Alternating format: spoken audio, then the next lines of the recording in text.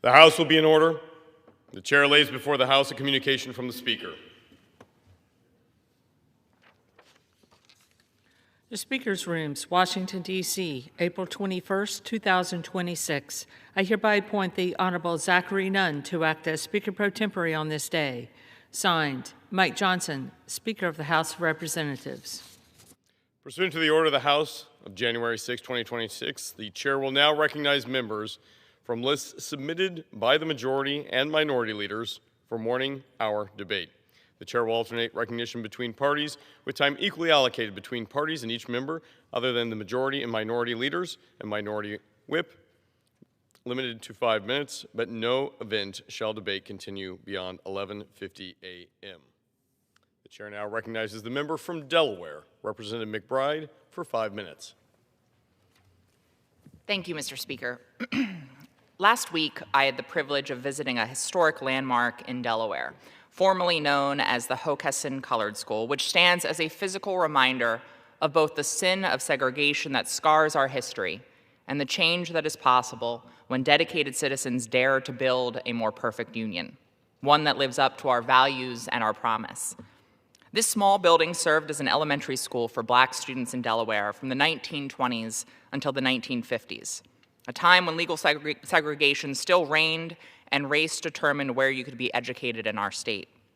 Recently, preserved through a mix of public and private dollars and through the tireless work of the Friends of the Hockessin Colored School, the building profiles the students, teachers, and families who relied on that school and who fought to make Delaware the first legally segregated state in America to end Jim Crow in our schools. Now, one of 3 sites in Delaware that are part of the Brown versus Board of Education National Historical Park, it tells the story of Sarah Beulah, whose daughter would watch the bus pass her by on its way to an all-white school, and who dared to fight to end legal discrimination in education for her daughter and all students. In 1952, the first Black attorney barred in Delaware, Lewis Redding, represented the Beulah family in court, securing a win at the state level that would ultimately be appealed to the U.S. Supreme Court, consolidated alongside 4 other cases into Brown versus Board of Education. The courage of parents and students across the country like the Beulahs eventually led to the unanimous decision to cast aside separate but equal and end racial discrimination in our schools across the country. But the greatest privilege of my visit was meeting Mr. James Sonny Knott, who attended the Hockessin Colored School in the 1930s, and after living history, has helped to preserve it for future generations. Mr. Sonny walked me through the building, recounting stories of his childhood and his memories within that school. He showed me a picture of his mom on the wall, sitting right next to Sarah Beulah. He shared with me that he and his classmates never dreamed of a different world because the segregation of their childhood was all that they knew. And he shared his and his fellow alumni's determination to protect that history and to inspire the students of today to believe in the possibility for progress before us, to continue our long march toward freedom and justice for all. We have a long way to go, but hope flourishes from the knowledge of how far we've come. The stories told in this one-room schoolhouse are the stories of students and our state, of our classmates and our country. And as I stood there in the middle of that landmark, side by side with Mr. Sonny, looking at a picture of him sitting in the Oval Office with the President of the United States as he designated his school a National Historical Park, 80 years after attending it, I was reminded of a simple but profound truth. America is great because America can change. Mr. Speaker, I rise to commemorate the 120th anniversary of Congregation Beth Emeth, a generational cornerstone of the Jewish community in Wilmington and the surrounding areas. A welcoming, inclusive, and engaging congregation, Beth Emeth has been celebrating, supporting, and shaping the experience of Jewish Delawareans for over a century, and stands as a testament to the power of institutions of faith to bring people together, bridge divides, and to create spaces around shared purpose and compassion. From their beginning in 1905 to the present, spiritual leaders have spoken to the Beth Emeth congregation about social inequities, whether in the home, school, or at work. Rabbi after rabbi have transformed the Jewish community of Wilmington with passion and commitment to address social problems and societal wrongs. Today, in their 120th year, Beth Emeth continues to strive to build a community rooted in acceptance, respect, peace, kindness, justice, and integrity, moral imperatives that continue to shape their work and the community around them. I'm grateful for their stewardship and leadership in the history of Wilmington, their role as a pillar of the Reformed Jewish community in Delaware, and all that they do for their neighbors. To the Beth Emeth community, congratulations on your thriving community of faith and your legacy. May the next century be full of continued community building and loving leadership of the Jewish community in Delaware and beyond. Thank you, and I yield back. The chair now recognizes the gentleman from Arizona, Mr. Siscomani, for 5 minutes.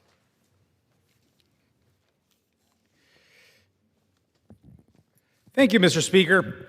I rise today to honor Reverend Snow Peabody for his continued efforts to give back to the community of Arizona, specifically through his work with Teen Challenge. Now, Mr. Peabody has been working with Teen Challenge of Arizona since 1971 and has served as the executive state director for 50 years. Reverend Peabody married his lovely wife, Liddell, in 1976. They were married for 49 years and had 3 children, Sunny, Heaven, and Crystal Rain, as well as 5 grandchildren. Now, Liddell went home to be with the Lord at age 70 on March 14, 2025, just last year. Liddell was a blessing to all that met her and to all that followed her direction as the Teen Challenge of Arizona State Music Director. Liddell would be seen at any of the 5 Arizona Teen Challenge centers, singing songs of praise, engaging with everybody there, the men, the women, the children especially at the center, and bringing a joyful smile to each person that she met. See, together, the two led Teen Challenge for half a century, reaching and impacting countless lives. They began Home of Hope, a Teen Challenge center in Casa Grande. Additionally, they began the Springboard Home of Girls in Oro Valley back in 1976. I was honored to speak at the Teen Challenge banquet last November, where Reverend Peabody talked about leaving a seat open at his table because he knows that Liddell is there and she wouldn't want to miss it. She was with him at every single dinner and every single banquet, and at that special one, he left a seat open for her. At that very moment, it was clear to everyone in the room how much Teen Challenge means to both of them. Thank you, Reverend Snow Peabody, and your 55 years of incredible service with Teen Challenge. May Liddell's legacy live on forever. Thank you, sir. I yield back. The chair now recognizes the gentleman from Ohio, Ms. Sykes, for 5 minutes.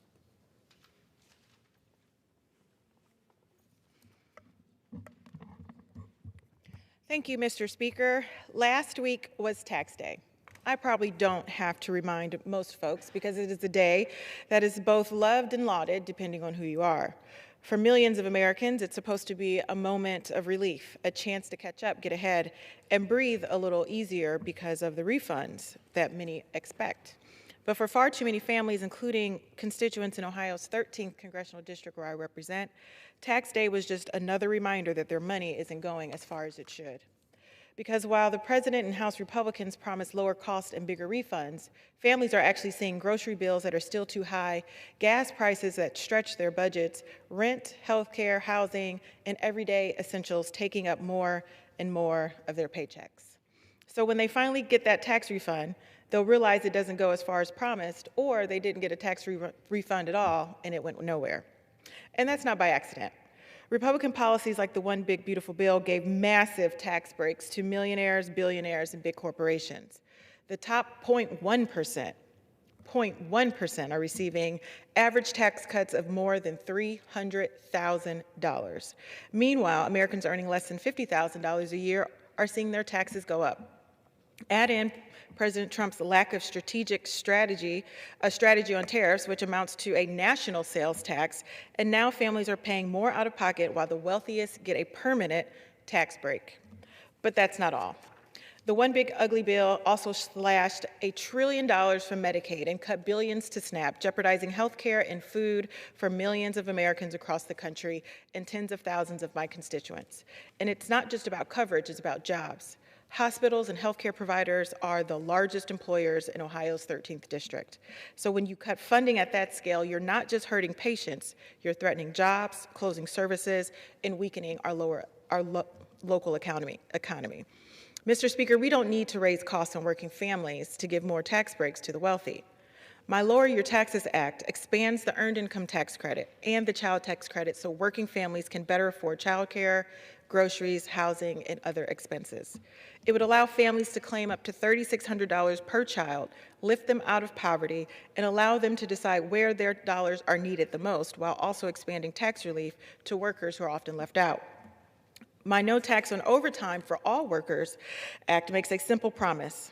If you work extra hours, you should be able to keep that extra pay. Because every extra hour on the job is time away from family, time spent working hard, that effort should be rewarded and not taxed. But because of the carelessly thrown together no tax on overtime provisions in the One Big Beautiful Bill, thousands of members of organized labor, the very people who built and make this country run, are excluded. I've also worked with my colleagues, Republican and Democrat, through the Bipartisan Problem Solvers Caucus to lower costs, strengthen supply chains, improve trade policy, and protect jobs in Ohio's 13th district, our birthplace of champions. But because trade policy should be strategic, not chaotic, and never leave Americans, families paying the price. I've called for restoring Congress's role in trade decisions because these choices are too important to be made without accountability. And there certainly is a need to expand to ensure that goods from other countries with questionable labor practices are able to compete. American companies are able to compete, but what is happening with the administration is not the case. It's chaotic, it's expensive, and the national tax on goods costs way too much for the general American public. But in the end of the day, I'll never stop advocating for my constituents and for the American public, who deserve so much better than this. So we should all ask a question, because at the end of the day, this is about who our economy works for. Is it working for the families who are doing everything right, working hard, paying their taxes, going to work every day, trying to get ahead? Or is it working for the powerful and well-connected? Well, I believe it should be working for the people, for the workers putting in overtime, parents trying to afford child care, and families choosing between groceries and health care. Working families deserve policies that lower costs and reward hard work, and leaders who will fight for them every single day. I am that leader, and Mr. Speaker, I call upon you and your majority to work alongside me. Thank you, Mr. Speaker. I yield back. The chair recognizes the gentleman from Utah, Mr. Moore, for 5 minutes. Thank you, Mr. Speaker.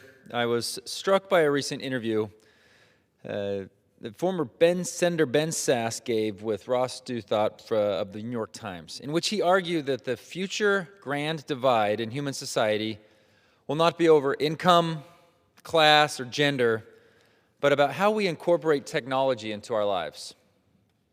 If artificial intelligence, as many predict, is going to reduce economic scarcity in the long run, Senator Sasse argued that humanity will be left with an abundance of AI-powered services and taskmasters. Some will choose to lean into this abundance, and while it might result in greater efficiencies for some, it will also turbocharge the worst parts of how we use technology. Deepfakes, pornography, identity theft, placelessness, and social isolation are already rampant in our society and will only skyrocket in a world of mass-adopted generative AI. Others will keep their eyes wide open and adopt technology more carefully, particularly when it comes to their children. I recently introduced the AI Children's Toy Safety Act, which draws upon industry-led research about the dangers of incorporating AI chatbots in children's toys, and mandates an immediate ban on the manufacturing, sale, importation, or distribution of any toy product in the United States made with an AI chatbot. Nearly every major AI service provider, such as OpenAI, Google, Perplexity AI, xAI, and Anthropic, have terms of service that state their products should not be used by unsupervised children under the age of 13. Yet, these companies have been more than willing to let their product be licensed by children's toy makers anyway. This poses serious data privacy challenges for children and risks locking them into addictive and unpredictable engagement patterns. It also risks exposing them to explicit content, given that these chatbots have been trained on data generated by and for adults. So to be clear, I am as eager as any elected Republican to unleash the power of American innovation to win the AI race, cure cancer, prevent the Chinese Communist Party from setting the standards for AI around the world. But our approach needs to blend national security imperatives with a human-centric ethical framework, a framework that clearly states that more technological abundance is not always the same thing as more flourishing. That's why I'm also looking to introduce a House companion bill to Senator Josh Hawley's GUARD Act, which bans AI companies from developing romantic companion chatbots for minors and mandates that AI companies disclose their non-human status to all users to prevent minors from being tricked by artificial displays of empathy or affection. As common sense conservatives, we must be honest with big tech when their search to improve the bottom line invites serious ethical questions about our children's development. Thank you, Mr. Speaker. Also, Mr. Speaker, I rise today to honor the life of Carlos Olin Godby.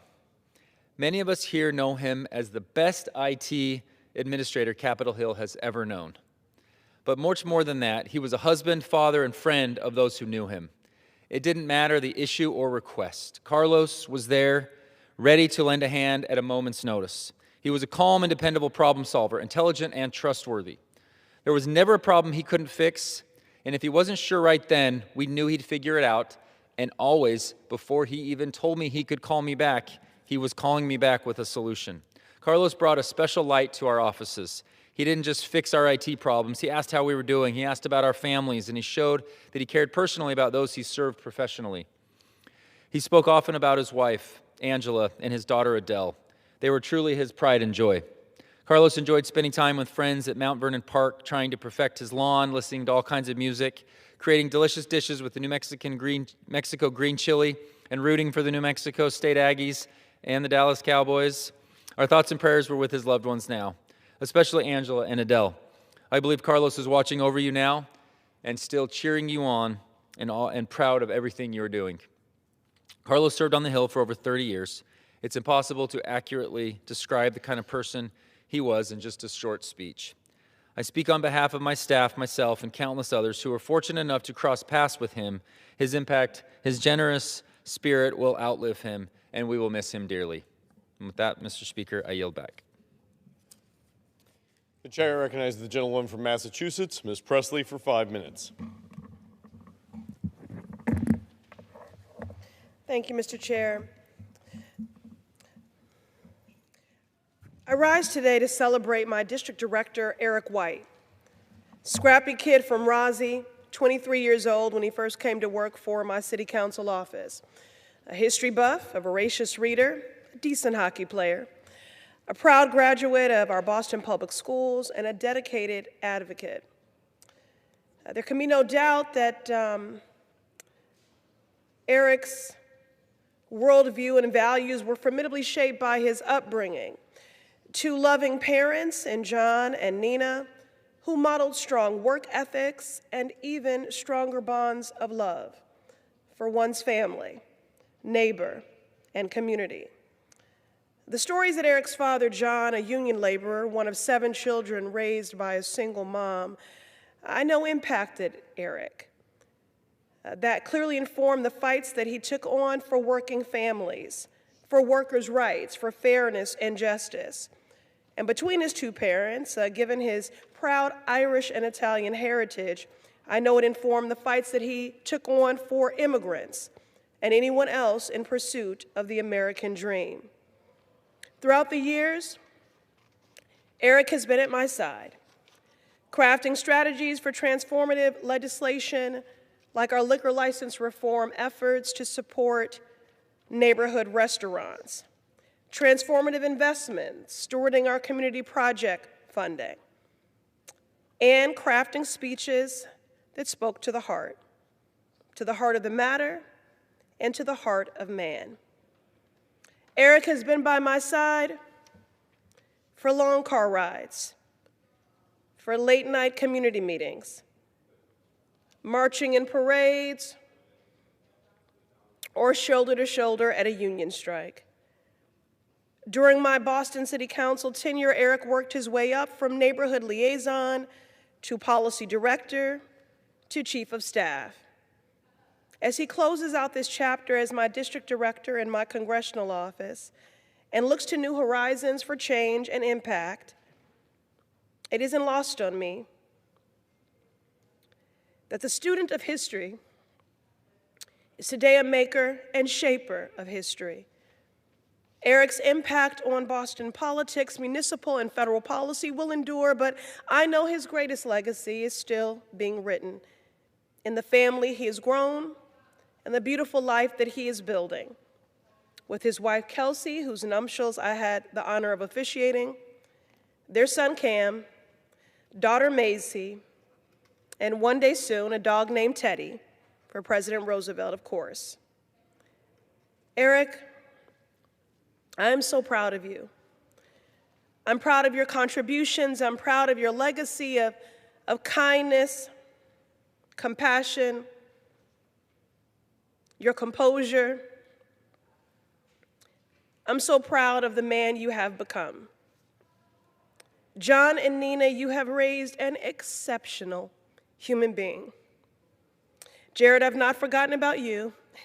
You played a role as a brother as well. And I know that incredible chapters lie ahead for you personally and professionally, Eric. Your mark on the Massachusetts 7th is undeniable, and your impact in my life, indelible. You have always been there. You have been there as an anchor. You were there when I said goodbye to my mother. You were there when I met my husband. The young man that started as an aide in my office is now a permanent member of my family. Lucky me. Lucky me. I love you, Eric Iraq White. And I thank you for 13 years of dedicated service and innumerable personal sacrifices. Thank you for everything.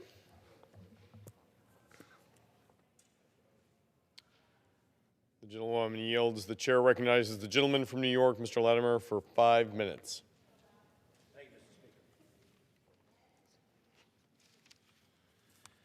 Mr. Speaker, as I have recognized the excellent staff members who are working with me in this, my freshman term, may I also recognize and thank the young people, college students, and recent college grads who have labored in the inglorious role of intern, doing day-to-day grunt work, necessary but often boring. They have given months of their young lives on my behalf, and I'm grateful. They include Pearl Vennard, Emma Balber, Annie O'Connell, Marion Karp, Jacob Niedzielski, Reese Chamberlain, Cheyenne Etamadi, Lauren Flum, Zachary Cousins. I trust this experience was a good one for each of them, and that in the years to come they will achieve great professional and personal success.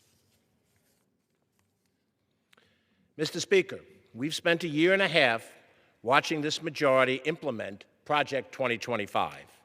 I think it's time for us to discuss Project 2027, the things that this House can and should do under new leadership. Let me highlight a priority for 2027. Stop insider trading by members of Congress, the Cabinet, the President and Vice President, and their families. We will never gain the faith of the American people, proclaiming that we have their best common interest at heart when they see examples of elected and appointed officials putting their own personal economic interests at heart. My hometown in New York's 16th Congressional District includes many of the most successful financial minds on Wall Street, but it also includes everyday hardworking people who don't have any holdings on Wall Street. Let's make sure the playing field is fair, not stilted in favor of those who have access to information not available to all. Let's prove we mean what we say. If this majority in 2026 won't act, then let a new majority act in 2027. Mr. Speaker, permit me to jump forward and to provide unsolicited advice to a person I do not know. On January 22nd, 2027, that will be the third day of the presidency of the 48th President of the United States. I encourage that person to fire up Air Force One and fly to Ottawa. Invite Canadian Prime Minister Mark Carney to meet them on the tarmac and give them a big public hug. Motor together to the Canadian Parliament, address the collective legislature, and tell them America, your friend, has come home. Announce the end of Canadian tariffs and open up a dialogue on the issues between us. In so doing, you will not only be sending a message to Canada, but you'll be sending a message to England, to France, to Germany, to Japan. We will begin to restore the respect that we have lost in the capitals of the free world. Thank you, Mr. Speaker, and I yield back. The chair recognizes the gentlewoman from California, Ms. Rivas, for 5 minutes.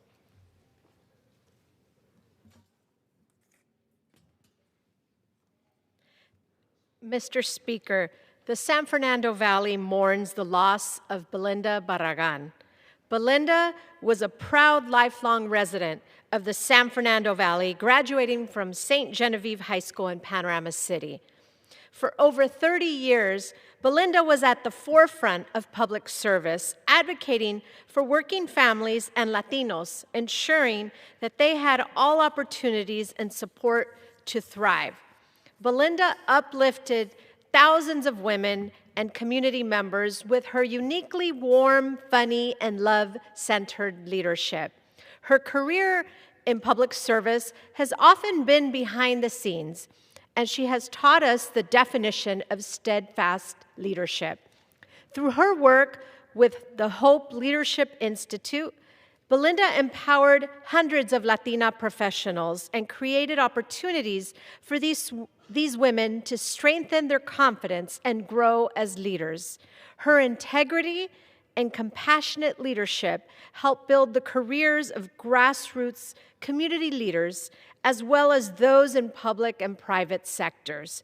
She supported many Latino elected officials when they first started out in politics, including former Congressman Tony Cárdenas and Senator Alex Padilla. Congressman Cárdenas said, "Belinda always helped everyone around her to be their best. Her intensity was infectious.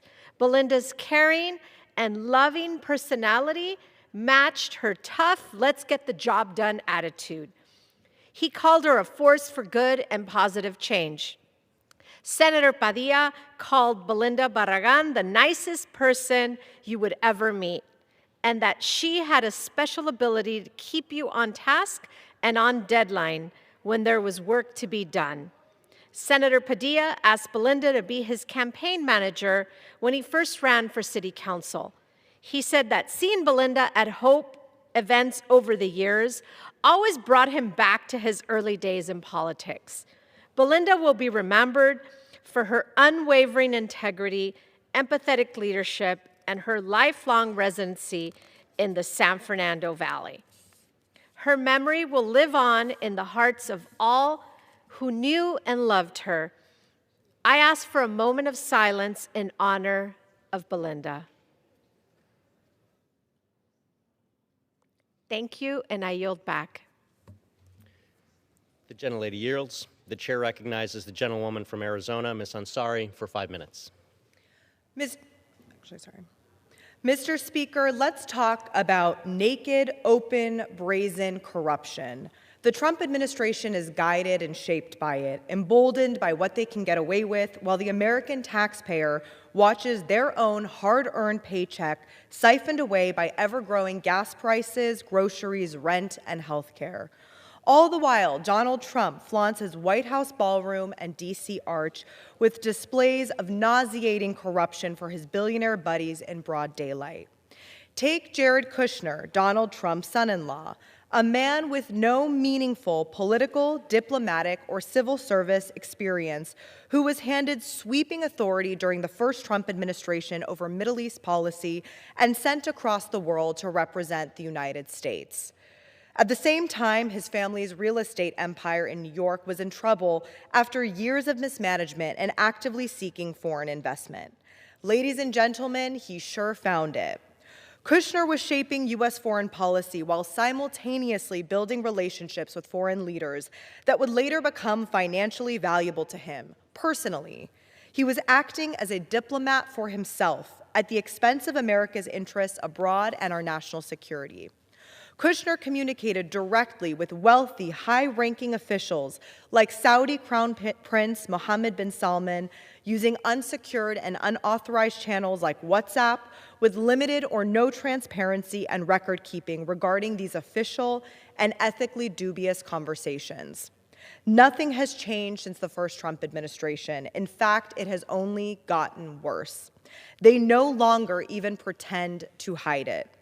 While Kushner and Trump ally and billionaire friend Steve Witkoff meet with Gulf countries about matters pertaining to U.S. national security, they are also directly involved with selling massive billion-dollar deals to friends and family of the president. It's the largest corruption scandal ever seen in the United States, leading back directly to Donald Trump, members of his family, and top administration officials. Kushner is a private citizen. He is not subject to the rules and regulations of actual public servants, including background checks and requirements for a security clearance, negotiating America's foreign policy and matters of literal war and peace between the United States and Iran, some of the most consequential negotiations of the 21st century. Meanwhile, new reporting from the New York Times shows that Kushner is simultaneously soliciting $5 billion in new investment from the very same foreign governments with a direct stake in these negotiations. It would be too outlandish for a movie script, yet this is the reality in America today. An elite ruling class which makes policy decisions based on how it will affect their personal bottom line and using taxpayer-funded government to get rich at our expense. I mean, Trump is literally suing the IRS, which he controls, for $10 billion. Money straight from the taxpayers into his own pocket. But there is hope. All across the world, people are organizing and uniting against corrupt leaders who view government as a tool to enrich themselves and their friends. In Hungary, after 16 years of democratic backsliding and a state molded into a piggy bank for the elite, a broad coalition defeated Viktor Orban, despite him literally doing everything he could to rig the system in his own favor. Hungary shows us that there is a path forward. Follow the money, take no vote for granted, and make corruption shameful again. When Democrats take back the House in November, I will work to ensure that subpoenas fly out for every taxpayer dollar and cent that Trump and his family have spent during their time in office steering into their own pockets. Kushner will come under oath and testify, and accountability will not stop there. Mr. Speaker, I rise today to honor Miguel Alvarado of Guadalupe, Arizona, a man deeply respected in our community. For over 2 decades, Miguel has shown up for his neighbors with consistency and with heart.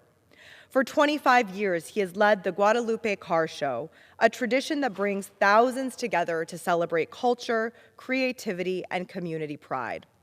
The 25th anniversary Guadalupe Car Show returns on Sunday, April 26th, transforming downtown Guadalupe into a vibrant festival with lowriders, classic cars, and custom builds, drawing 10,000 to 15,000 attendees from across Arizona.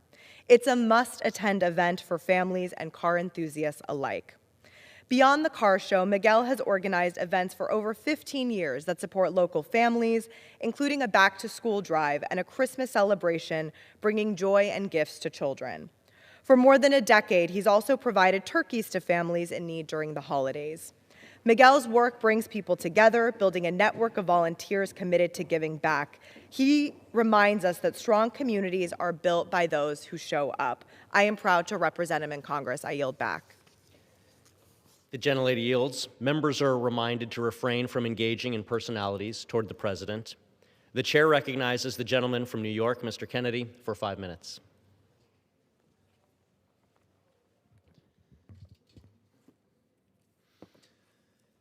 Thank you. Mr. Speaker, I rise today to honor a remarkable Western New Yorker and my good friend, Edward Hearnden, Sr., who passed away on April 19, 2026, at the age of 95. Ed's life was defined by service to our country, our community, and his family. Born in Kings Mountain, North Carolina on November 10, 1930, to Hubert and Anna B. Hearnden, Ed's journey led him to Washington, D.C., and then to Western New York, where he would leave an indelible mark on our community and everyone he met. From an early age, Ed embodied the values of hard work, integrity, and faith in action. After graduating from Lackawanna High School, he answered the call to serve and enlisted in the United States Air Force. Ed served with distinction during 2 tours in Korea and Japan between 1946 and 1950 and continued his service as an Air Force reservist until 1956. His devotion to our country did not end when he hung up his uniform. At home, he found new ways to serve. He worked with the United States Postal Service, Western Electric, and the city of Buffalo, where his skills and leadership earned him appointment as Director of Real Estate in 1957, a position he held for 16 years. He later served on the City Board of Assessment Review, where his approach said everything about him. He was knowledgeable, committed, and above all, fair. He understood that property assessment is not just a number, it's a real consequence for a family or a senior on a fixed income, and he never forgot that. That sense of humanity was rooted in his faith. For decades, Ed was an active and devoted member of his congregation at St. Philip's Episcopal Church. Faith wasn't just something he professed, it was the life he lived. And it showed in his integrity, his honesty, and his extraordinary ability to connect with people. Which brings me to what those who knew Ed will remember most. He had a rare gift for making friends, and he used it generously. Everywhere he went, friendships followed. Whether it was a next-door neighbor, a mail carrier, a police officer, or a member of Congress, Ed greeted everyone with the same sincerity and respect. A big, friendly hello, a genuine smile, often a welcoming hug. My own family knew this firsthand. My parents first met Ed at a St. Patrick's Day party, and a friendship was born that lasted decades. When my father served as City of Buffalo Commissioner of Assessment and Taxation, he worked alongside Ed on the Board of Assessment Review. He told me Ed was one of the finest examples of a public servant he had ever witnessed, a man who brought his full character to the job and was beyond reproach. Ed never missed a chance to celebrate life either. Whether it was the Juneteenth festival, Dingus Day, or St. Patrick's Day, Ed was there to celebrate with his fellow Buffalonians. And perhaps nothing captured that spirit better than his 90th birthday, which was right in the middle of the COVID shutdown. What unfolded was a drive-up celebration unlike any other. Friends, colleagues, and loved ones from every corner of his life lined up to pass by, wave, and wish him well. And there was Ed, sitting at the curb, greeting every single car with that same infectious smile, that same wave, celebrating right back. It wasn't a birthday party as much as a testament to a life well lived. As an extraordinary as a servant he was to the public, Ed's proudest legacy was his family. In 1956, he married the love of his life, Jean Ruth Watts, and together for 58 years, they built a beautiful family. He was father to 7 children, Gladys, Brian, Eric, Joan, Edward Jr., Michael and Gina, grandfather to 9, and great-grandfather to 18. Edward Hearnden was the very definition of a public servant, a patriot, a husband, a father, grandfather, great-grandfather, and a leader who gave back more than he ever asked for in return. His story is one of deep devotion and quiet strength, and it serves as a reminder, a challenge of what looks like to live fully and give generously. Through his service to our country, His dedication to Western New York and the boundless love he poured into his family and community, Edward Hearnden's legacy will live on in our hearts as a shining example of our nation's highest ideals. On behalf of a grateful community and a grateful nation, may Edward Hearnden Sr. rest in peace. We love you, my friend. I yield back. The gentleman yields. The chair recognizes the gentleman from Rhode Island, Mr. Magaziner, for 5 minutes.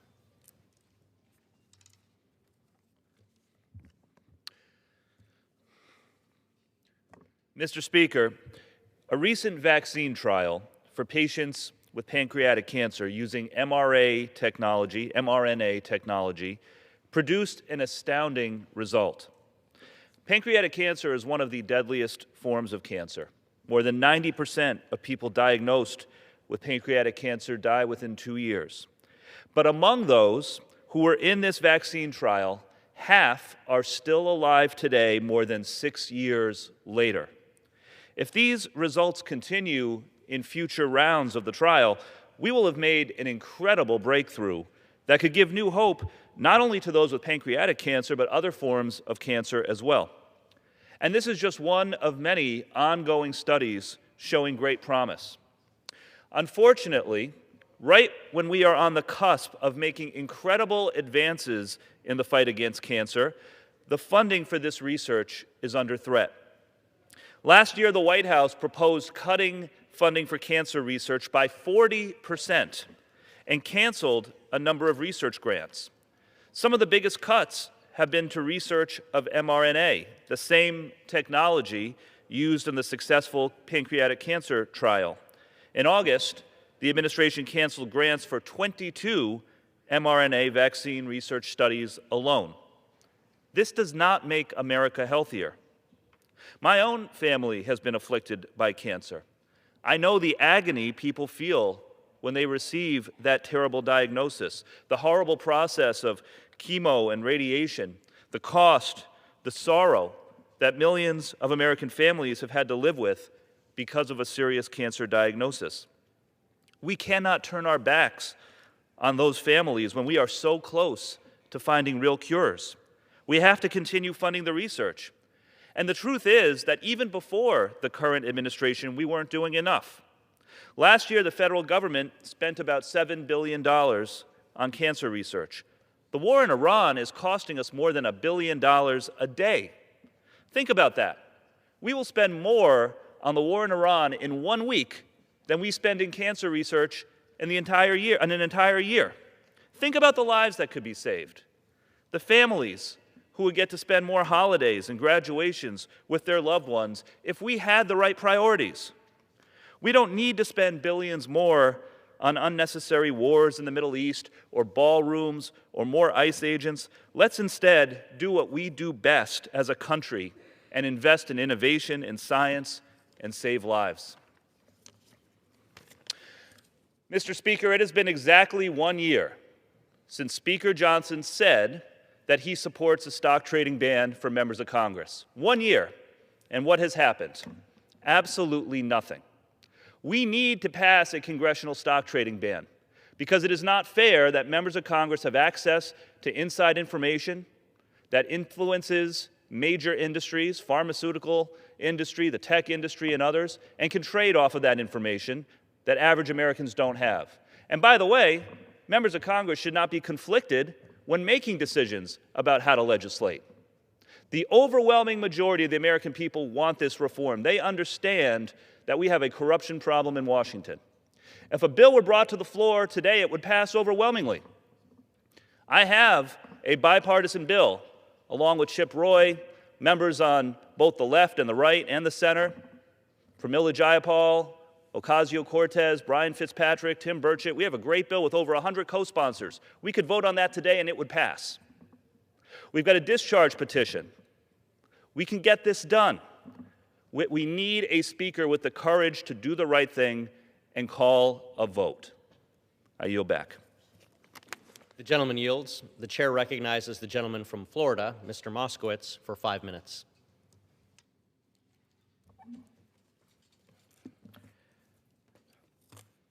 Thank you, Mr. Speaker. South Florida is grieving because Nancy Mateer, the beloved vice mayor of Coral Springs, Florida, tragically passed away earlier this month. This was not just the loss of a public official. This was the loss of a daughter and a friend and a powerful voice for our state.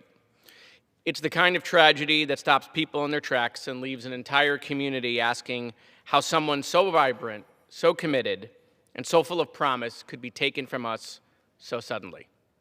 Nancy was a rising star, and more importantly, she was a great person. There were really two types of phone calls I got from Nancy, and whenever I saw her name come up on my phone, I never knew which one I was going to get. The first was a call about somebody who needed help. There was an issue, a family, a problem in the community, something Nancy believed needed attention, action. She was relentless in the best sense of the word. She was never calling about herself, something she needed. She was always calling about help for someone else. She was always their advocate. And Nancy wanted to use her voice for others. That instinct to fight for people showed up in every part of her public life. Nancy was a proud advocate for the Haitian community, and she understood that representation matters. She knew that public service is about making sure every family, every neighborhood, and every voice counts. She also brought that same passion to fighting for the environment because she believed that we must protect the world and that it must be left better for the next generation. That, Mr. Speaker, was the first type of call I got from Nancy. The second type of call was actually my favorite type of call. That's where Nancy disagreed with me, maybe something I was going to do, something I had already done. And Nancy never hesitated to make sure I knew how she felt. But she had a gift of communicating her feelings. She could challenge you directly, push you to be a better person, and still make you feel respected in the process. That is rare, and that is who Nancy was. Nancy wanted to join us here in Congress and be our colleague, and she was taken from us on the eve of her announcement.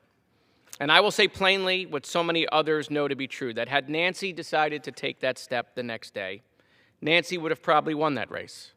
She would have had the strength and the talent and the heart for this institution. She understood that public service is about showing up for people, standing up for people, and never losing sight of who we send to this body. While all of us in the Florida delegation could not help bring Nancy here as a member of this body, we can help make sure that her name and her legacy are honored. That's why I'm introducing today that I will introduce legislation to name a post office in Nancy Mateer's honor, so that her life of service to South Florida will be permanently recognized by the people and the communities she loved. Nancy Mateer mattered. She mattered to the city of Coral Springs. She mattered to the county, Broward County. She mattered to South Florida. She mattered to her family. She mattered to her friends. And she mattered to all of us who had the privilege of knowing her. Her death is a tragedy. Her loss is profound. Her life, her voice, and her legacy will endure. Mr. Speaker, I'd like to ask for a brief moment of silence in Nancy Mateer's honor.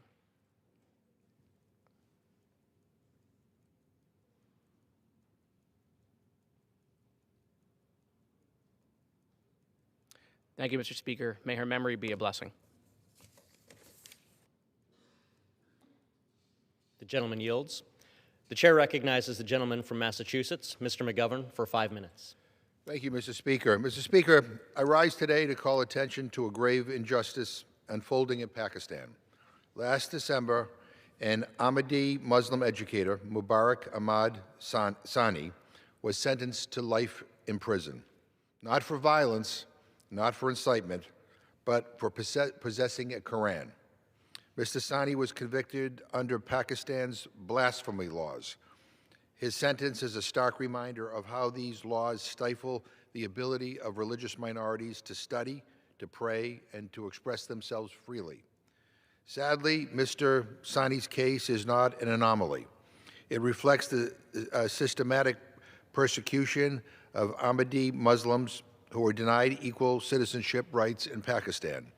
They are prevented from calling themselves Muslims under Pakistan's constitution, jailed and prosecuted under anti-Ahmadi laws, denied the right to participate freely in elections, and even prevented from burying their dead with dignity.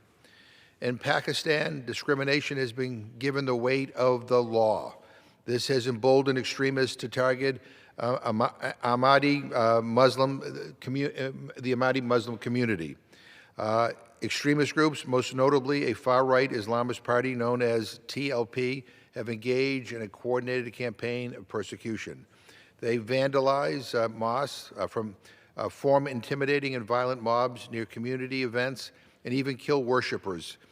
Incidents such as these are reported with disturbing frequency. Those responsible are very rarely held accountable. On the contrary, local authorities often bow to extremist pressure. They fail to prevent or contain violence, and then to add insult to injury, they detain the victims of the attacks. This climate of impunity sends a dangerous message that persecution is permissible and that some lives are less worthy of protection than others. In recent months, the government has taken steps to crack down on the TLP.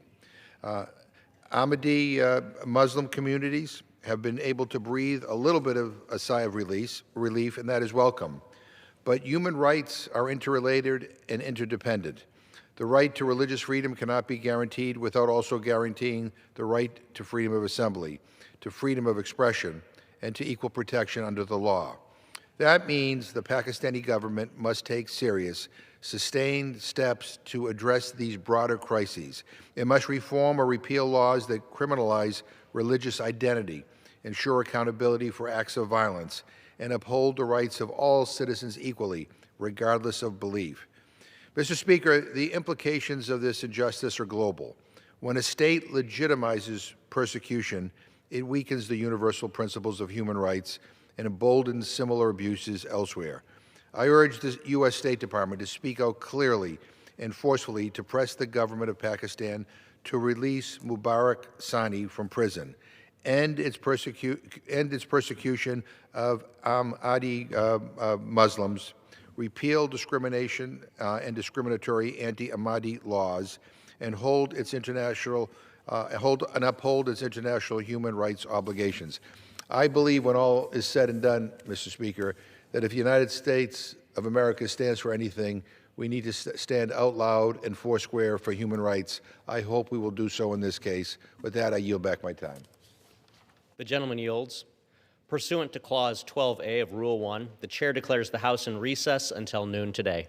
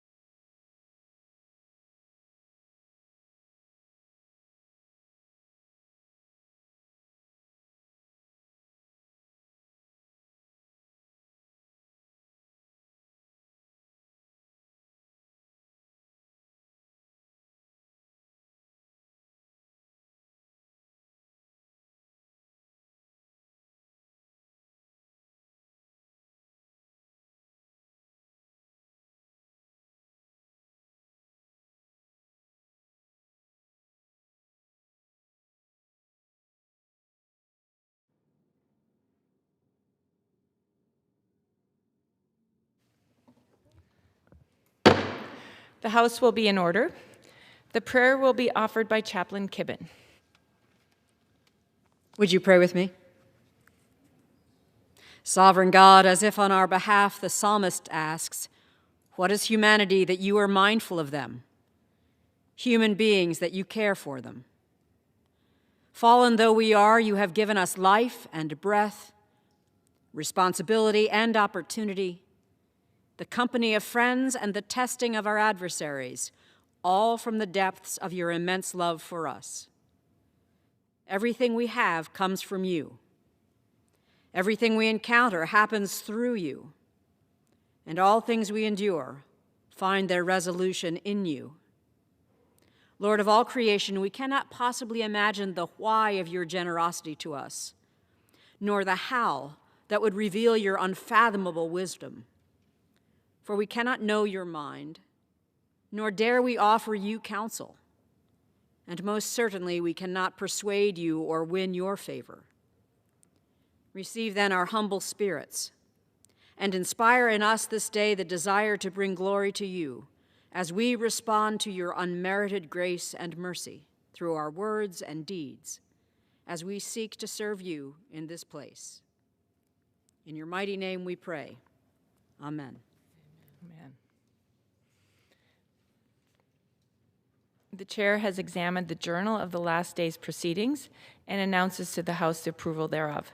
Pursuant to Clause 1 of Rule 1, the journal stands approved. The Pledge of Allegiance will be led by the gentleman from Virginia, Mr. Walkinshaw. I pledge allegiance to the flag of the United States of America and to the republic for which it stands, one nation, under God, indivisible, with liberty and justice for all. The chair lays before the House a communication.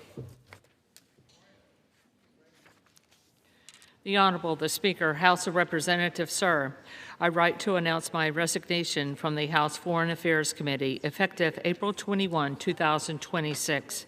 It has been a privilege to serve alongside Chairman Mast and my colleagues on the committee.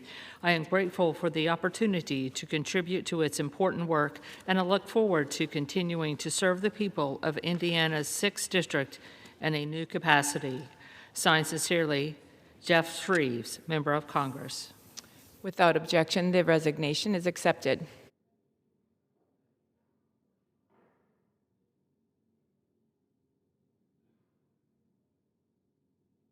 For what purpose does the gentleman from Utah seek recognition? Madam Speaker, by the direction of the House Republican Conference, I send to the desk a privileged resolution and ask for its immediate consideration. The clerk will report the resolution. House Resolution 1201, resolved that the following named members be and are hereby elected to the following standing committees of the House of Representatives: Committee on Homeland Security, Mr. Joyce of Ohio; Committee on Appropriations, Mr. Shreve. Without objection, the resolution is agreed to and the motion to reconsider is laid on the table. The chair will entertain up to 15 requests for 1-minute speeches on each side of the aisle. Purpose does the gentleman from South Carolina seek recognition?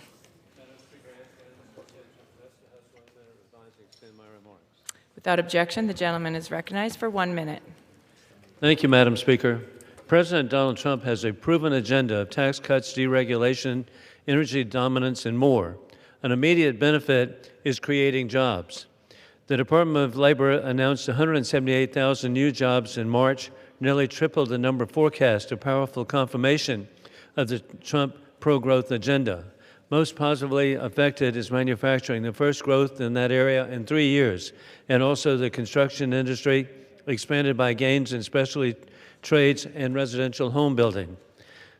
Yesterday, the Scout Motor Company with President Scott Keogh dedicated a phenomenal training facility with Ready SC and technical colleges at Blythewood, South Carolina, beginning the hiring of 4,000 skilled workers. Blythewood is now home of Scout. In conclusion, God bless our troops as the global war on terrorism continues. Trump is reinstituting peace through strength, revealing war criminal Putin lies, insulting and mocking Trump as war criminal Putin provides targeting information to Iran to kill Americans. Our sympathy upon the death of American patriot Jerry Balloon of Lexington, South Carolina, a fair and honest journalist. I yield back. For what purpose does the gentleman from Virginia seek recognition? Without objection, the gentleman is recognized for 1 minute.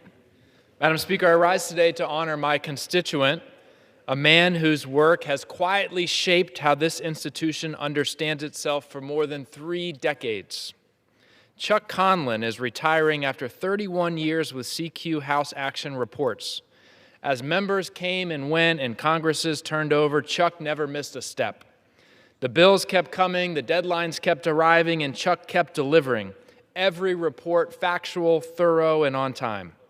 Members of Congress and their staff, from grizzled veterans who've seen it all to interns in their first week on the Hill, have relied on Chuck's reports to understand what is actually in the legislation before this body, what it does, what it costs, why it matters. Written clearly, completely, and without bias.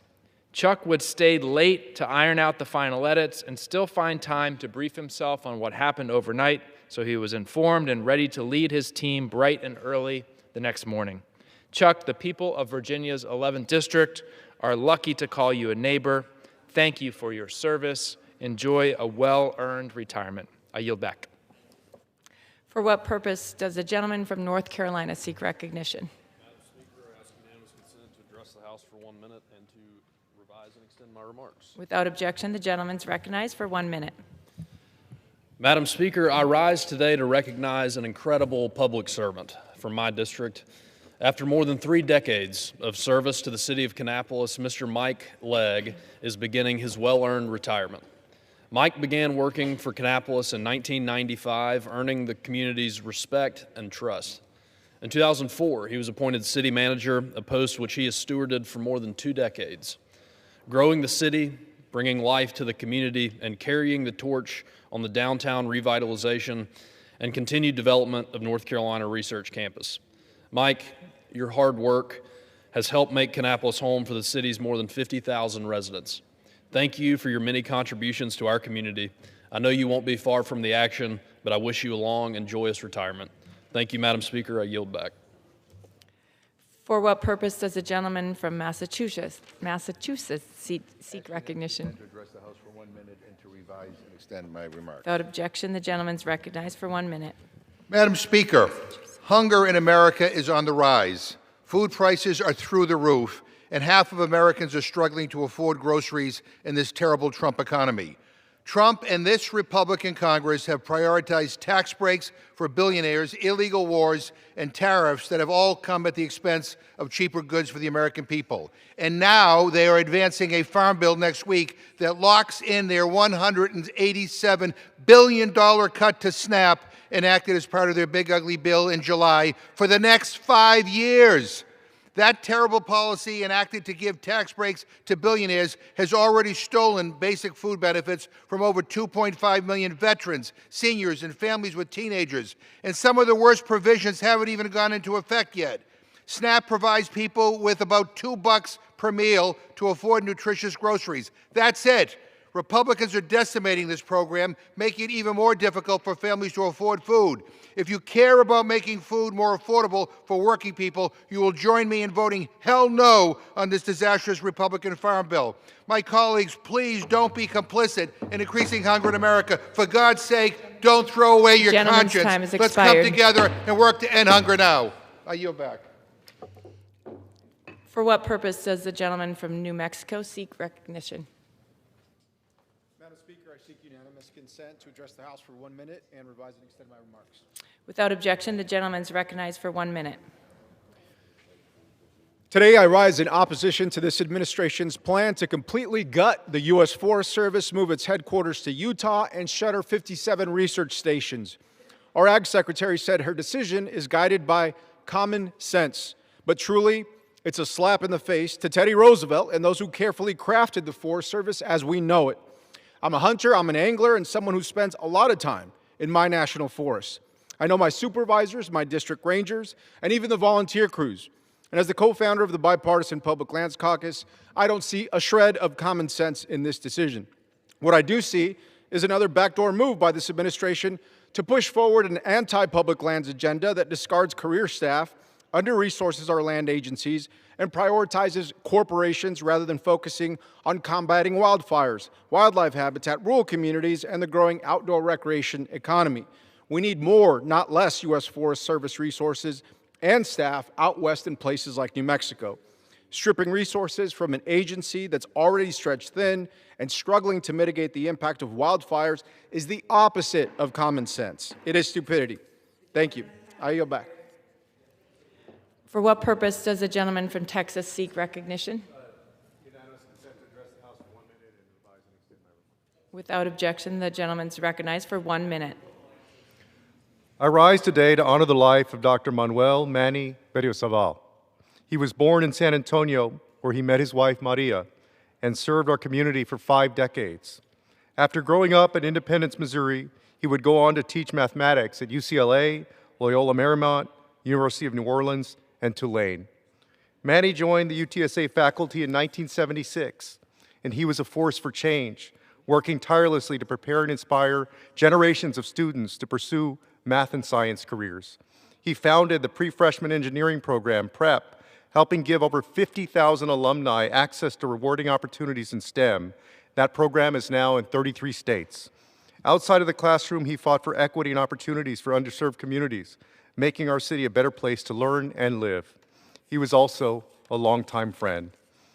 He believed in the power of education and community, and his legacy lives on through countless students in San Antonio and across the country. May he rest in peace. I yield back. For what purpose does the gentleman from North Carolina seek recognition?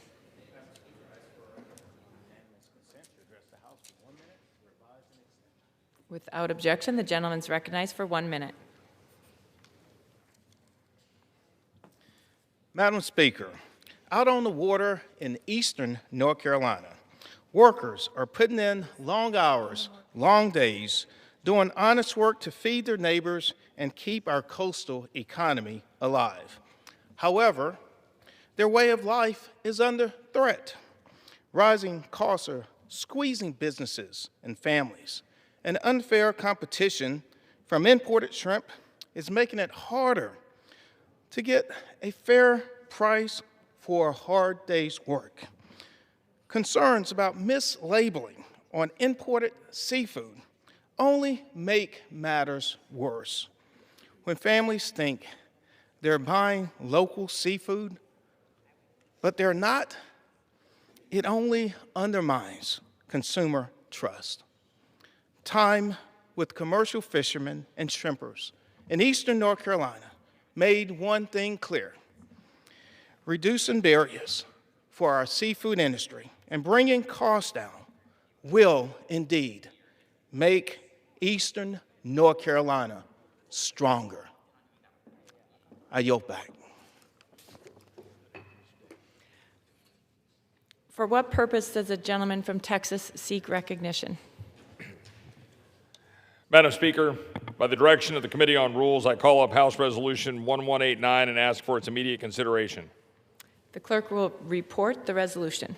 House Calendar Number 72, House Resolution 1189. Resolved that upon adoption of this resolution, it shall be in order to consider in the House the bill H.R. 4690 to amend the Energy Conservation and Production Act to repeal certain federal building energy efficiency performance standards and for other purposes. All points of order against consideration of the bill are waived. The amendment in the nature of a substitute recommended by the Committee on Energy and Commerce, now printed in the bill, shall be considered as adopted. The bill as amended shall be considered as read. All points of order against provisions in the bill as amended are waived. The previous question shall be considered as ordered on the bill as amended, and on any further amendment thereto to final passage without intervening motion except one. 1 hour of debate equally divided and controlled by the chair and ranking minority member of the Committee on Energy and Commerce or their respective designees, and 2, 1 motion to recommit. Section 2. Upon adoption of this resolution, it shall be in order without intervention of any point of order, to consider in the House the resolution, House Resolution 1182, expressing support for rural communities across the United States as stewards of the environment, major suppliers of United States energy resources, critical providers of food production and manufacturing capacity, and drivers of national economic stability, and recognizing the work of the House of Representatives in the 119th Congress in support of those vital communities. The resolution shall be considered as read. The previous question shall be considered as ordered on the resolution and preamble to adoption without intervening motion or demand for division of the question, except 1 hour of debate equally divided and controlled by the chair and ranking minority member of the Committee on Energy and Commerce or their respective designees. Section 3. Upon adoption of this resolution, it shall be in order to consider in the House the bill H.R. 1897 to amend the Endangered Species Act of 1973 to optimize conservation through resource prioritization, incentivize wildlife conservation on private lands, provide for greater incentives to recover listed species, create greater transparency and accountability in recovering listed species, streamline the permitting process, eliminate barriers to conservation, and restore congressional intent. All points of order against consideration of the bill are waived.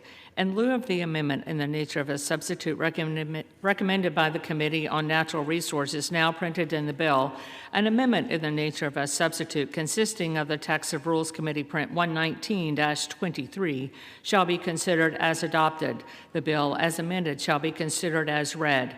All points of order against provisions in the bill as amended are waived. The previous question shall be considered as ordered on the bill as amended and on any further amendment thereto to final passage without intervening motion except 1 hour of debate equally divided and controlled by the chair and ranking minority member of the Committee on Natural Resources or their respective designees, and 2, 1 motion to recommit. Section 4. Upon adoption of this resolution, it shall be in order to consider in the House the bill H.R. 5587 to amend the Geothermal Steam Act of 1970 to waive the requirement for a federal drilling permit for certain activities, to exempt certain activities from the requirements of the National Environmental Policy Act of 1969, and for other purposes. All points of order against consideration of the bill are waived. The amendment in the nature of a substitute recommended by the Committee on Natural Resources now printed in the bill shall be considered as adopted. The bill as amended shall be considered as read. All points of order against provisions in the bill as amended are waived. The previous question shall be considered as ordered on the bill as amended and on any further amendment thereto to final passage without intervening motion except 1 hour of debate equally divided and controlled by the chair and ranking minority member of the Committee on Natural Resources or their respective designees, and 2, 1 motion to recommit. The gentleman from Texas is recognized for 1 hour. Madam Speaker, for the purpose of debate only, I yield the customary 30 minutes to the gentleman from Colorado, Mr. Neguse, pending which I yield myself such time as I may consume. During consideration of this resolution, all time yielded is for the purpose of debate only. Madam Speaker, I ask unanimous consent that all members have 5 legislative days in which to revise and extend their remarks. Without objection. Madam Speaker, last night the Rules Committee met and produced a rule providing for consideration of 4 pieces of legislation. The rule provides for consideration of H.Res. 1182, expressing support for rural communities across the United States under a closed rule with 1 hour of debate equally divided and controlled by the chair and ranking minority member of the Committee on Energy and Commerce or their respective designees. The rule further provides for consideration of H.R. 4690, the Reliable Federal Infrastructure Act, under a closed rule with 1 hour of debate equally divided and controlled by the chair and ranking minority member of the Committee on Energy and Commerce or their respective designees, and provides for 1 motion to recommit. The rule also provides for consideration of H.R.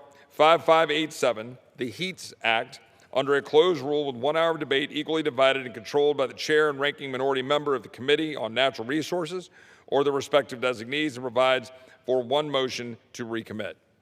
The rule also provides for consideration of H.R. 1897, the ESA Amendments Act, under a closed rule with 1 hour of debate equally divided and controlled by the chair and ranking minority member of the Committee on Natural Resources or their respective designees, and provides for one motion to recommit. Now, Madam Speaker, as the House of Representatives works to deliver on critical issues for the American people, we urge our colleagues to pass this suite of bills that I just described. As I already talked about, we have a resolution to support our nation's rural communities. We have legislation to unlock geothermal energy. We have legislation to repeal burdensome energy mandates on federal buildings, and a fix to the Endangered Species Act. Now, I anticipate some of the arguments my colleagues on the other side of the aisle will make, and I would just note something that is critically important, because they're going to raise issues about why we're bringing up a resolution, for example, with regard to support for our rural communities. And the fact is, if you look at what has been happening over the last 16 months, you will see that the Republican House of Representatives has led on numerous issues, issue after issue, month after month. We started this Congress by passing legislation, the Lake and Riley Act, to ensure that we can have adequate and full enforcement by ICE and by our Border Patrol men and women who are securing our country, by improving that law to ensure that people can be adequately removed. But importantly, it included the SUE Act, which will allow states, such as my home state of Texas, to be able to defend our homes by suing the federal government when it fails to secure the border, as occurred under the previous president and the previous Secretary of Homeland Security.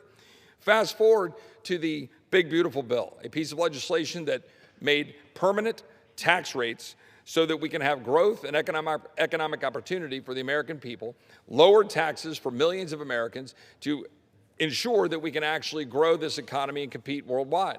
We had legislation in that bill that removed some of the onerous subsidies that were undermining reliable energy in Texas and around the country, with the Green New Scam subsidies that were making energy more expensive for the American people.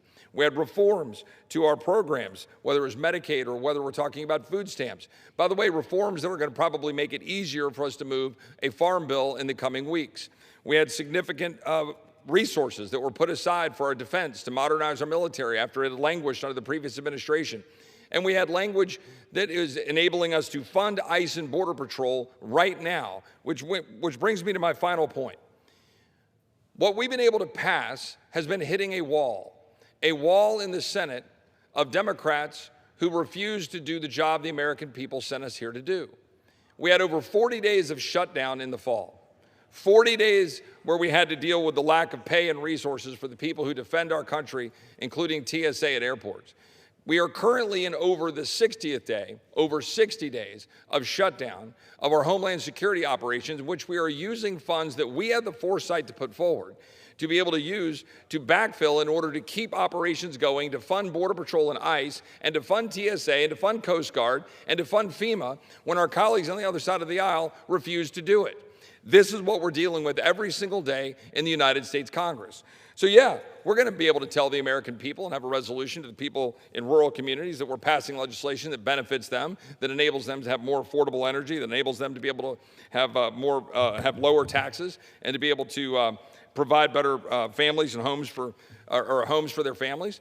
But what we aren't going to do is allow Democrats to be able to get past or allow them to get away with shutting down our ability to do our job in this country. And that's precisely what they've been doing. We're going to move legislation this week that's going to provide greater energy resources by harnessing energy at thermal sources.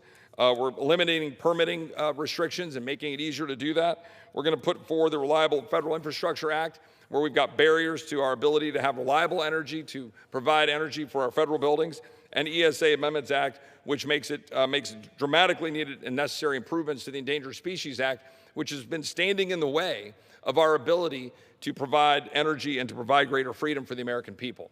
Madam Speaker, the Republican leadership and the Republican conference in this House of Representatives has been fighting to deliver for the American people.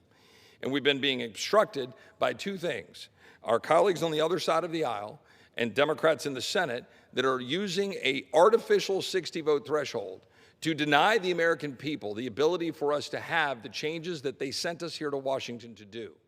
We're going to continue to go down this road. This week is another step in going down this road, and that is why I'm going to be urging my colleagues to support this rule and to support the legislation that we put forward under the rule. And with that, I will yield. Reserve.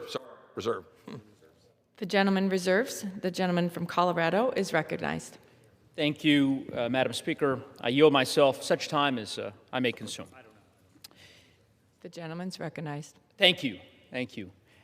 Let me first just say congratulations to my colleague from Texas, Mr. Roy, for congratulating himself.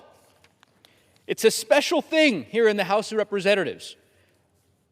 Apparently, if you work hard enough, you can introduce a resolution congratulating yourself and your colleagues for the resolutions or the bills that you have passed. It's a participation trophy, Mike Johnson participation trophy, that my colleague from Texas is a proud recipient of, and the other members of the House Republican Conference. Madam Speaker, it has been 15 months now, 15 months, since this Republican majority and the President were elected into office. For nearly a year and a half, Republicans have presided over what is now widely considered to be one of the least productive Congresses in the modern history of our country. Since President Trump took office, only 86 pieces of legislation have been signed into law. And of course, of those 86, many bills that have harmed, tragically, profoundly, the American public. 15 million Americans have lost access to health insurance since President Trump took office. Millions of Americans going hungry because of lost SNAP benefits that my colleagues are so proud to have enacted. The country is now involved in yet another deeply unpopular war in the Middle East. President Trump campaigned on lowering gas prices and no new wars, he said. Of course, that couldn't have been further from the truth. Now, last week, I stood in this exact same spot, and I posed a very simple question, Madam Speaker. Would Republicans continue to waste our time on self-congratulatory, commemorative, meaningless resolutions, saluting themselves, applauding themselves? Apparently, that was a rhetorical question. We have our answer. The answer is HRES 1182. I encourage everyone watching, go online, read the resolution that we're here to debate this week. I'll quote, recognizing the work of the House of Representatives in the 119th Congress. This is what Republicans choose to spend their time on. Resolutions congratulating themselves, giving themselves a pat on the back, participation trophies. An utter, absurd waste of time. It is illogical. It is nonsensical that Republicans would choose to spend their time for the second week in a row on a resolution that does nothing, changes nothing, accomplishes nothing, but congratulating themselves for what they would describe as a job well done. They have the audacity to suggest that they're supporting rural communities. I represent a district that's 1/3 rural. Let me tell you, families are struggling in northern and western Colorado as a result of the policies that the Republican Conference have implemented, as a result of President Trump's reckless and extreme agenda. It's no wonder that President Trump is deeply unpopular, the most unpopular president in the modern history of our country.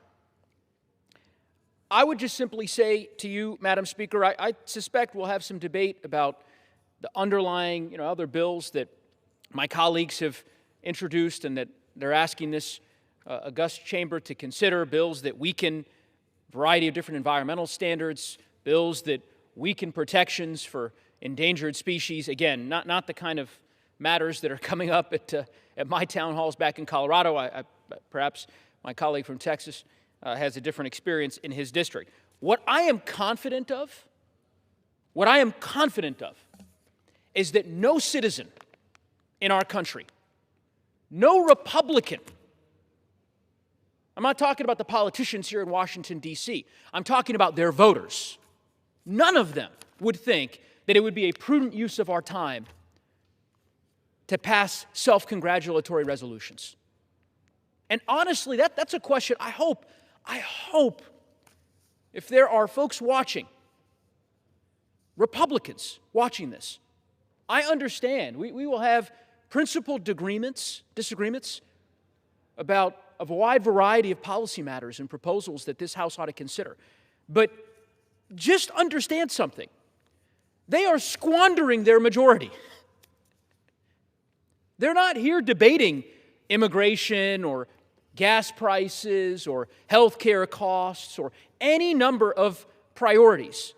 They're not here debating legislation that, frankly, I'm likely to oppose, but nonetheless would be legislation and priorities that Republican voters might care about. They're not here debating that. We're here wasting time handing out another participation trophy to the 218 members of the House Republican Conference. I would ask my friend, my colleague on the other side of the aisle, it may just be easier next time to put this into a press release. Put it into a letter. We'll help you. And that way we can get back to the business of the House. With that, Madam Speaker, I will reserve. The gentleman reserves. The gentleman from Texas is recognized. Well, I would note my colleague invoked that we could be down here debating, for example, immigration. Well, this Republican House has stood up to defend our borders and defend this president and defend this administration's active enforcement of our laws at the border of the United States in the face of willful resistance by Democrats who refuse to fund it. That's the actual truth. We know this because we're now in day 63 or something to that effect, or higher than 60 days, of a shutdown of the Department of Homeland Security, after enduring over 40 days shutdown in the fall. Republicans are having to move money around in order to pay our men and women in Border Patrol and ICE so that they can do their job and be able to fund TSA. And as I said earlier, FEMA, the Coast Guard. And my colleagues on the side of the aisle will say, well, we keep offering amendments and bills to fund it. No. They've rejected our bills to fund the entirety of the Department of Homeland Security because they're trying to keep it hostage for political purposes. This Republican Congress, as I said, passed the Lake and Riley Act. This Republican Congress, as I said, passed funds in the big, beautiful bill last summer to ensure that we can secure the border of the United States. This Republican Congress has been backing up the president and Department of Homeland Security in doing the job that Joe Biden and Alejandro Mayorkas would not do. And now we see the ramifications of this in continuation as we see Americans losing their lives while people are in our country who should not be. A woman in Florida, a mother who walked out of the convenience store because her car was being destroyed by a Haitian who had come here and was operating under a temporary program. And this individual bludgeoned this American to death, this mother, with a hammer in front of the convenience store.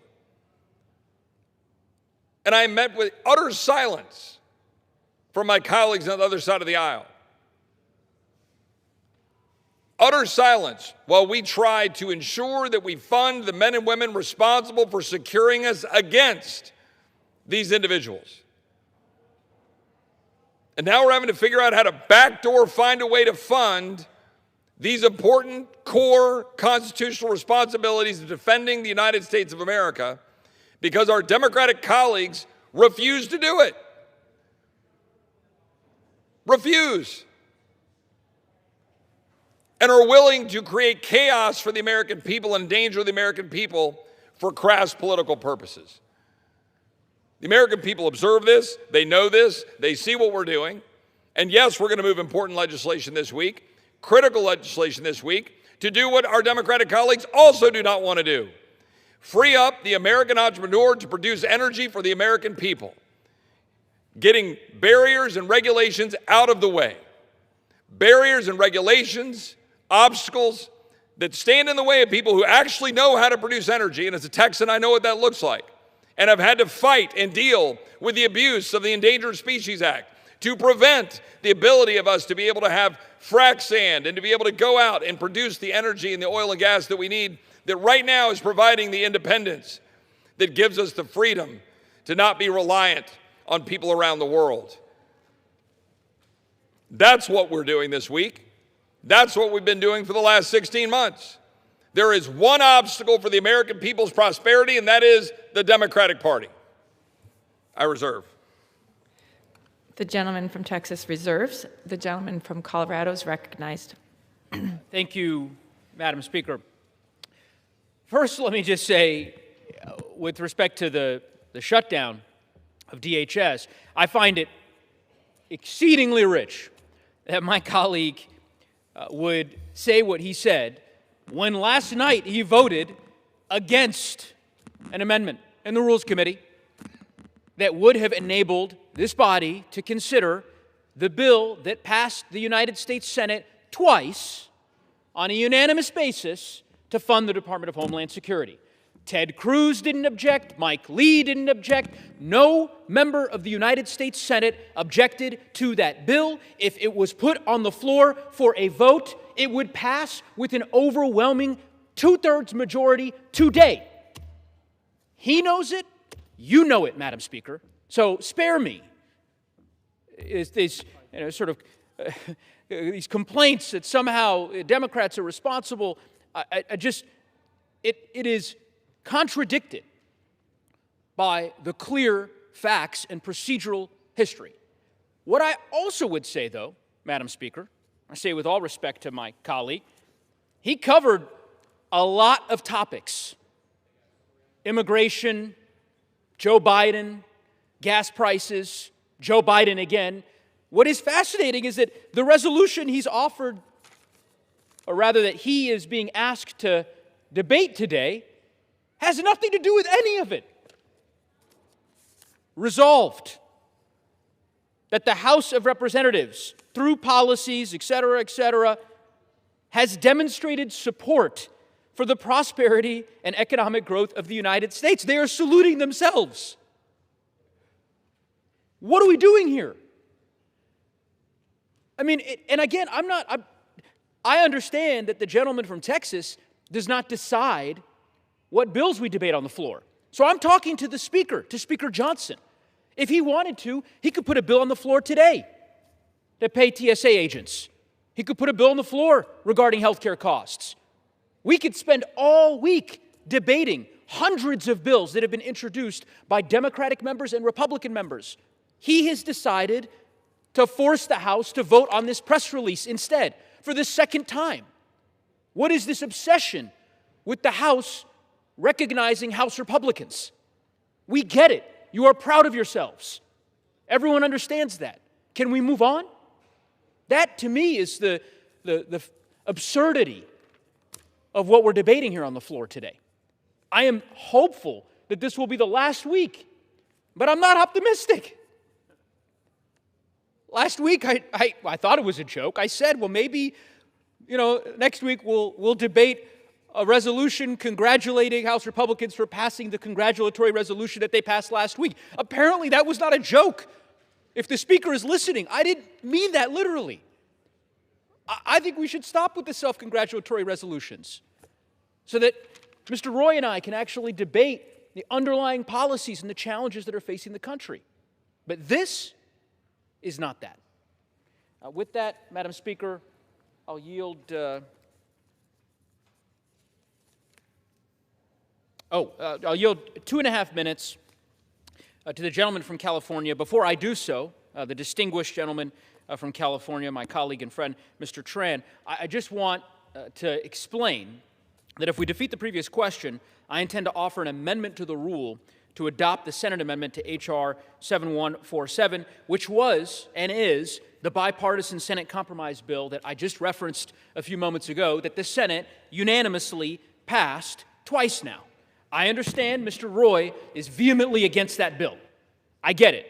I understand he believes that that bill that Mike Lee and Ted Cruz didn't object to, that it doesn't satisfy his ideological goals. I understand that. But I suspect that the vast majority of the Republican conference would pass that bill today if we had an opportunity. And the good news is that we hope to create that opportunity by ultimately defeating the previous question and enabling the House to be able to consider that bill. Let's spare us more debates on commemorative resolutions, and let's fund the government. And so with that, I want to ask unanimous consent to insert the text of my amendment into the record, along with any extraneous material, immediately prior to the vote on the previous question. Without objection. I thank the Speaker, and with that, we yield 2.5 minutes to the distinguished gentleman from California. Gentleman's recognized. I thank the gentleman from Colorado for yielding. Madam Speaker, the Department of Homeland Security has been shut down for 66 days, the longest shutdown in history. But this shutdown is solely the choice of the House majority, my Republican colleagues. Madam Speaker, a month ago, the Senate passed a bill that funded TSA agents responsible for security at our airports, the cybersecurity officers who protect us from online threats, the service members in our Coast Guard, and FEMA disaster assistance as we get closer to hurricane and wildfire season. This bill will also give us time to continue negotiating much-needed reforms to ICE and border protection. Americans from New York to Minneapolis to LA have watched as their neighbors have been wrongly arrested, beaten, and even killed in broad daylight.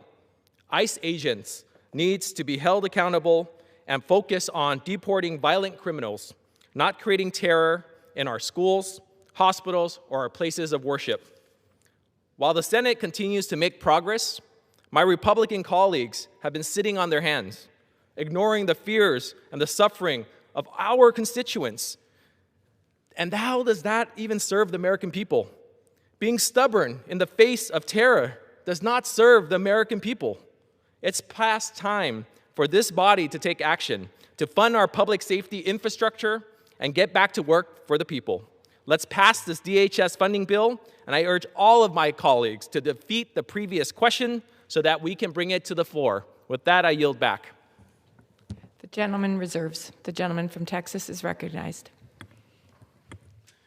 Well, note there are 3 pieces of legislation that are coming to the floor that will make meaningful differences for the American people.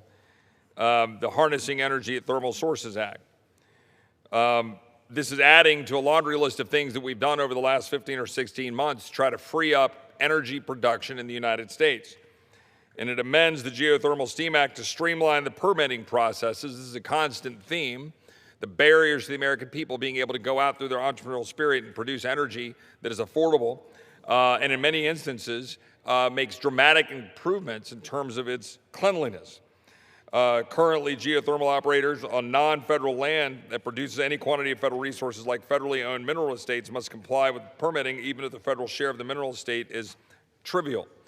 This would alleviate that burden and others by clarifying that geothermal exploration or production or non-federal lands are not subject to NEPA and the ESA or the National Historic Preservation Act permitting processes, but it doesn't change anything specific to our ability to produce it under the royalty structures and keeps in place important safeguards while allowing geothermal to be built out. Now, these are important changes for the people out there trying to produce them. We act like this is trivial. We act like this isn't a big deal for the ability of the American people to have affordable energy and for our business leaders to be able to go out and produce alternative energy sources, or the Reliable Federal Infrastructure Act. This repeals a 2007 mandate that federal buildings reduce their use of fossil fuels by 2030 by, I think, 90%. These mandates come at a time when we thought the United States would run out of oil. We've obviously had the shale revolution. We have the ability to be able to produce significant cleaner energy in the production of natural gas. We need reliable energy to be able to keep our buildings operating. And we have an over-reliance on subsidized, unreliable wind and solar, including in my home state of Texas, has created difficulties with having reliability on the grid, and in many instances has not produced any of the so-called improvements in terms of green energy that was promised. We want to reduce those barriers and reduce the burdens and be able to ensure that we're able to proceed. And then the final point is the ESA Amendments Act. The ESA Amendments Act makes the first major reform to the Broken Endangered Species Act.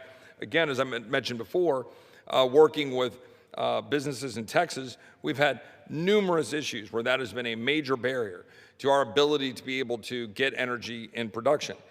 In the 50 years since the ESA was signed, only 3% of the listed species have ever recovered. It doesn't mean that we shouldn't be working and finding ways to make sure that we can protect certain species, but we often are listing species that aren't going to have a chance of recovery and that are actually used as a weapon and a tool of the left to stop the ability of us to be able to produce affordable energy for the American people. The American people sit at home wondering why they can't afford goods and services, can't afford cars, can't afford energy, can't afford to be able to pay for their families.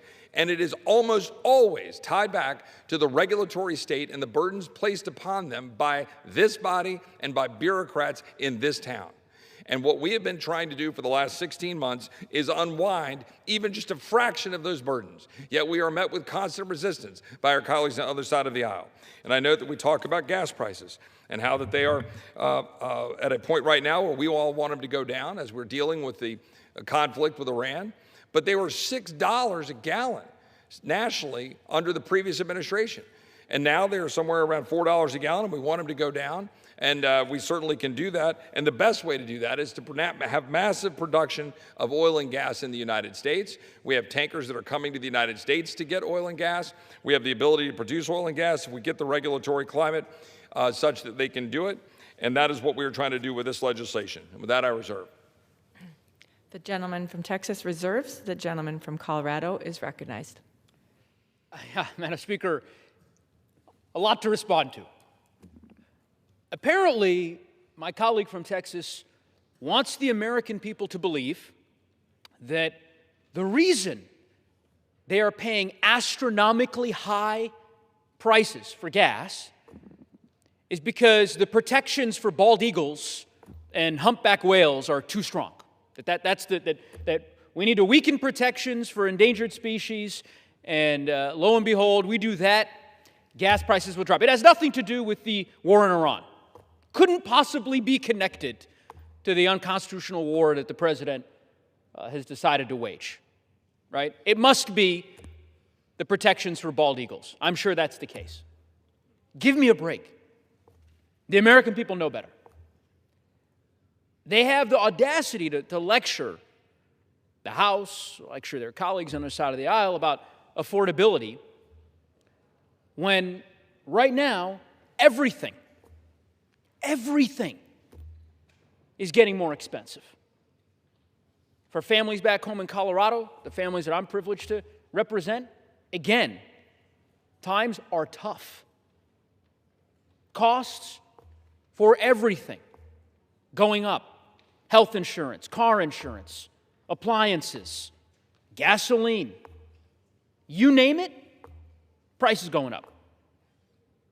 And I'm sure it will come as great solace to those families that House Republicans have decided this week that the best way to address it is to pass a resolution congratulating themselves for the work that they've done. I'm sure that's going to solve the problem. Republicans are on the case. Again, with all respect to my colleague, I think he has been given an impossible assignment today to defend that resolution. I suppose that's why he focused on some of the other bills that we're considering today. Because that resolution is indefensible. And I would encourage, I suspect my Republican colleagues aren't necessarily watching today. I think me and my colleague from Texas are the only two members of Congress in this chamber. Nobody else here. Oh, of course, and the Speaker, of course, the Speaker as well. Three members. Nobody else who will be here to debate this resolution. I hope that some of my Republican colleagues perhaps may watch some of this and maybe decide tomorrow to vote against the rule. Because voting for the rule is an endorsement of Speaker Johnson's strategy to waste everyone's time, to waste our time and to waste your time, and more fundamentally than anything else, to waste the American people's time when there are real issues of consequence that merit our attention, our scrutiny, our inquiry, and our work. The best way to stop this chamber from debating meaningless and needless self-congratulatory resolutions is for a few Republicans to vote against the rule and to suggest that maybe there are some other issues that they would like this body to consider. I hear a lot. You see all this on social media all the time. My Republican colleagues who will, demand votes on this legislation and that legislation, laundry list of Republican priorities, none of which the House is considering. None of it. I guess we'll find out. But I look forward to, I don't look forward, actually. I bemoan the fact, I suspect maybe Mr. McGovern will be managing that rule next week when we do the congratulatory resolution on the resolution for the last resolution. We'll have someone else debate that one because I suspect Mr. Roy and I will have grown tired of engaging in this debate. In any event, I'll reserve. The gentleman reserves. The gentleman from Texas is recognized. That inquires how much time we have remaining on each side. The gentleman has 15 minutes remaining.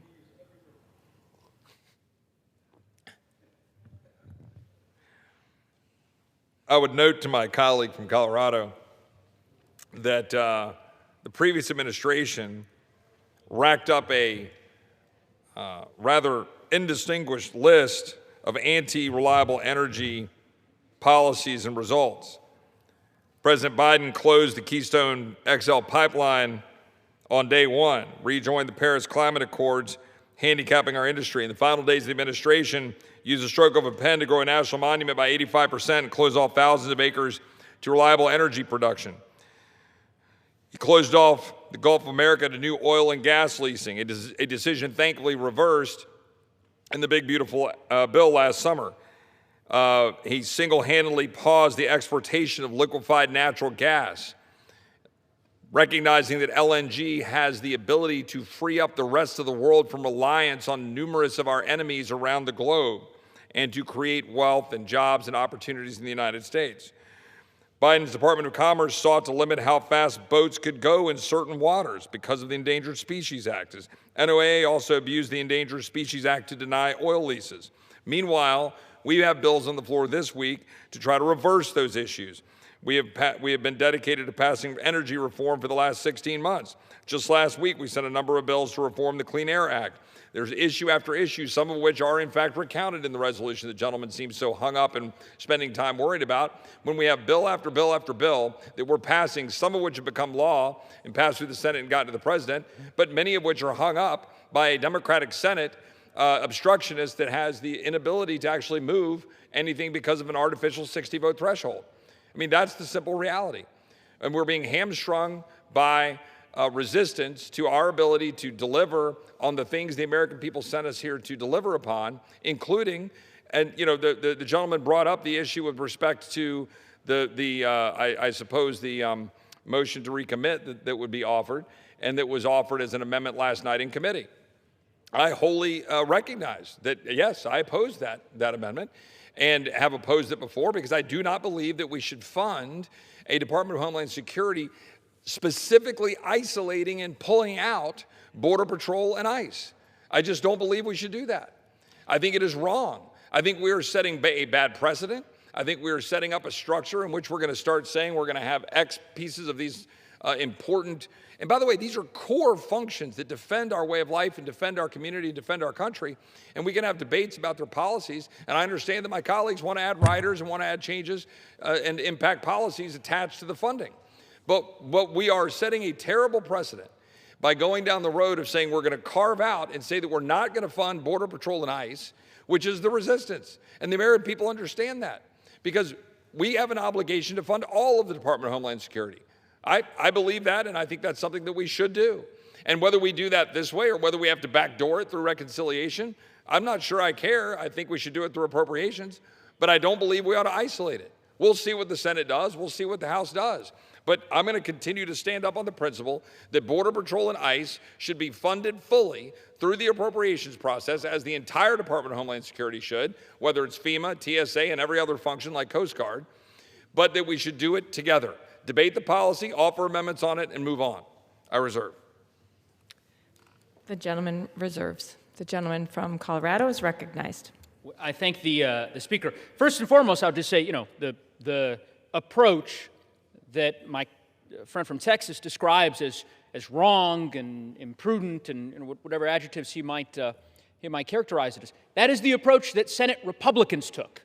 So I'm not, the argument is best made to your colleagues in the upper chamber. Republicans control the Senate, not Democrats. They passed that bill. They sent it here to the House, not once, but twice. And I understand that my colleague from Texas opposes that bill, and he's explained the reasons why he opposes it. But I believe, as I said previously, that the vast majority of this House would vote in favor of that bill, which is why it ought to come up for an up or down vote. Let the chips fall where they may. No pun intended. Now, I will say this, Madam Speaker.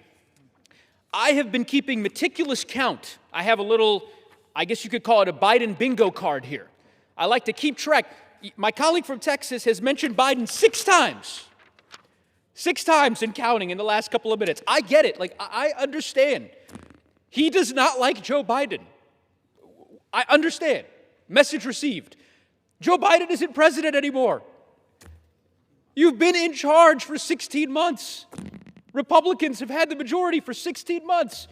Complete control in Washington, the Senate, the presidency. What do you have to show for it? Meaningless resolutions. Whereas clause after whereas clause. We are wonderful. We've passed this resolution. We passed this bill. We're frustrated that some Senate Democrats have opposed it. That's it. This is 16 months of work. Again, I would just say to you, I certainly can say very confidently that citizens in our country are not satisfied or pleased or heartened by the way in which this body is functioning. And I think my colleague from Texas knows that too. And for the Republican voters out there, for those who believe in House Republican Conference's policies or, perhaps share their worldview, share their ideology, I am here to tell you, they're not pursuing that agenda either. It's not that I disagree in this instance with the substance of what they're pursuing. It's that they're not pursuing any substance. It's that we're just wasting time. With that, Madam Speaker, I'll reserve the balance of my time. The gentleman reserves. The gentleman from Texas is recognized. Well, I would note that the reason that the former president's name comes up is because the lingering impacts of the previous administration continue. I mean, I already mentioned the mother in Florida, but I could mention dozens and hundreds of examples of American citizens that have died as a result of people who were let in under the previous administration's policies. People who have died here today in America, policies we're trying to reverse and that we're trying to enforce against. Because the lingering effects are fairly profound. Because I can assure you that the American citizens getting killed at the hands of criminals allowed into our country by the previous administration do not take solace in the fact that we now have a new administration, yet that administration is being hamstrung by virtue of my colleagues on the other side of the aisle unwillingness to fund the very entities to try to stop the danger and the attacks on the American people. Because that's what this is all about. That's what this all boils down to. Again, I can assure you that the people that I represent, the people that I talk to across the state of Texas, are thrilled with tax cuts. They are thrilled with regulatory relief. They are thrilled with our actions in Venezuela. They are thrilled that we're reestablishing our strength in the Western Hemisphere and around the globe. They are thrilled that we're standing up to the cartels. They are thrilled that we designate them as cartels as terrorists. They're thrilled that we stopped the flow at the border. They're thrilled that we've been enforcing the law and removing dangerous aliens. They're thrilled that our military has the highest recruitment and the highest enlistment in a generation because people actually believe in our country again. They're thrilled in the direction that this administration and this Congress wants to go, and they recognize that my colleagues on the other side of the aisle are throwing up barrier after barrier after barrier to be able to carry out the fundamental function of government, which is to defend the United States, defend our border, and do our job. I reserve. Gentleman reserves. Gentleman from Colorado is recognized. Thank you, Mr. Speaker. Again, my colleague from Texas has, spoken with great passion about any number of issues and policies that he favors and he'd like to see accomplished. None of that has anything to do with the resolution that we're debating today. I mean, we might as well just, we could set aside a different time for Mr. Roy and I to engage in that debate. Today, we're debating the resolution that's before us, a resolution that does nothing, achieves nothing, changes nothing. As I said, a participation trophy. I wish that I would have proposed perhaps a previous, or rather a motion to recommit that would maybe change the name of this resolution to the participation trophy. We'll have to think of that for next week. I have no doubt I'll have another opportunity because I imagine that Speaker Johnson's going to keep this going for the next 7 months. I'm very curious about what participation trophy House Republicans intend to hand out to themselves next week. This week's was, I think, rural America was the caveat that they added. Last week's was the Big Beautiful Bill, or not Big Beautiful Bill, that's what Mr. Roy called it today. They changed the name last week, Working Families Bill, or something to that effect. So anyway, we'll have to see. I don't know. Maybe next week's resolution will be a commemorative resolution to congratulate House Republicans on the 14-day FISA extension that they passed. And we can spend a half an hour talking about all the ways that House Republicans have changed the country for the better. They're so desperate to convince Americans that they decide that a House resolution is a tool for them to make that case. Again, better ways, Mr. Speaker, to spend this body's time. I can't imagine that our framers, that James Madison would have thought that this is how the House of Representatives would be functioning 250 years later. I can't possibly believe that. I reserve. Gentleman reserves. Gentleman from Texas is recognized. Prepared to close. Gentleman reserves. Gentleman from Colorado is recognized. I thank the Speaker.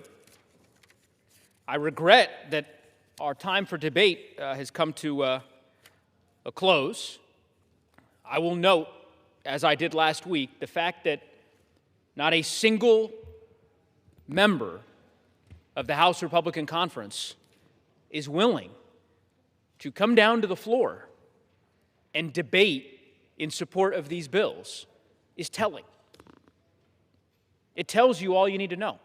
For those that are watching in the gallery and all of those who might be watching from home on C-SPAN, there are 218 members of the House Republican Conference. 218. None of them, save for my colleague from Texas, were willing to come to the floor to speak in support of the resolution congratulating themselves for the work that they've done this year. Not one. Even more fascinating Because, of course, as you know, Mr. Speaker, this resolution, it's a long resolution, 4 or 5 pages. Whereas clause after whereas clause, recounting all of the bills and the resolutions that were passed last spring and last fall and last summer, this winter. They gave this resolution to the newest member of the House Republican Conference. He's been in Congress for like 6 days, I think. He was sworn in last Tuesday or Wednesday. I get it. I understand why they give this resolution to the new guy. Tough assignment to say your first bill is going to be a bill congratulating the rest of us for a job well done. That's a tough assignment. Mr. Speaker, rural America is struggling. I know I don't need to tell you that. Rural farmers in my state are struggling. The cost of everything is going up. Trump's burdensome tariffs forced costs to skyrocket a year ago. In 2025, 15,000 farms closed. 15,000 farms. The rate of bankruptcy for America's farmers has never been higher. Never been higher. I challenge any of my Republican colleagues, those who, like me, represent rural communities and farmers and ranchers, I challenge them to go take this resolution to their constituents. Ask them whether they think that this House deserves applause and plaudits and credit and congratulations for a job well done. I'm pretty sure I know the answer. I would urge my colleagues, if they, like me, are sick and tired of this place wasting time, functioning in this dysfunctional way, oppose the previous question, oppose the rule, oppose the underlying bills, and join us so that we can get back to the serious issues that face the American people. With that, Mr. Speaker, I yield back the balance of my time. Gentleman from Colorado yields. The gentleman from Texas is recognized. I thank the Speaker. I would note that we're talking about rural America. Last summer when we passed the largest tax savings for the American people in history, it included significant savings with respect to the death tax that cripples American farmers. And not a single one of my colleagues on the other side of the aisle supported that. We advanced that legislation. We advanced that tax reduction so that American farmers can pass down their farms to the next generation without having to give it up because of the burden of the federal government. My colleague invoked the founders, saying, I couldn't imagine we would be here having this discussion. I, in fact, think that the founders would be quite pleased to see us on the floor reversing the regulatory state, reversing the burdens being placed on the American people that are limiting their ability to do what God gave them the ability to do. And that is what we're doing with respect to getting these barriers in the Endangered Species Act, the energy mandates on the federal buildings, putting us into unreliable power rather than reliable power, allowing ourselves to have geothermal production without barriers that stand in the way of the American people doing what they do best. That is absolutely what the founders would have envisioned us doing on the floor of the House of Representatives. I'm proud to be doing that. I'm proud of what we've been doing the last 16 months. As I said before, the people I go home and I talk to in Texas are thrilled our border is secure. They're thrilled our enlistments are up with our military. They're thrilled we're standing up to cartels. They're thrilled we're removing bad actors in this country. They're thrilled we're removing the bureaucratic state. They're thrilled we're firing federal bureaucrats. They're thrilled we held flat spending for discretionary spending for the last 3 years. They're thrilled that we've tried to make sure that we have money aside to be able to do what our Democratic colleagues refuse to do. And today, I urge adoption of this rule, a rule to put forth legislation that will help the American people in the face of opposition from my colleagues here. I urge my colleagues to support this bill, and I reserve. Madam Speaker, I yield back the balance of my time and move the previous question on the resolution. The gentleman from Texas yields. The question is on ordering the previous question on the resolution. Those in favor say aye. Those opposed, no. In the opinion of the chair, the ayes have it. Gentleman from Colorado. Request the yeas and nays. The yeas and nays are requested. Those favoring a vote by the yeas and nays will rise. A sufficient number having risen, the yeas and nays are ordered. Pursuant to Clause 8 of Rule 20, further proceedings on this question will be postponed.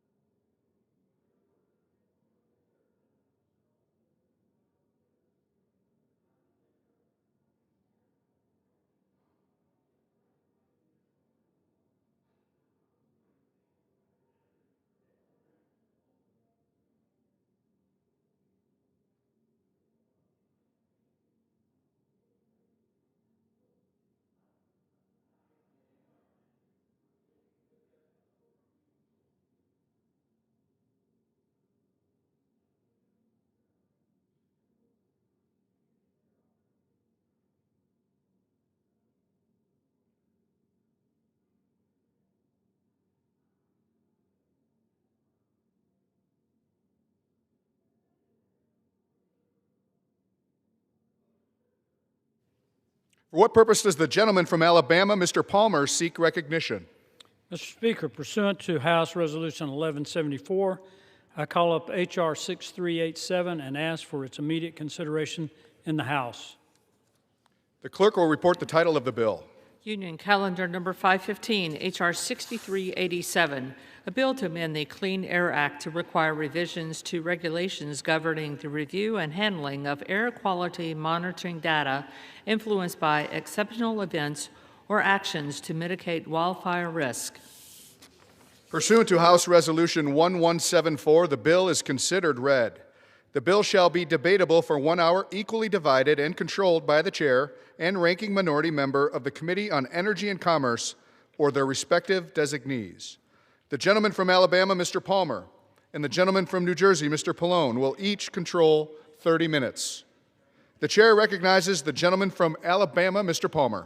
Mr. Speaker, I ask unanimous consent that all members may have 5 legislative days to revise and extend their remarks on the legislation and to insert extraneous material on H.R. 6387. Without objection. Mr. Speaker, I yield myself such time as I may consume. The gentleman is recognized. Mr. Speaker, I rise today in support of H.R. 6387, the Fire Act, a bipartisan bill introduced by Congressman Gabe Evans of Colorado and co-led by Congressman Adam Gray of California. The Fire Act ensures that states are not penalized for wildfire mitigation practices like prescribed or controlled burns and brush clearing. States currently limit these practices for fear of falling out of attainment with national air quality standards. Unlike wildfires, prescribed burns do not automatically qualify as exceptional events under the current provisions of the Clean Air Act. This is because prescribed burns are human-caused, likely to recur, and preventable. As a result, prescribed burns are often counted against states for the purpose of national air quality standards. In 2016, EPA amended the exceptional event rule in an effort to include prescribed burns, but the attempt failed. Only one prescribed fire qualified for the exceptional event exception in the last decade. Congress must amend the Clean Air Act to allow wildfire mitigation to be included as an exceptional event exception.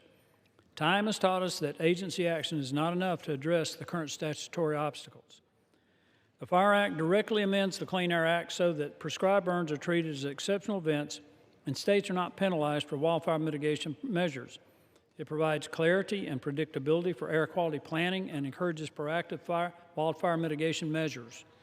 There is nearly unanimous agreement that increasing the use of prescribed fire and other wildfire mitigation practices is necessary to reduce the growing wildfire threats across the country. With what's projected to be a severe wildfire season around the corner, Congress must modernize the Clean Air Act to ensure that wildfire mitigation practices are eligible for the exceptional events rule.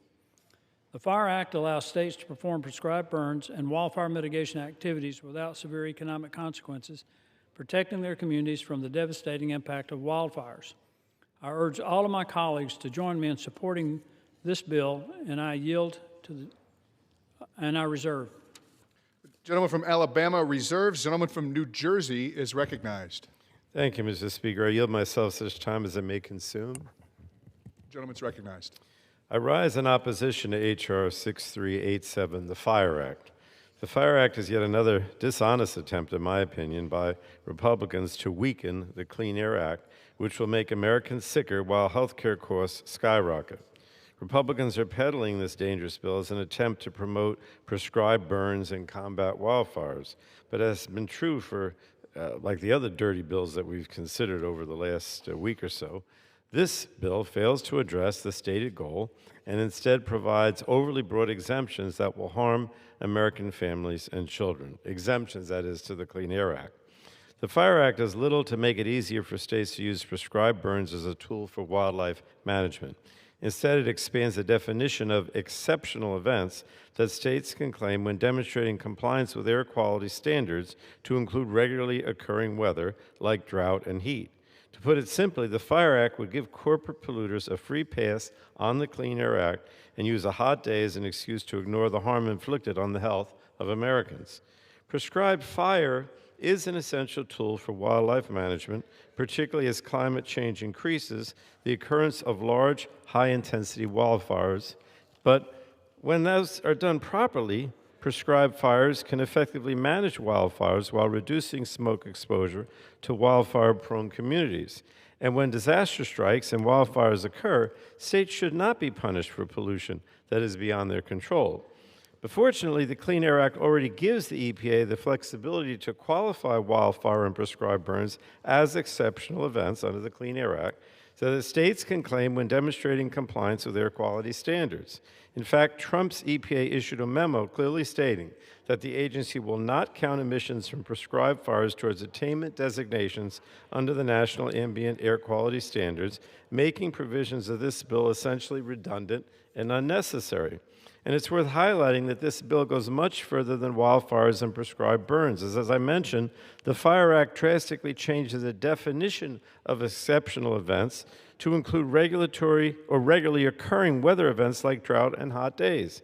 If signed into law, the Fire Act would allow states to write off all pollution that occurs during a dry spell or heat wave, events we know will occur more often due to climate change. So I find this provision to be deeply troubling. We know climate change is making drought and heat waves more persistent, and Republicans want to use them as justification to increase pollution, which will worsen public health and accelerate climate change without any consequences. So it's another line of evidence that Republicans are more interested in helping out their polluter friends than protecting the health and well-being of Americans. Unfortunately, Republican attempts to undermine the public health protections at the core of the Clean Air Act are commonplace. The health harms of air pollution are well documented and being felt by communities across the country. Today, over half of Americans live in an area with unsafe levels of air pollution. These communities set more diagnosis of diseases like asthma, COPD, heart disease, and certain types of cancer, all of which require long-term treatment and medication. These things are becoming more common, but now Republicans and the Trump administration want to make it easier for industry to pollute more. And worse, they want to cover up these harms. House Republicans are doing nothing to lower costs or address the affordability crisis. Instead, over the last week, they've had us debating bills that gut the Clean Air Act's public health protections, and this bill is no exception.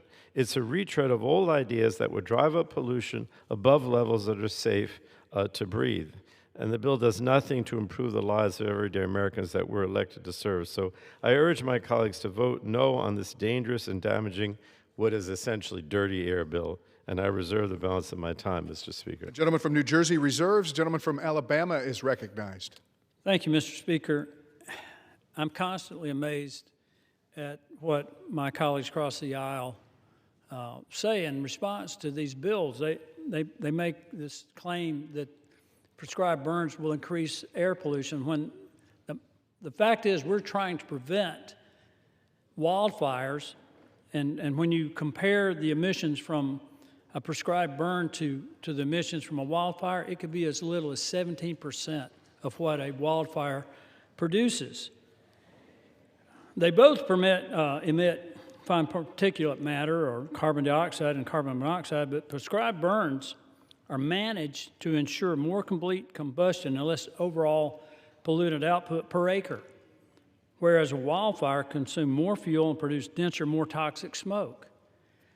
What they're arguing for is more pollution, more dangerous fires, and we've seen what's happened in California and other states where wildfires have gotten out of control. Look at Paradise in California, the number of lives lost, the amount of destruction there.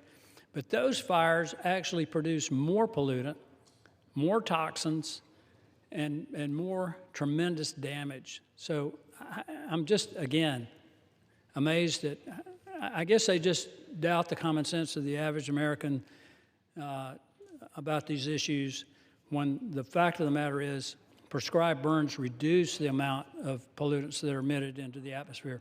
Mr. Speaker, I reserve the balance of my time. Gentleman from Alabama reserves. Gentleman from New Jersey is recognized. Thank you, Mr. Speaker. I yield myself such time as I may consume. Gentleman's recognized. Mr. Speaker, I'd like to remind my colleagues of the cost of air pollution to the American people, because it seems they are only focused on the cost to their polluter friends. More than 26 million people, including over 4.5 million children in the U.S., live with asthma. Asthma causes nearly 1.8 million emergency department visits, more than 94,000 hospitalizations, an estimated $80 billion in healthcare costs annually. Air pollution is known to cause and exacerbate asthma. The Republicans claim that existing regulatory processes like exceptional events demonstrations are too hard and take too long. But they don't acknowledge why we have these processes in the first place, and that's to protect the health of our families, our children, and the most vulnerable among them. But the Fire Act would worsen health harms to our communities. While the Clean Air Act has successfully cut air pollution in the U.S. by nearly 80% in its over 50-year history, nearly half of the U.S. population still lives in areas with poor air quality. And we should be taking action to protect public health, not rolling back safeguards that the Republicans find inconvenient. The Fire Act has serious problems that would allow industry to exploit hot days and drought to drive up pollution without consequence. That's the problem. And that's why I urge my colleagues to vote no, and I reserve the balance of my time. Gentleman from New Jersey reserves. Gentleman from Alabama is recognized. Thank you, Mr. Speaker. Once again, it's as though we're debating two different bills. I have no idea where industry comes into this.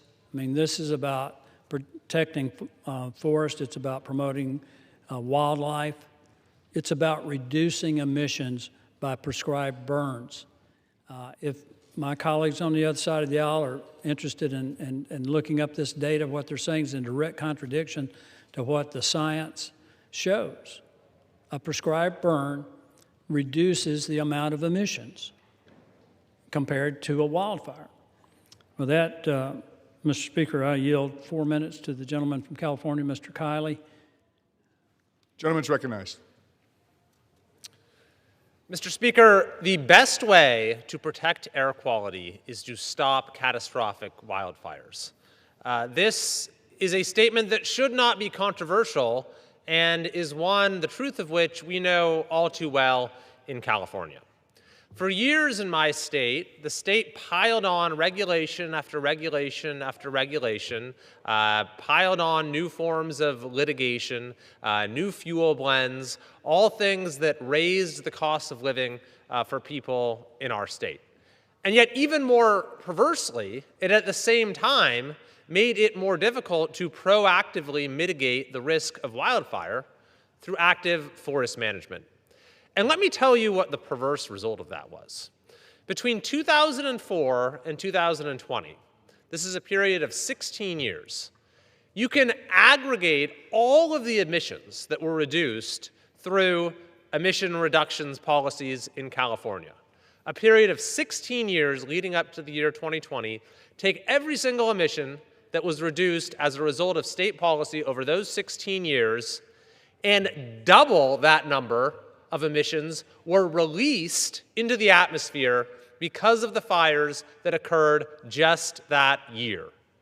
All of the sacrifices Californians had made over the preceding 16 years wiped out 2 times over because of these devastating wildfires that, of course, on top of the environmental damage that they have inflicted, caused untold damage to life and property and our communities.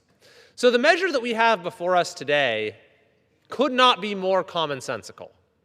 It's that we should not disincentivize states from taking steps that have been proven by the best science to reduce the risk of wildfires that are an absolute catastrophe for the environment. And so that includes the use of prescribed burns, which should not be considered a detriment to air quality when the entire point is to improve air quality over the long term. This bill, in addition to other measures like Fix Our Forests, which will allow us to do better forest management without as many arbitrary delays and hurdles to jump over, are vitally needed to assure that we don't continue to have wildfires that devastate our communities and devastate our environment. I will say it again, the best way to protect air quality is to stop fires from happening, and this bill will help us do that. Thank you, Mr. Speaker. I yield back. I reserve. Gentleman from Alabama reserves. Gentleman from New Jersey is recognized. Thank you, Mr. Speaker. I yield 5 minutes now to the gentlewoman from Oregon, Ms. Dexter. Gentlewoman's recognized. Mr. Speaker, I rise today in strong opposition to the Fire Act, a bill that undermines the protections that keep our air safe to breathe. In 1970, Democrats and Republicans came together to pass the Clean Air Act and put public health at the center of our national policymaking. That was a promise to the American people, and it's a promise we cannot forget. That law has delivered cleaner air and longer lives, but our work is not finished. More than 100 million Americans live in counties with unhealthy levels of pollution. Our children, our seniors, low-income communities, and communities of color continue to carry the heaviest burden. And the public health has been clear with us, and the public has been clear with us. Nearly 70% of Americans believe everyone should be held to the standards set by the Clean Air Act. So the question before us is simple. Why would we disregard the common sense policy that protects the very communities we are here to serve? The Fire Act undermines a centerpiece of the Clean Air Act, the National Ambient Air Quality Standards Program. Right now, there are narrow exceptions to the rules that set limits on how polluted our air can be. Republicans want to blow those exceptions wide open, so even routine conditions like hot weather or drought could be used as an excuse to ignore pollution limits. I represent Oregon, where wildfires are a constant and defining challenge. We manage wildfires and conduct prescribed burns every year to protect our forests and communities, and I have spoken directly with the people doing that work, and this is not a bill they want. They've asked for clarity and precision. This bill offers neither. Instead, it creates a vague, sweeping policy that risks turning exceptional into routine. As a physician and lung doctor, I know exactly what that means. It means more asthma attacks, more heart attacks, more strokes, and more cancer diagnoses. We know better than this, and it is not why my constituents sent me here. They sent me here to fight for clean air, for healthy communities, and for a future where public health is not compromised. For these reasons, at the appropriate time, I will offer a motion to recommit this bill to committee. If the House rules permitted, I would have offered the motion with an important amendment to this bill. My amendment would censure this bill. It does not take effect until EPA and CASAC certify that it will not increase health harms or the costs of treating them. I ask unanimous consent to insert into the record the text of this amendment. I hope my colleagues will join Without me objection. thank you. I hope my colleagues will join me in voting for the motion to recommit. I yield back. The gentleman from New Jersey reserves. The gentleman from Alabama is recognized. I yield 3 minutes to the distinguished member from Wyoming. The gentlewoman is recognized. Thank you, Mr. Speaker. I rise in support of H.R. 6387 to ensure states are not unjustly penalized under the Clean Air Act for engaging in responsible, proactive wildfire mitigation activities. Mr. Speaker, wildfires are, unfortunately, all too common in my home state of Wyoming and across the Intermountain West. According to the Office of State Lands and Investments, approximately 250,000 acres of land in Wyoming were burned in 2025 due to more than 1,600 wildfires. The numbers were even worse in 2024, with around 850,000 acres burned through more than 2,000 fires. With just one fire, it burned 25,000 acres in 3 hours, giving an indication of the fuel load in the Bighorn National Forest. Wildfires have profound effects on all of my constituents, including threatening the livelihoods of our farmers and ranchers, endangering our courageous first responders, and causing serious respiratory and other health complications for Wyoming families. Given these life-altering consequences, we must use every tool at our disposal, including responsible forest management, which has historically been hampered by bad policies coming out of Washington, D.C., to minimize the scale and damage caused by these destructive forces of nature. Active forest management through prescribed burns and mechanical thinning is essential to supporting healthy ecosystems, preventing catastrophic wildfires, and improving the long-term air quality. Unfortunately, as it currently stands under the Clean Air Act, the use of these individual wildfire mitigation measures can create uncertainty, discouraging their use out of concern that doing so would lead to non-compliance with national ambient air quality standards. Failure to meet these standards can result in non-attainment designations, which can come with a host of immediate and downstream challenges, including excessive fees and sanctions, delayed infrastructure projects, and slowed economic growth, all of which can lead to immeasurable harm for smaller Wyoming communities.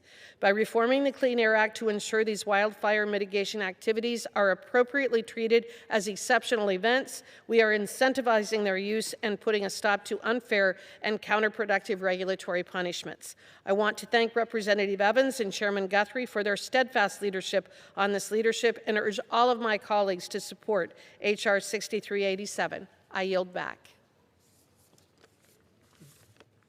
Gentleman reserves? Gentleman reserves. The gentleman reserves. The gentleman is recognized. I'll continue to reserve, Mr. Speaker. Gentleman reserves. The gentleman from Alabama is recognized. Thank you, Mr. Speaker. I'm at loss to understand where my Democratic colleagues are coming from, because this argument that all of these problems with our air quality, we've only had one exceptional event approved, and I'm not sure that it was actually executed since the exceptions were put in. The exceptional event provision was adopted by the EPA.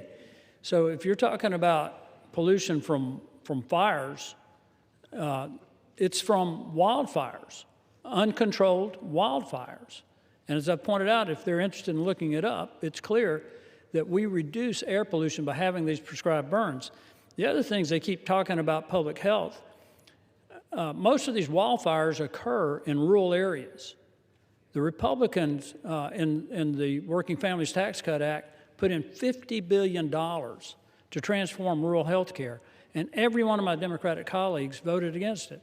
The state of Oregon got $197.3 million this year. So again, I'm just at loss to understand where they're coming from on some of this, because it's in direct conflict with what the science shows. With that, Mr. Chairman, I yield 3 minutes to the distinguished gentleman from Georgia, Mr. Carter. Gentleman's recognized. I thank the gentleman for yielding. Mr. Speaker, I rise today in support of the Fire Act. This bill ensures that actions taken to prevent wildfires, such as prescribed burns, are not used to penalize a state when determining non-attainment. Under the Fire Act, states will no longer risk non-attainment status solely for trying to reduce the impact of wildfires through wildfire mitigation activities. Non-attainment status has significant consequences. New or expanding businesses in the state would face more restrictions, tougher permitting, and expensive pollution control measures that would cause economic development to move to states without non-attainment status. Since EPA allowed prescribed burns to qualify for exceptional events, only one prescribed fire has been granted an exceptional events exemption. These concerns aren't hypothetical. They are measurable and prevent states from engaging in wildfire mitigation. This is the epitome of common sense legislation. Why should American businesses and workers be penalized for efforts to reduce air pollution? Again, I ask you, why should American businesses and workers be penalized for efforts to reduce air pollution? A recent study found that wildfires are reversing the progress made in air quality by this country over the last 40 years. Prescribed burns produce only a tenth of the PM 2.5 produced by wildfires. Prescribed or controlled burns are our greatest and most effective tool for preventing wildfires. By discouraging wildfire mitigation, this outdated provision in the Clean Air Act undermines efforts to improve air quality. Hopefully, improving air quality and reducing the devastating impact of wildfires is more important to the members of this chamber than thwarting Congress's efforts to make necessary updates to outdated provisions of the Clean Air Act. Legislation like the Fire Act and my bill, the Clear Act, will modernize the Clean Air Act to work in the 21st century, protecting us from pollution without strangling business development and job creation. I want to thank my friend, Representative Evans, for introducing this bill, and I urge its immediate adoption. Thank you, Mr. Speaker, and I yield back. I reserve. Gentleman from Alabama reserves. Gentleman from New Jersey is recognized. Thank you, Mr. Speaker. I yield 5 minutes now to the gentlewoman from New Mexico, Ms. Stansbury. Gentlewoman is recognized.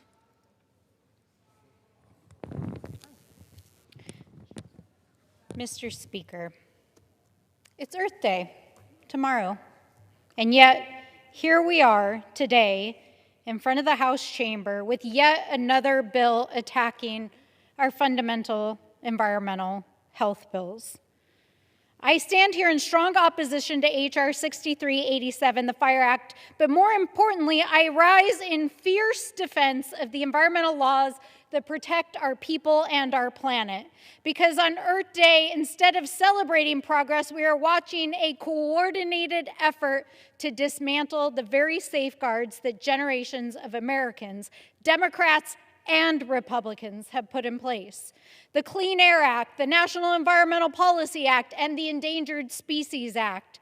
all on the chopping block this week of all weeks. They are the reason our air is safer to breathe, our water is cleaner to drink, and our national heritage still exists for us today and for future generations. These laws were not passed in this chamber lightly. They were enacted with overwhelming bipartisan support because leaders on both sides of the aisle understood something fundamental: that protecting the public health, that protecting the environment, that protecting planet Earth is not a partisan issue, but it is a patriotic duty. They created a simple but powerful framework: follow the science, measure honestly, inform the public, give communities the opportunity to weigh in. But today, that framework and so many of our environmental laws are being systemically weakened here, bill by bill, loophole by loophole. And today, with this Fire Act, another clear example of that approach, as this bill does not actually reduce pollution, but changes the way we measure it, expanding what qualifies as an exceptional event, like heat, like drought, allowing states to exclude air pollution from official records. Exclude them. These are not rare anomalies anymore. This is the very heart of climate change, evident in the data itself. And so instead of addressing the crisis, this bill is trying to erase it by obscuring it in the data, in the science. So why does this matter? Because accurate data is the foundation for every protection we have under our environmental laws. It determines whether our communities can meet basic standards, whether it's safe for us to be outside, whether it's safe for us to drink water, whether it's safe for us to consume products, whether it's safe for us to continue to protect the fundamental basis of our natural ecological heritage. So whether it's bypassing environmental review under NEPA, rolling back species protections under the Endangered Species Act, or trying to redefine the very foundation for how we carry out the Clean Air Act as this bill does, the result is the same: less accountability, more risk for Americans, and chipping away piece by piece at the protections the generations before us fought for in this body to protect the planet and our communities.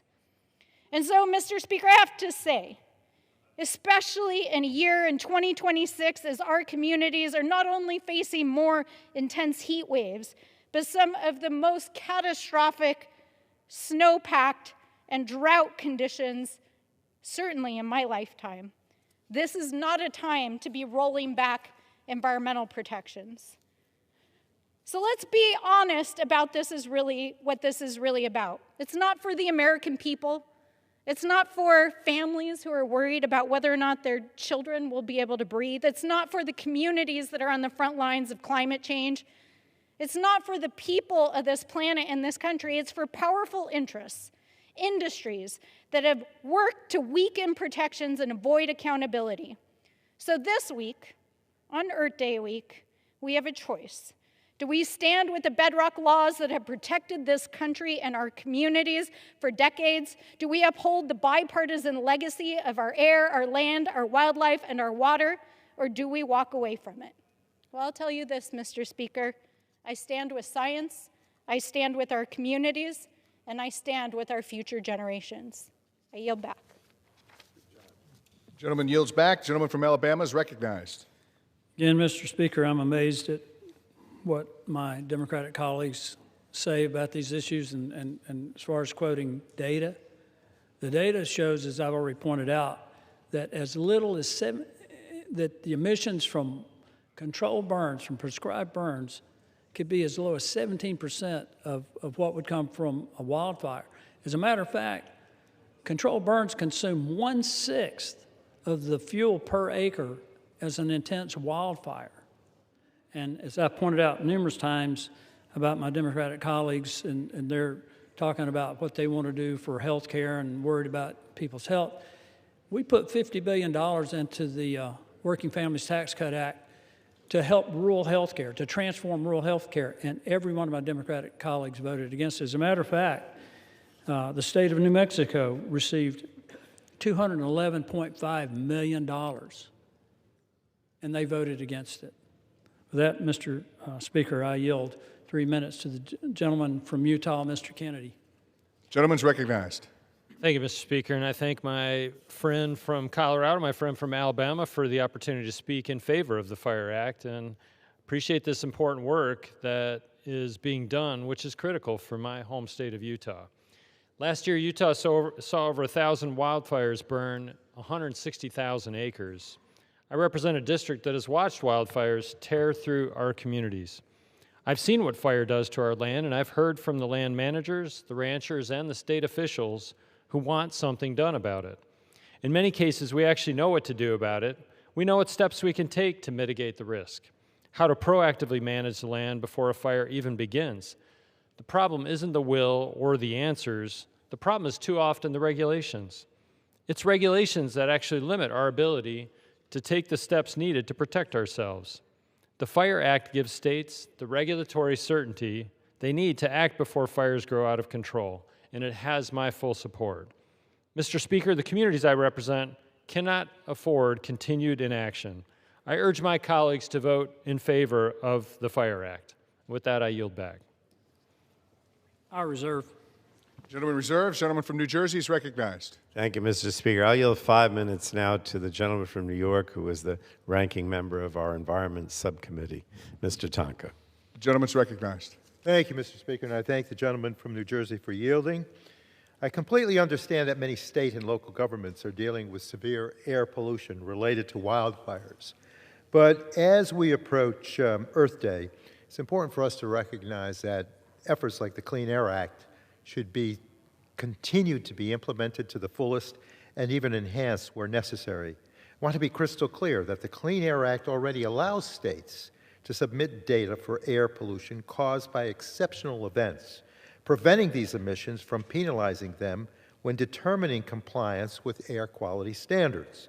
Now, exceptional events are events that are typically uncommon and not easily within the state's control.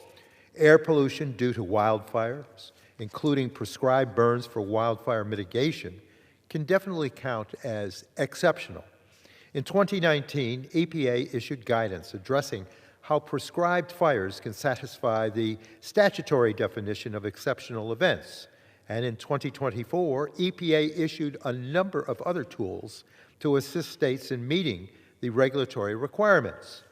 Now, it is true that this guidance does require states to take steps to allow prescribed burns to qualify as an exceptional event, including making certain appropriate mitigation and monitoring measures are taken to reduce risks to people in a given area. If members of the majority stop to think about this for a moment, they would appreciate the need for such guidance. Not every man-made fire should be able to qualify automatically as an exceptional event. EPA's requirements ensure that states are doing everything possible to follow best practices and limit health risks from prescribed fires causing unsafe air quality. But despite the bill's name, eliminating these safeguards for prescribed burns isn't the only change to the Clean Air Act included in this order of legislative change.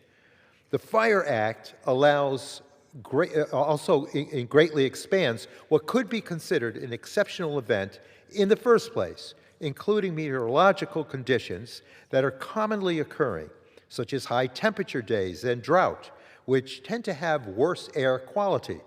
We know these types of days are becoming more common due to climate change, meaning that this bill would make it much easier for states to essentially write off air pollution on days with increasingly normalized conditions.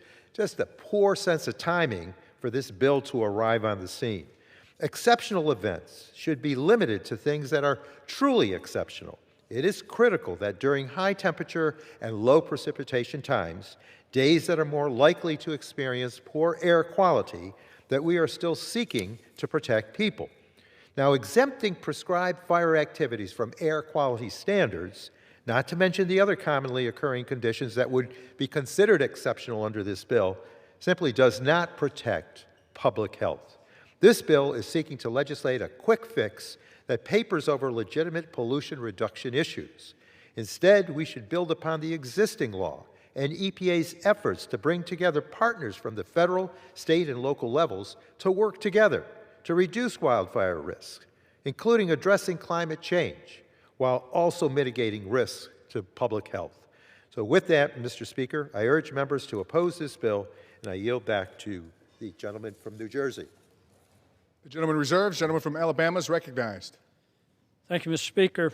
I now yield such time as he may consume to the gentleman from Colorado, Mr. Evans. The gentleman's recognized. Thank you, Chairman. Mr. Speaker, and I want to personally thank you, Mr. Chairman, for your leadership and partnership on this legislation and Congress's broader efforts to modernize the Clean Air Act. Mr. Speaker, today I rise in strong support of my bill, the Bipartisan Fire Improvement and Reforming Exceptional Events Act, or FIRE Act for short. This common sense bill ensures that states like Colorado are not punished for smoke and emissions that they cannot control while still maintaining strong environmental protections and incentivizing good forest management practices to prevent wildfires. The Front Range of Colorado has consistently struggled to meet ozone attainment levels set by the Federal Clean Air Act, despite the fact that data and science show that more than 70% of emissions originate from sources outside of Colorado. My mission when I came to Congress was to find a streamlined, nonpartisan solution to this problem to cut red tape and help lower costs and protect the economy for my constituents. My proposal simply clarifies how emissions from wildfires, prescribed burns, and other exceptional events are treated in federal air quality reviews. It maintains environmental protections that benefit Americans while allowing states the flexibility they need to comply with the Clean Air Act without needlessly enacting punitive regulations on the economy and job creators and consumers. Mr. Speaker, I've heard some of my colleagues on the other side of the aisle argue this bill is unnecessary because there's already enough flexibility under the Clean Air Act for exceptional events and prescribed burns. Allow me to address that. 2 years ago this week, 4 Western state governors, 2 Republicans, 2 Democrats, including my governor, Jared Polis, and the Democrat governor from Arizona, sent a letter to President Biden highlighting challenges that Western states face in complying with the Clean Air Act and asking for greater flexibility. I have the letter. Their #1 request was for the Biden EPA to, quote, identify how exceptional events frameworks can be more appropriately implemented given increased wildfire activity and provide more consideration for emissions benefits of wildfire mitigation strategies in reducing air pollution in the West and nationally, end quote. 2 Republican, 2 Democrat governors agree that good wildfire mitigation reduces air pollution. The FIRE Act does exactly this, and I'm proud that it's been endorsed by the Western Governors Association, whose members range from Greg Abbott to Gavin Newsom. Additionally, 3 years ago, 25 Democrat members from California, including both current senators, wrote to the EPA under President Biden, claiming that the Clean Air Act as written jeopardizes their state's ability to deploy prescribed burns and comply with the Clean Air Act. Part of the letter reads, quote, while we appreciate the possibility that our concerns could be addressed through the use of the EPA's exceptional events rule, the reality is that this process is unworkable for the scale of prescribed fire that will be necessary to protect our communities from increasingly catastrophic wildfires. The exceptional events rule is specifically designed for unusual or naturally occurring events that can affect air quality but are not reasonably controllable. This does not simply describe prescribed fires, end quote. Legislation like the FIRE Act has been asked for time and again by members of both parties, and it's why I'm so proud to lead this bill alongside my good colleague, Adam Gray, a California Democrat. While I've heard that some claim the bill is unnecessary and accomplishes nothing, Mr. Speaker, I've heard others say that the bill would do too much and fill our air with pollution. This also could not be further from the truth. As the father of a son who struggles with asthma, no one wants clean air more than I do. I want a healthy environment for all Coloradans and all Americans, and that's why this bill is narrowly tailored to maintain strong environmental protections. It actually reduces negative health outcomes that result from catastrophic wildfire smoke by encouraging more mitigation practices that reduce emissions through better wildfire prevention. I'll illustrate this point. A 2024 report compiled by fire experts and tribal leaders asserts that the severe health and economic harms of wildfire smoke are, quote, largely neglected, if not inadvertently caused by Clean Air Act regulations themselves, end quote. I would also add that under current law, working families are penalized for emissions they're not responsible for, which leads to unemployment and higher costs, in a word, poverty, and poverty also worsens health outcomes. The Fire Act is a common sense, bipartisan solution to existing air quality regulations, and it's sorely needed. That's why the bill has been endorsed by more than 25 different national, state, and local organizations that transcend industries, interests, and partisan divides. It protects the environment and promotes clean air by cutting red tape and allowing us to do a better job of reducing fuel loads and reducing damaging emissions from wildfire smoke. I want to thank my colleague, Rep. Gray, for his support and leadership, as well as the chairman of the Energy and Commerce Committee and the subcommittee for all of their work advancing this bill. Encourage my colleagues to vote in favor of the Fire Act and yield back. I reserve. Gentleman reserves. Gentleman from New Jersey is recognized. I yield myself such time as I may consume, Mr. Speaker. Gentleman's recognized. Mr. Speaker, I need to respond to the comments made by the gentleman from Colorado. The EPA promulgated an exceptional events rule in 2016 to allow states and tribes to use prescribed burn for fire management and exempt emissions from wildfire from regulatory requirements. And this was reinforced by a 2025 EPA memo entitled EPA Policy on Provisions to Allow Wildland Prescribed Fire and Clean Air Act State Implementation Plans. So this bill is unnecessary, and I'm going to repeat that. Republicans are claiming that the process is so burdensome and that very few determinations are made by EPA.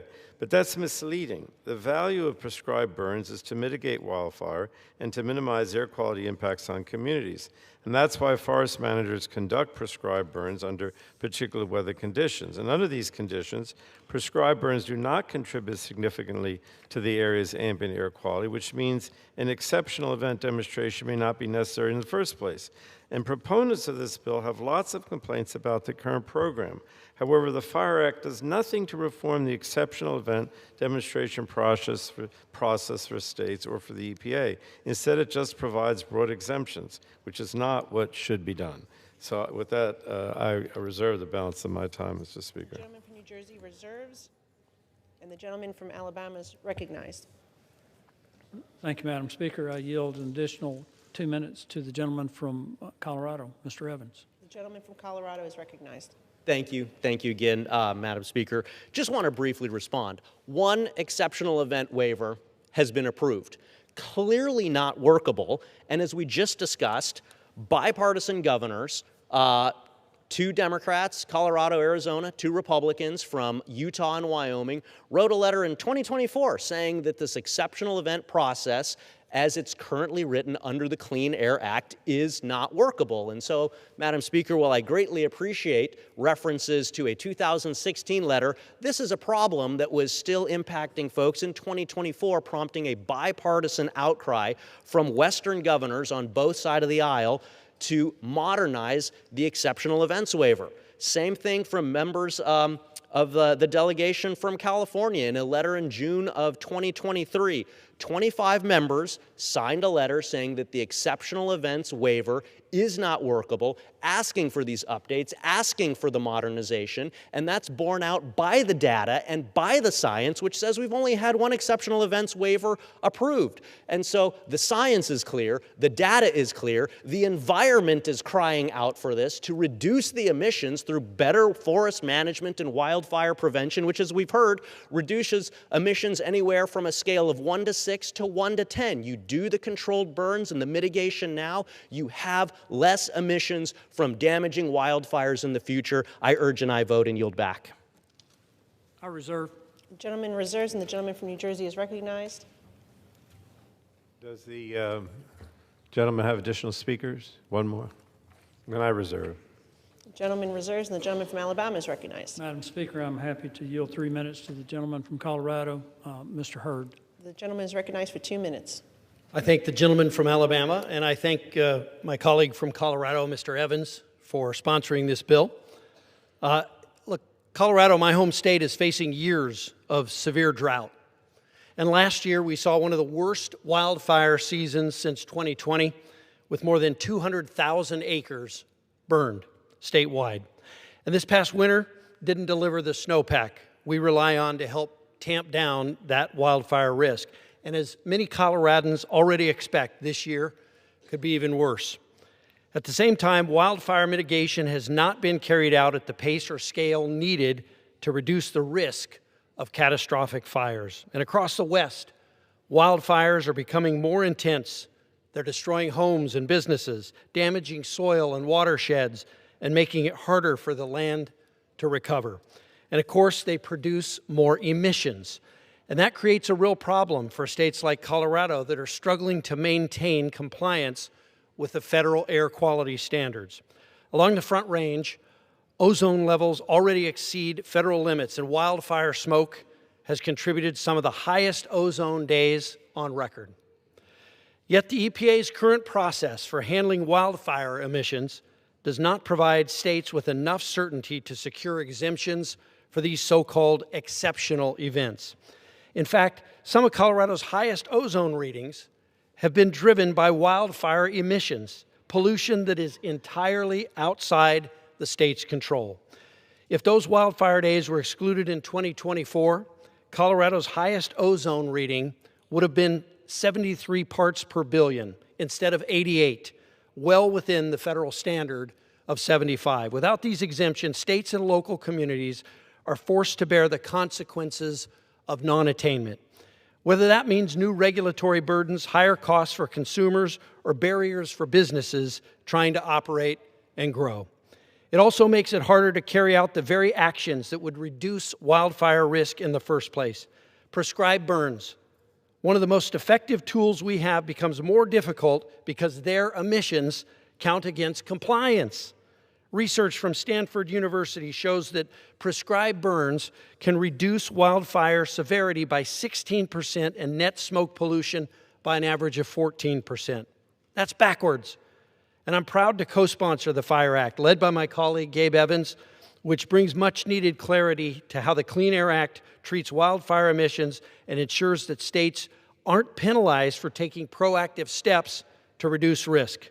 We should not have environmental policies that lead to worse environmental outcomes. Right now, by discouraging prescribed burns, we're making it harder for states like Colorado to do proper fire mitigation, and we're contributing to more emissions, not less.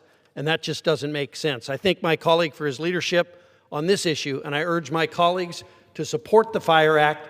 Thank you, and I yield back. Madam Chair, I need to correct the record. This is the gentleman from Colorado's Mr. Crank. My bad. Thank you. I reserve. Gentleman reserves, and the gentleman from New Jersey is recognized. Gentleman prepared to close at this point? Okay, then I will. Okay, the gentleman from New Jersey is recognized. Thank you, Madam Speaker. The Fire Act is a bad faith attempt by Republicans to let industry pollute without consequence under the guise of expanding the use of prescribed fire. In reality, it would allow everyday occurrences like hot days and droughts to be excluded from air quality determinations. And we know that these events are occurring more often and with more intensity. Excluding these now common events all but ensures that communities across the country will continue to breathe unhealthy air and suffer the health consequences.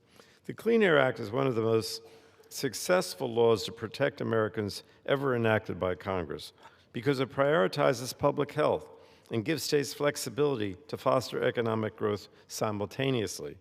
We have made significant progress, but still too many people live in areas with dangerous air pollution. Every year, over 100,000 Americans die prematurely as a result of air pollution. Doctors and scientists widely consider fine particulate matter to be one of the most toxic air pollutants, as it can cause asthma, COPD, heart disease, and certain types of cancer. And we can't ignore the broader political landscape in which we're considering this bill either.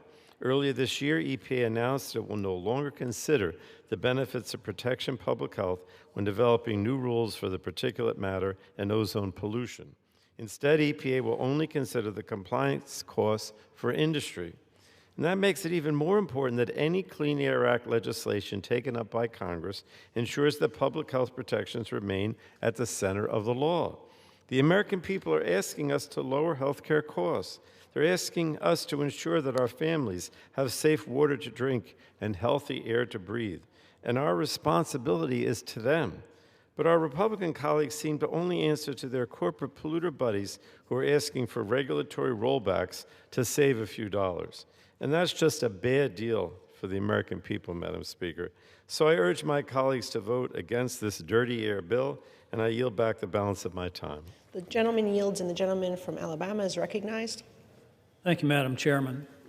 Once again, I just want to point out some of the inconsistencies in the argument. They've talked about health care, and I've pointed out 3 or 4 times already that we put $50 billion into the Working Families Tax Cut Act specifically to modernize and improve rural health care that are largely the ones who suffer the most from uncontrolled wildfires. And every member of the Democratic side of the aisle voted no. I pointed out before that they talk about impact on senior citizens. This year, 51.4 million senior citizens paid no income tax on their Social Security. But every one of my Democratic colleagues voted against that. They talk about families. In the Working Families Tax Cuts Act, we eliminated taxes on tips. This is some of the hardest working people in the country, living largely off tips. I think on average they're going to get about $3,000 back. That could be used to buy needed school supplies for their children, to pay a bill, to maybe even make a repair on an automobile or improve their housing, which is one of the leading factors in asthma. According to the EPA, there is no single definitive known cause for the development of asthma, but not the EPA, according to the CDC. But indoor air quality is a significant factor. That's related to housing, and this is what troubles me about the opposition to this bill. The science, the data shows that controlled wildfires mitigate the intensity the controlled burns mitigate the intensity of wildfires. It reduces the amount of emissions into the atmosphere. This is a way to improve air quality, not make it worse. They cite climate change and the frequency and intensity of wildfires. That's exactly what we're trying to mitigate against by doing these prescribed burns. So I'm amazed at how many of the policies that they propose stifle the formation of new businesses, providing more jobs and better opportunities for families, when the data, particularly on this issue, it's clear. This is good for the local communities, it's good for rural communities, it's good for air quality. With that, Madam Speaker, I urge my colleagues to vote yes on H.R. 6387, and I yield back. Gentleman yields back his time. All time for debate has expired pursuant to House Resolution 1174. The previous question is ordered on the bill. The question is on engrossment and third reading of the bill. Those in favor say aye. Those opposed, no. The ayes have it. Third reading.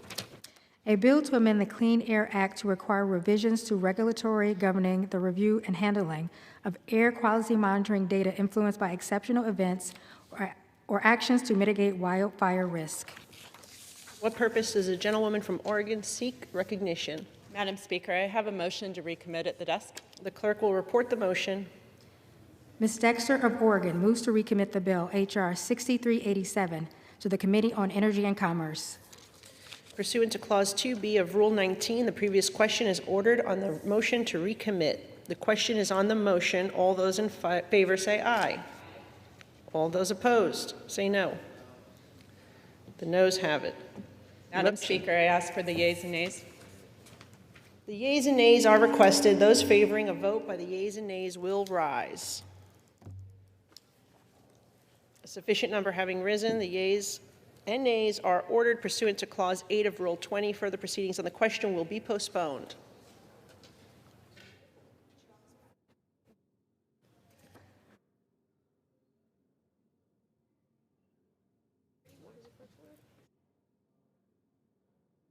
The chair lays before the House a communication. The Honorable, the Speaker, House of Representatives, sir. I hereby resign my office from the 119th Congress as representative for Florida's 20th Congressional District, effective Tuesday, April 21st, 2026, 1:30 p.m. It has been the honor of my lifetime to serve the people of my district. I remain proud of the work we have accomplished on behalf of our communities. After careful reflection and prayer, I've concluded that it is in the best interest of my constituents and the institution that I step aside at this time. I remain committed to supporting a smooth transition and ensuring continuity of service for the district. Signed sincerely, Sheila Shifferlis McCormick, Member of Congress. Under Clause 5D of Rule 20, the chair announces to the House that in light of the resignation of the gentlewoman from Florida, Ms. Shifferlis McCormick, the whole number of the House is 431.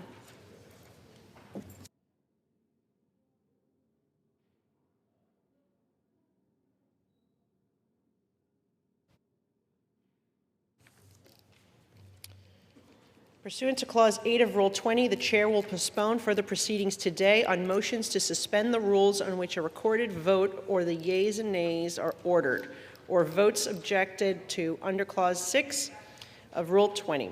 The House will resume proceedings on postponed questions at a later time.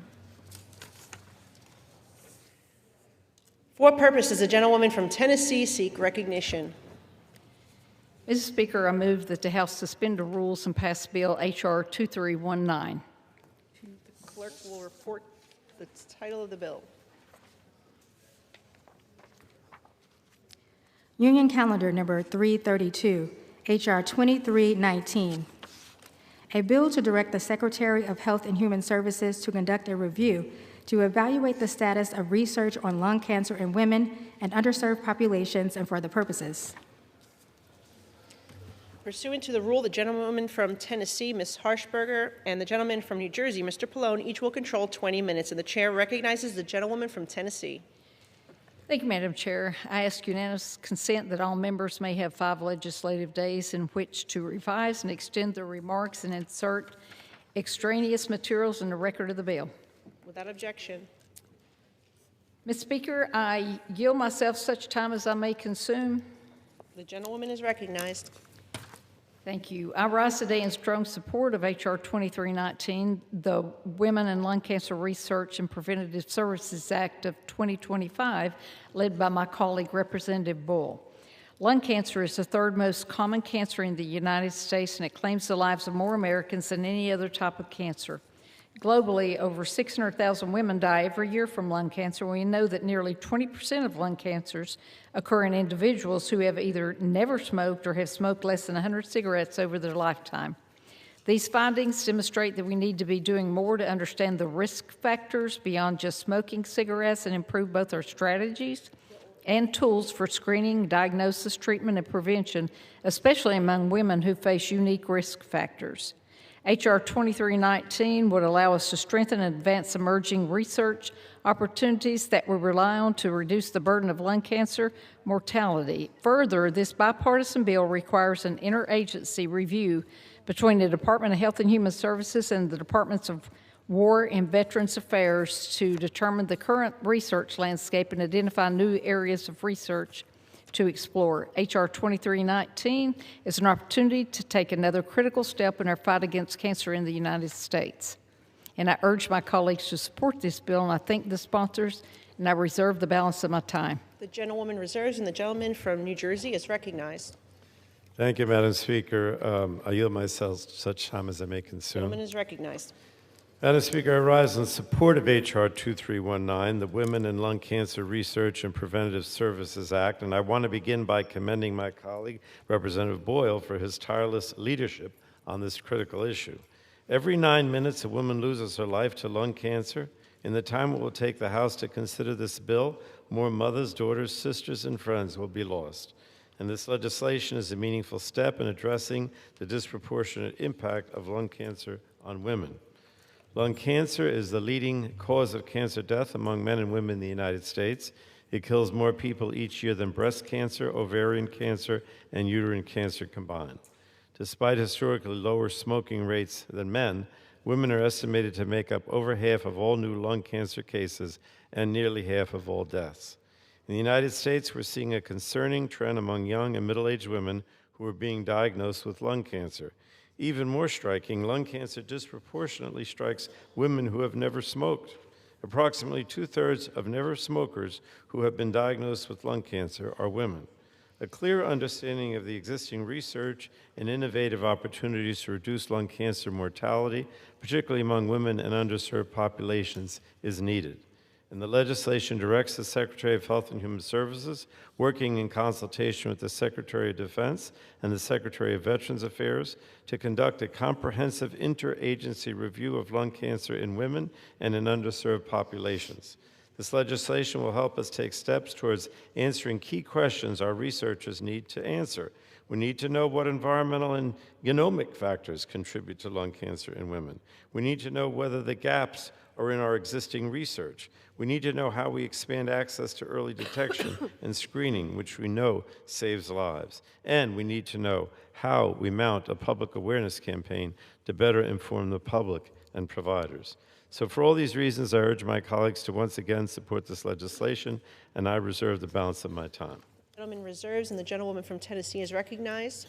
Madam Speaker, I yield as much time as my colleague, Representative Fitzpatrick, needs. May consume. The gentleman from Pennsylvania is recognized. Thank you, Madam Speaker. Madam Speaker, I rise today in strong support of H.R. 2319, the Women and Lung Cancer Research and Preventative Services Act. Lung cancer is the leading cancer death among women and disproportionately impacts women who have never even smoked. This bipartisan bill requires the Secretary of Health and Human Services, in consultation with the Secretaries of Defense and Veteran Affairs, to conduct an interagency review of current research on women and lung cancer. Madam Speaker, this bill addresses the disparities women with lung cancer face, and it addresses it head on, strengthening research, access to preventative services, and raising awareness. And this is a significant step in addressing a disease that has left far too many women in my community and across America vulnerable. The unique impact of lung cancer on women requires an investment in strengthening research and access to preventative care. And I look forward to continuing to work across the aisle to ensure that real progress is delivered, that this bill makes it across the finish line, and that women and families impacted by this devastating disease finally get the help that they need. And I also want to thank my friend and fellow Pennsylvanian, Brendan Boyle, for his partnership and leadership on this very, very important policy.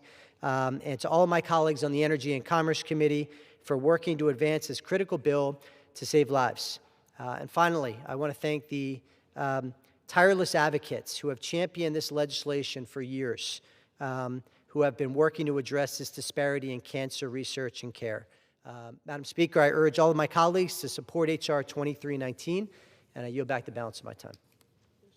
The gentlewoman reserves, and the gentleman from New Jersey is recognized. Madam Speaker, I yield 5 minutes now to the gentleman from Pennsylvania, Mr. Boyle, who is the ranking member of the House Budget Committee. The gentleman is recognized for 5 minutes. Thank you. Madam Speaker, I rise today in support of my legislation, H.R. 2319, the Women and Lung Cancer Research and Preventative Services Act. This is a bipartisan, common-sense bill that takes on a serious and too often overlooked public health disparity. The legislation would require the Secretary of HHS, in consultation with the Secretaries of Defense and Veterans Affairs, to conduct an interagency review of research on women and lung cancer, including access to preventative services. It would also strengthen interagency coordination on public awareness efforts so more women have the information they need to understand their risk, seek early detection, and get care sooner. This matters because while smoking rates fortunately have declined in the United States and overall lung cancer rates have fallen, one troubling disparity remains. Women who have never smoked are still more likely to develop lung cancer than men who have never smoked. Research has continued to point to that gap, and it deserves far more attention than it gets today. According to the American Cancer Society, about 120,000 women in the U.S. are expected to be diagnosed with lung cancer in 2026. That's roughly 62,000 women, roughly 170 women every day who will die as a result of this. That's roughly one woman for every 8.5 minutes. 62,000, approximately, women will die each year from this disease. As my colleague and good friend and partner in this, Congressman Brian Fitzpatrick, mentioned, lung cancer remains the leading cause of cancer death among women in the United States. So these numbers should get our attention. This bill is about doing something constructive. It is about improving research, strengthening prevention, expanding awareness, and helping ensure women have better access to the services that can support earlier diagnosis and treatment. Simply put, earlier detection saves lives. Better information saves lives. More attention to this disparity can save lives. Now, despite progress in prevention and treatment, declines in lung cancer incidence have continued to move faster for men than for women, and the reality is the scientific community still does not know why. So this tells us, frankly, we have plenty of work to do. Now, I want to tell you something that's personal. I've been working on this issue for 8 years now, ever since our late colleague, who passed away 2 years ago, Rick Nolan, asked me to take this up just in the back there in the members' cloakroom as he was leaving the Congress in December of 2018. He had shared with me the struggles that, at the time, his daughter was going through. Rick's daughter, Catherine Benson, courageously battled stage 4 non-small cell lung cancer until her passing in 2020 at only 46 years old. She courageously fought this awful form of cancer for about 5 years. So Rick's legacy and Catherine's legacy lives on in this fight and in the determination to spare other families the same heartbreak. In addition to my friend and colleague Brian Fitzpatrick, who I mentioned previously, who's been a great Republican partner and co-lead with me in this effort, I also want to thank Chairman Guthrie and Ranking Member Pallone for their support, as well as all of the members of the Energy and Commerce Committee. At the end of the day, this bill does something very simple and important. It focuses attention on a deadly disparity that has gone overlooked for far too long, and it pushes the federal government to respond with the seriousness this issue demands. This is a thoughtful, bipartisan proposal that can save lives. I urge my colleagues to support H.R. 2319, and I yield back. The gentleman reserves or yields back his time. Gentleman from New Jersey reserves, and gentlewoman from Tennessee is recognized and prepared to close. The gentlewoman from Tennessee is recognized. In closing, I encourage a yes vote on this bill. Do we have another person? If we're ready to close, Is the gentleman from New Jersey prepared to close? Yeah. I just want to say this is a very important piece of legislation, obviously bipartisan, and I urge my colleagues to support it and yield back the balance of my time. Okay, the gentleman yields back his time, and the gentlewoman from Tennessee is recognized. I yield back. Gentlewoman yields back her time. The question is, will the House suspend the rules and pass the bill H.R. 2319? Those in favor say aye. Those opposed, no. In the opinion of the chair, 2/3 being in the affirmative, the rules are suspended, the bill is passed, and without objection, the motion to reconsider is laid on the table. For what purposes the gentlewoman from Tennessee seek recognition? Madam Speaker, I move that the House suspend the rules and pass the bill H.R. 2493. The clerk will report the title of the bill. Union Calendar Number 278, H.R. 2493. A bill to reauthorize certain programs regarding rural health care. Pursuant to the rule, the gentlewoman from Tennessee, Ms. Harshberger, and the gentleman from New Jersey, Mr. Pallone, each control 20 minutes. The chair recognizes the gentlewoman from Tennessee. I ask unanimous consent that all members may have 5 legislative days in which to revise and extend their remarks and insert extraneous materials in the record on the bill. Without objection. Madam Speaker, I yield myself such time as I may consume. The gentlewoman is recognized. I rise today in strong support of H.R. 2493, the Improving Care in Rural America Reauthorization Act of 2025, led by my friend from Georgia, Congressman Carter. Too often, where a patient lives determines whether they're able to access adequate health care services, and patients who live in rural areas in particular often face barriers like a shortage of local providers and the transportation challenges of traveling longer distances to reach points of care. To overcome these challenges and build toward a healthier future, we must continue leveraging tools like telehealth to ensure that rural and underserved communities have access to quality health care. H.R. 2493 reauthorizes grant programs that utilize integrated healthcare networks to help connect patients to high-quality care. More specifically, the programs we are reauthorizing will help address critical health care gaps in rural communities, such as access to preventative screenings and chronic disease management, while improving services in primary care settings. We must continue to invest in these community-driven policies to promote better health outcomes for rural and underserved populations, and I urge my colleagues to support this bill. And I thank the sponsors, and I reserve the balance of my time. The gentlewoman reserves her time, and the gentleman from New Jersey is recognized. Thank you, Madam Speaker. I yield myself such time as I may consume. The gentleman is recognized. Madam Speaker, I rise in support of H.R. 2493, the Improving Care in Rural America Reauthorization Act. H.R. 2493 reauthorizes programs at the Health Resources and Services Administration that increase access to health care services in rural communities. Rural communities often face significant challenges to accessing quality health care, including provider shortages, hospital closures, and long travel times to medical facilities. Rural communities also often face higher rates, of poverty and unemployment, which can contribute to poor health outcomes. The community-based programs extended by this bill address the unique needs of the rural communities they serve by collaborating with local networks of partnering organizations. This includes implementing disease prevention and health promotion activities and enhancing health care delivery. The programs also include the Healthy Rural Hometown Initiative, a targeted program that works to address the underlying factors contributing to the 5 leading causes of death in the United States, that be heart disease, cancer, unintentional injury, stroke, and chronic lower respiratory disease. And this is an important bill, and I'm hopeful that it will gain strong bipartisan support.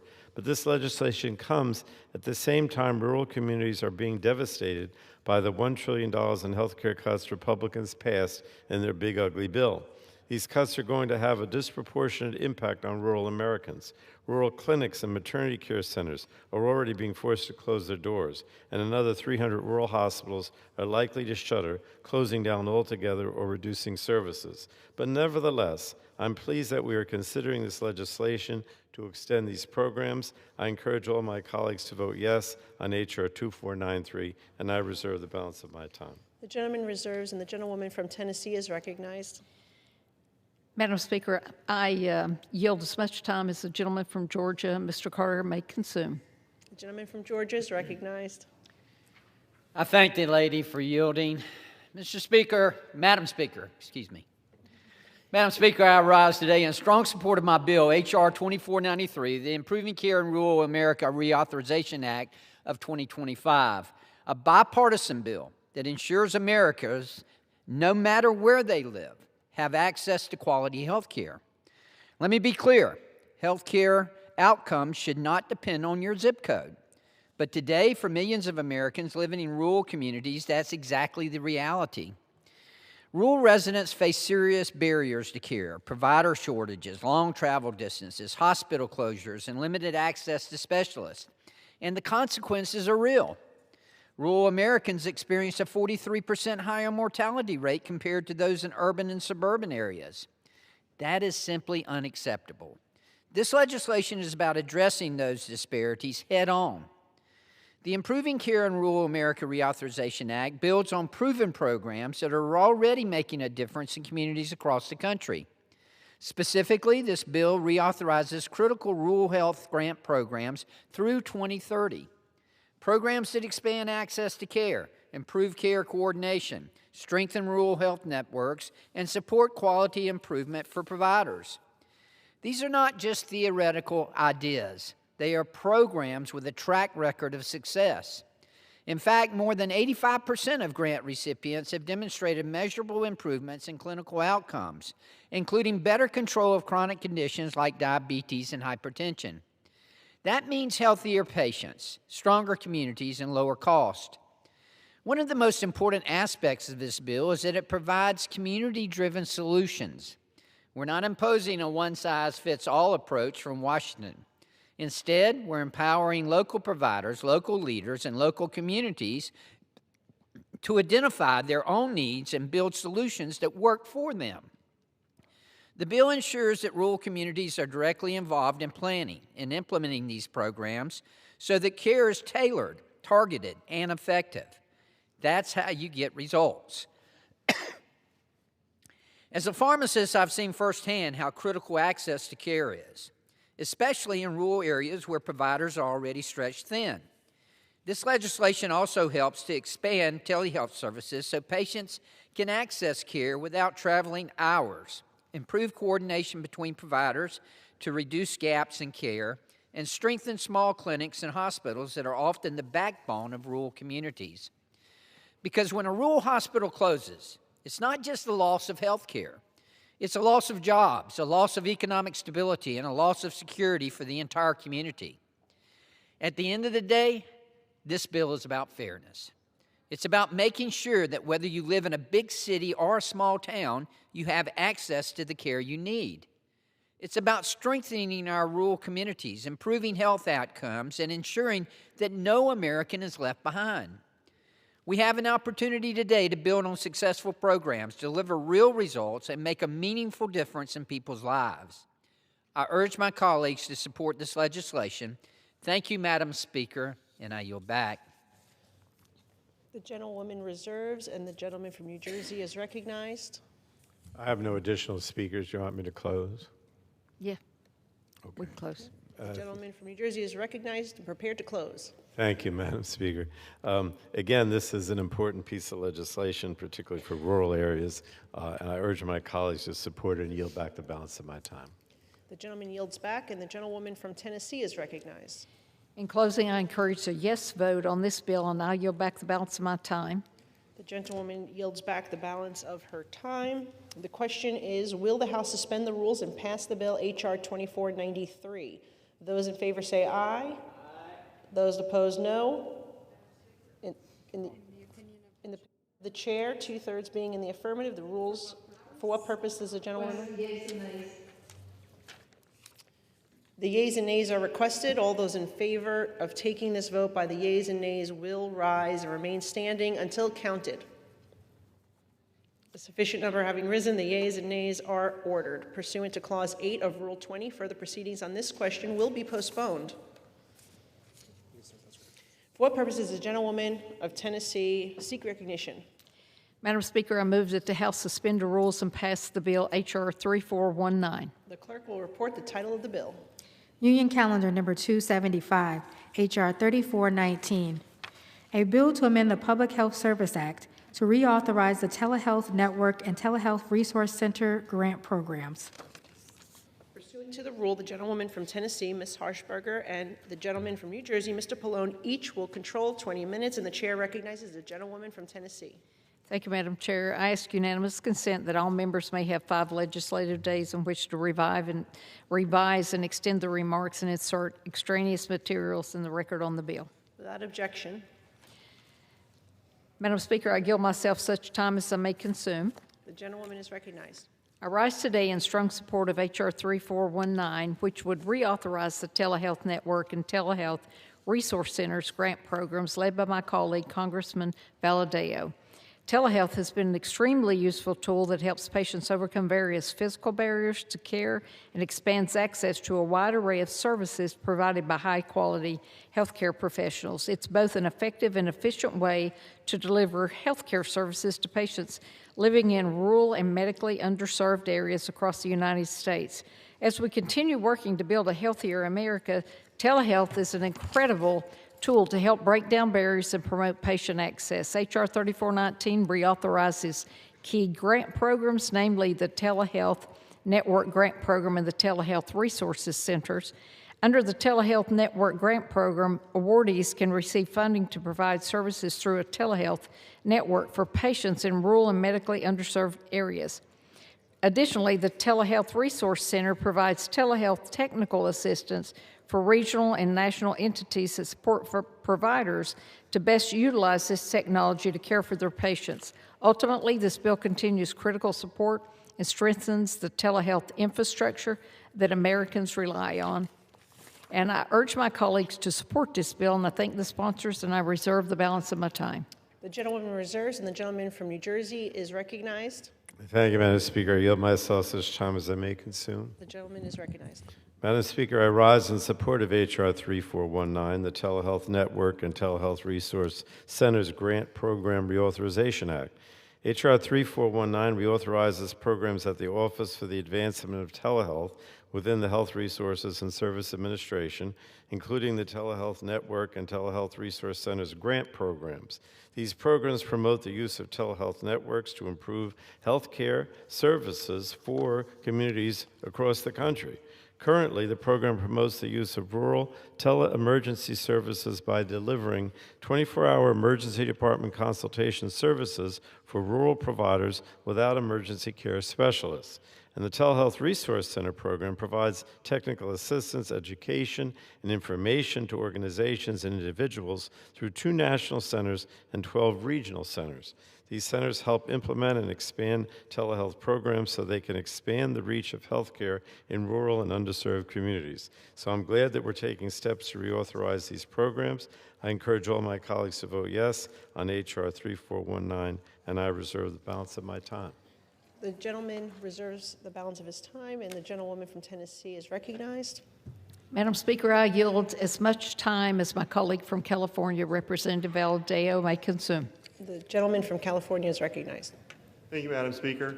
Madam Speaker, I rise today to urge support for my bill, the Telehealth Network and Telehealth Resources Center Grant Program Reauthorization Act. In the Central Valley and rural communities across the nation, telehealth is a lifeline.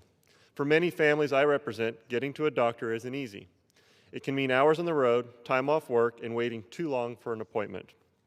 When health care is delayed, small problems can turn into something much more serious. This bipartisan bill helps close that gap.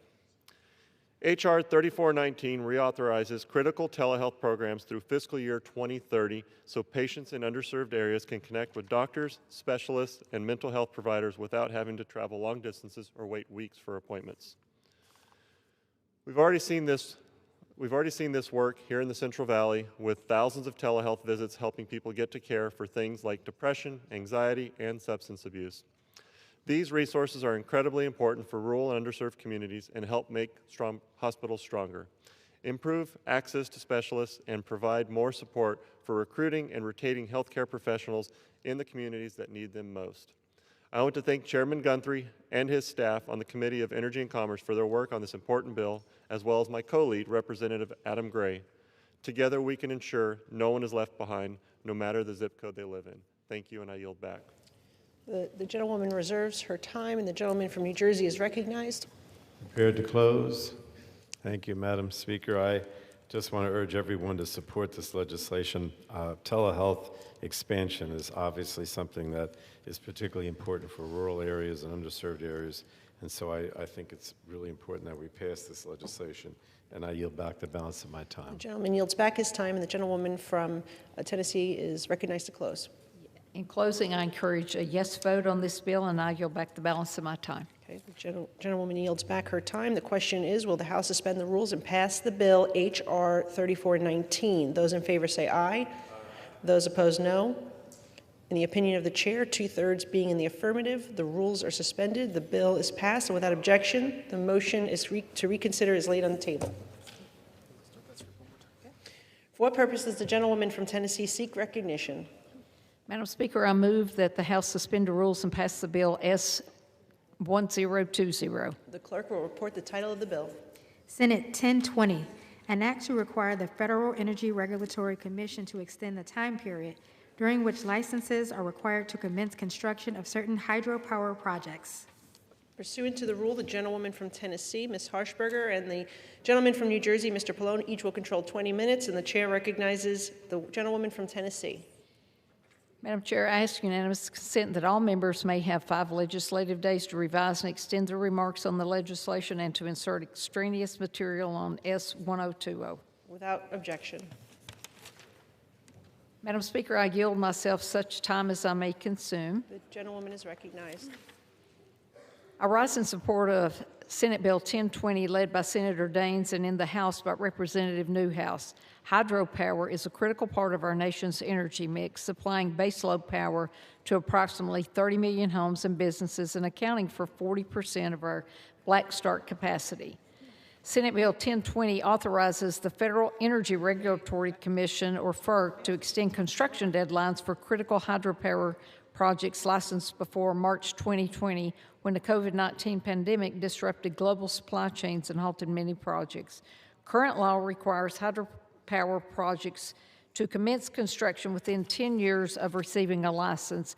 This legislation allows FERC to authorize an additional 6 years for certain projects to ensure fully licensed infrastructure is not permanently halted, depriving Americans of reliable energy. There are currently 37 projects across 15 states that are at risk of losing licenses without the passage of this bill, providing additional construction time.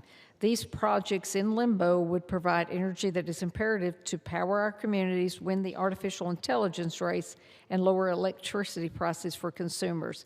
I urge my colleagues to support Senate Bill 1020, and I reserve my time. The gentlewoman reserves, and the gentleman from New Jersey is recognized. Thank you, Madam Speaker. I yield myself such time as I may consume. The gentleman is recognized. And I rise today in support of S 1020, which will grant an extension to hydropower projects impacted by the COVID pandemic. The Federal Power Act requires hydropower projects to start construction within 2 years of receiving a license from the Federal Energy Regulatory Commission, or FERC. Subsequent amendments have allowed FERC to grant extensions of up to 8 years to a project's construction deadline. Well, I think it makes sense to have a hydropower license expire if a project can't start construction within a decade of the license being issued. I recognize that the COVID pandemic and resulting supply chain issues wreaked havoc on the hydropower industry. Therefore, this bill would allow FERC to grant up to 6 additional years for projects whose licenses were issued prior to COVID to start construction, and would allow FERC to reinstate the licenses of projects whose authorizations have since expired. But I want to note that this authority is not a blank check to any developer with a license issued pre-COVID. The bill explicitly only allows FERC to grant an extension for good cause, and I expect FERC to adhere to that restriction. And in addition, I just want to note that while the House has been able to complete work on this bill, my colleagues from the Energy and Commerce Committee, Representative Schreier and Fulcher, have another bill on hydropower, that's H.R. 3657, that has been sitting in the Senate for 9 months. And I certainly hope our friends over in the Senate can pass that bill, which grants additional transparency into the hydropower licensing process as soon as possible. But in any case, I urge my colleagues to support this bill, and I reserve the balance of my time. The gentleman reserves, and the gentlewoman from Tennessee is recognized. Well, I'm prepared to close. The gentleman is Madam recognized. Speaker, I'll close by saying again that our committee is always concerned about hydropower. I urge my colleagues to support this bill, and I yield back the balance of my time. The gentleman yields back his time, and the gentlewoman from Tennessee is recognized. Well, we may have one more speaker. You better get up here, Mr. Newhouse. Time is running out. Madam Speaker.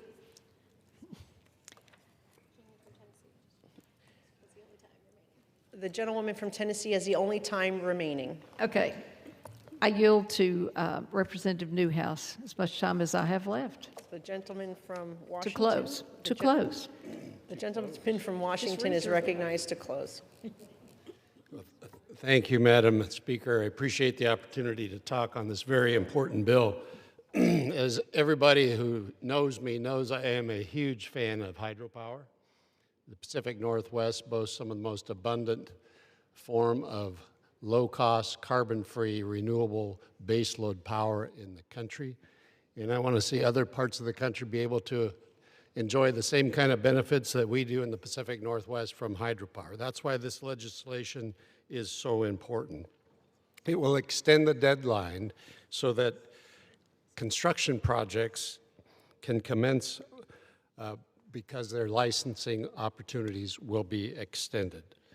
Our country needs this hydropower. We need all forms of power, but this in particular is something that will help us provide a critical role in meeting the growing demand that we see throughout our country. As I said, this is baseload power. It's carbon-free, something that's important to everybody in the country to make sure that we are good stewards of our environment. And I appreciate the opportunity to be able to speak in favor of an option that we have in front of us that potentially could provide 2.5 gigabytes more power in the near future, which will go a long ways in meeting the important demands that we have in our electrical future. So, Madam Speaker, I would urge all of my colleagues to support this legislation. Thank you, and I yield back. Well, now I'm really prepared to close, and I encourage my colleagues to vote yes on S1020, and I yield back the balance of my time. The gentlewoman yields back her time, and the question is, will the House suspend the rules and pass Senate 1020? Those in favor say aye. Those opposed, no. In the opinion of the chair. I know you can't hear me, but I do request a yeas and nays. The opinion of the chair, 2/3 being in the affirmative. For what purpose does the gentlewoman from Tennessee seek acknowledgement? I request the yeas and nays. Okay. The yeas and nays are requested. All those in favor of taking this vote by the yeas and nays will rise and remain standing until counted. A sufficient number having risen, the yeas and nays are ordered pursuant to Clause 8 of Rule 20. Further proceedings on this question will be postponed. Pursuant to Clause 12A of Rule 1, the Chair declares the House in recess for a period of less than 15 minutes.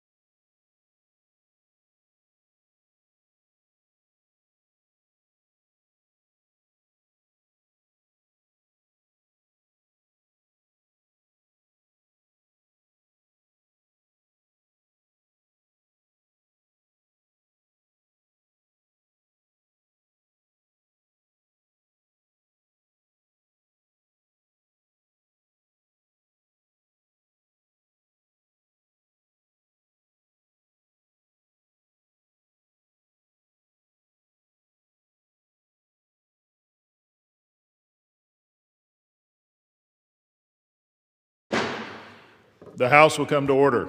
Proceedings will resume on motions to suspend the rules previously postponed. Votes will be taken in the following order: H.R. 5201, H.R. 2493, and S. 1020.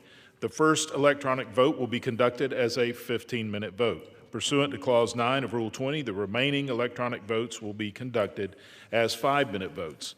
Pursuant to Clause 8 of Rule 20, the unfinished business is the vote on the motion by the gentleman from Georgia, Mr. Allen, to suspend the rules and pass H.R. 5201, on which the yeas and nays are ordered.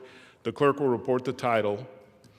Union Calendar Number 495, H.R. 5201, a bill to direct the Federal Communications Commission to publish a report on the implementation of the Carries Law Act of 2017 and for other purposes. The question is, will the House suspend the rules and pass the bill? Members will record their votes by electronic device. This is a 15-minute vote.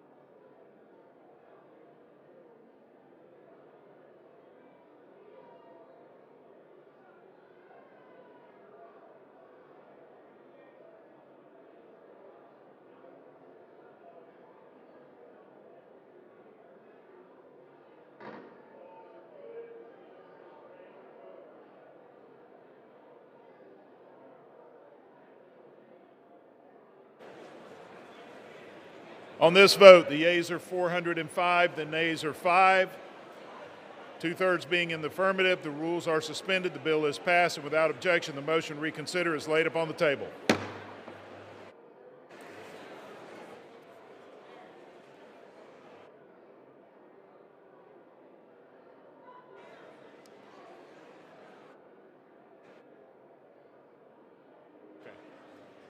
All right, ready for the... Pursuant to Clause 8 of Rule 20, the unfinished business is the vote on the motion of the gentlewoman from Tennessee, Ms. Harshbarger, to suspend the rules and pass H.R. 2493, on which the yeas and nays are ordered. The clerk will report the title. Union Calendar Number 278, H.R. 2493, a bill to reauthorize certain programs regarding rural health care. The question is, will the House suspend the rules and pass the bill? Members will record their votes by electronic device. This is a 5-minute vote.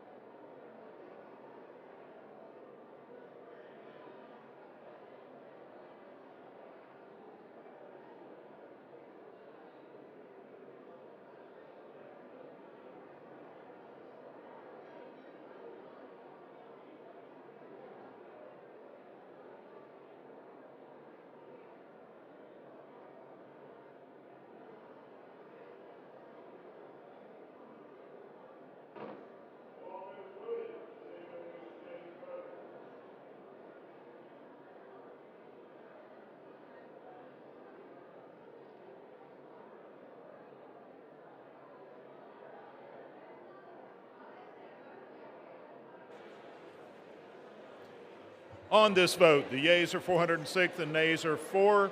Two-thirds being in the affirmative, the rules are suspended. The bill is passed, and without objection, the motion to reconsider is laid on the table.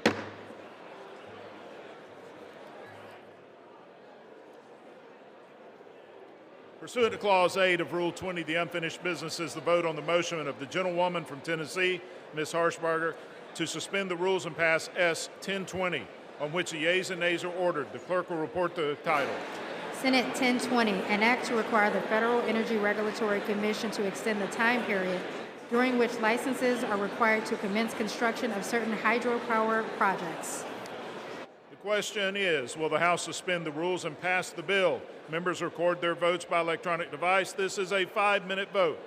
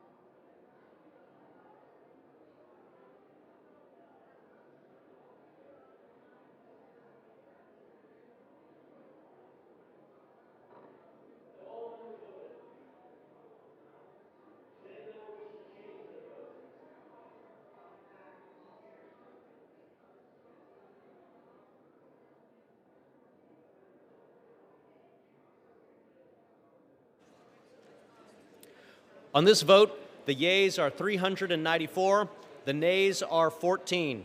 2/3 being in the affirmative, the rules are suspended, the bill is passed, and without objection, the motion to reconsider is laid on the table. For what purpose does the gentleman from West Virginia seek recognition? Mr. Speaker, I ask unanimous consent that when the House adjourns today, it adjourns to meet at 11 a.m. tomorrow. Without objection. For what purpose does the gentleman from California seek recognition? Mr. Speaker, by direction of the Democratic Caucus, I offer a privileged resolution and ask for its immediate consideration. The clerk will report the resolution. House Resolution 1202. Speaker, I ask unanimous consent that the resolution be considered as read. Without objection, the resolution is agreed to and the motion to reconsider is laid on the table. For what purpose does the gentleman from California seek recognition? Mr. Speaker, I hereby remove my name as co-sponsor of H.R. 1229. Gentleman's request is accepted.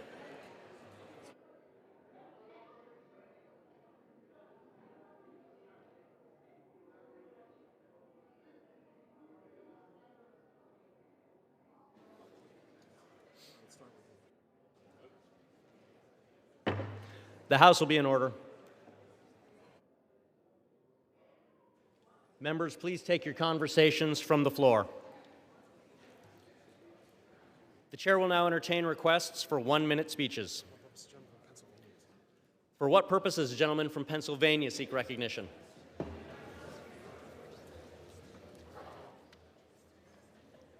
Mr. Speaker, request unanimous consent to address the House for 1 minute and to revise and extend my remarks. Without objection, the gentleman is recognized for 1 minute. Mr. Speaker, I rise today to recognize National Library Week, celebrated April 19th to April 25th. Since its establishment in 1958, National Library Week has served as an opportunity for us to acknowledge the essential role libraries play in our communities. This year's theme, Find Your Joy, encourages Americans to discover the new books, spaces, and programs offered at their local libraries. With more than 100,000 libraries across the United States, these institutions are the cornerstones of our neighborhoods. Librarians are there for us at every stage of life, from helping young students learn to read to assisting adults with research. Library staff provide the support that individuals in our communities need. As part of the week-long celebration, today is National Library Workers' Day. And I strongly encourage everyone to thank a librarian for their dedicated service and the expertise they provide. Mr. Speaker, librarians are pivotal to the success of many individuals, and I thank them for their commitment to public service. Thank you, Mr. Speaker, and I yield back the balance of my time. The gentleman yields. The House will be in order. Members are requested to please remove their conversations from the floor.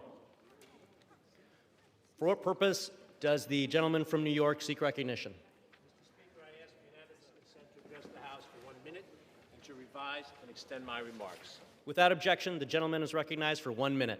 Thank you, Mr. Speaker. Mr. Speaker, I rise today to call attention to the workforce cuts taking place at FEMA. We all remember the images from Hurricane Sandy, Coney Island torn apart in our backyard in the New York area, families climbing onto rooftops to escape rising floodwaters. We remember the lessons of the California wildfires when entire neighborhoods were crumbled. And we remember the parents in Texas who never got to pick up their daughter after a mudslide overtook their summer camp. These are real devastations, not hypotheticals, and they are growing in strength and frequency.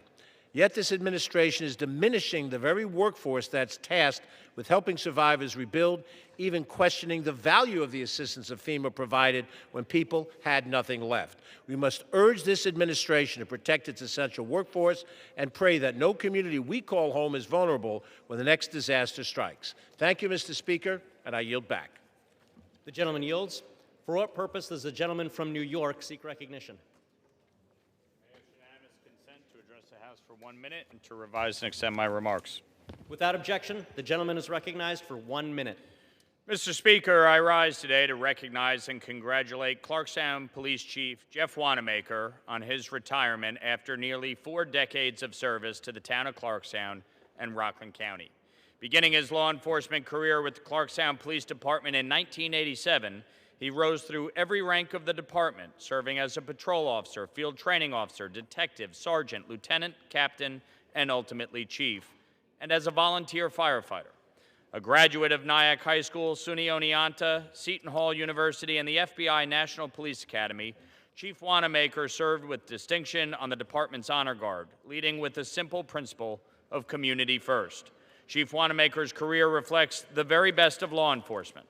A devoted family man and respected leader, he has spent his entire adult life protecting others. I join the people of Clarkstown in thanking him for his extraordinary service and wish him and his family all the best in a well-earned retirement. And I want to thank my friend for his many years of dedicated service. God bless. The gentleman yields. For what purpose does the gentlelady from Illinois seek recognition? Mr. Speaker, I ask unanimous consent to address the House for 1 minute and to revise and extend my remarks. Without objection, the gentlelady is recognized for 1 minute. Thank you. Today, I rise to honor the remarkable life and legacy of Barbara Flynn Curry. Barbara was nothing short of extraordinary, a true trailblazer in every sense. She made history as the first woman to serve in the Illinois House as Illinois House Majority Leader and became the longest-serving woman in the General Assembly. Her leadership didn't just break barriers, it reshaped what leadership could look like. As a founding mother of the Illinois Women in Leadership, also known as I Will, Barbara inspired me and countless others to pursue a career in public service. She was a force who opened doors for generations of women in Illinois politics. She led with integrity, always putting people before politics, and proving that government can work effectively when guided by principle and purpose. That is the kind of leadership we need more now than ever. Barbara will be deeply missed, but her example will continue to guide and inspire us for years to come. Thank you, and I yield back. The gentlelady yields. For what purpose does the gentleman from Kansas seek recognition? I request unanimous consent to address the House for 1 minute and revise and extend my remarks. Without objection, the gentleman is recognized for 1 minute. Mr. Speaker, today we celebrate the remarkable career of a true pillar of Kansas dentistry, Dr. Lucinda Rabin. For over 40 years, Lucinda has been more than a dentist. She has been a pioneer and a dedicated advocate to dentistry. From the very beginning, when she formed the first father-daughter practice in Kansas history, she has set a standard for excellence that has become a benchmark for our community. As the founder of Rabin Dentistry, she provided world-class care to Wichita families, but her impact reached far beyond the walls of her clinic. Whether serving as chair of the Delta Dental of Kansas, being named KDA Dentist of the Year, or testifying before the state legislature, Lucinda has been a tireless advocate for us all. Through her work with the KIND program and her years of dedicated outreach, she has secured a clear path for the next generation of dentists. I rise today to celebrate Dr. Rabin's career of leadership, integrity, and unwavering commitment to Wichita. Thank you for your decades of service and the lasting mark you've made on a community. Congratulations on a remarkable legacy. I yield back. Rounds my time. The gentleman yields. For what purpose does the gentlelady from Oregon seek recognition? Mr. Speaker, I ask unanimous consent to address the House for 1 minute and to revise and extend my remarks. Without objection, the gentlelady is recognized for 1 minute. Mr. Speaker, Mr. Speaker, Mr. Speaker, I rise today to highlight the more than $36 million in funding I have requested for Oregon's 5th Congressional District. This money will strengthen our communities by investing in clean drinking water, education, childcare, public safety, and workforce development. In Central Oregon alone, over $10 million will go towards expanding access to childcare, good-paying jobs, and wildfire preparedness. Across Oregon, these projects will make sure families, small businesses, and our children will have everything they need to survive and thrive. Because funding these projects builds on my work to support the next generation. The pillars of my K through 30 agenda are education, jobs, and housing, and these projects will unlock our ability to make progress on those key issues to set the next generation up for success. At the end of the day, Mr. Speaker, this is an investment in expanding opportunity and lowering costs for Oregonians. I'll keep fighting in Congress to deliver real results time has expired. back home. I yield back. The gentlelady yields. For what purpose does the gentlelady from New York seek recognition? Without objection, the gentlelady is recognized for 1 minute.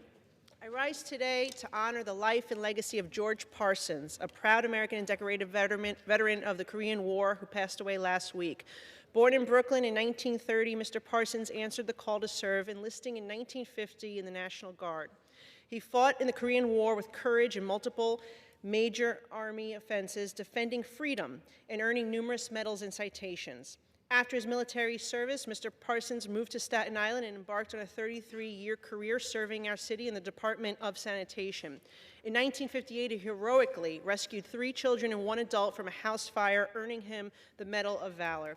George proudly served as commander of the Alan F. Kiflahan chapter of the Korean War Veterans Association and earned a place in the New York State Senate Veterans Hall of Fame.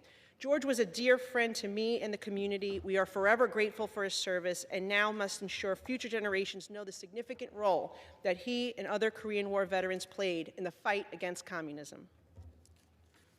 I yield back. The gentlelady yields. For what purpose does the gentleman from Texas seek recognition?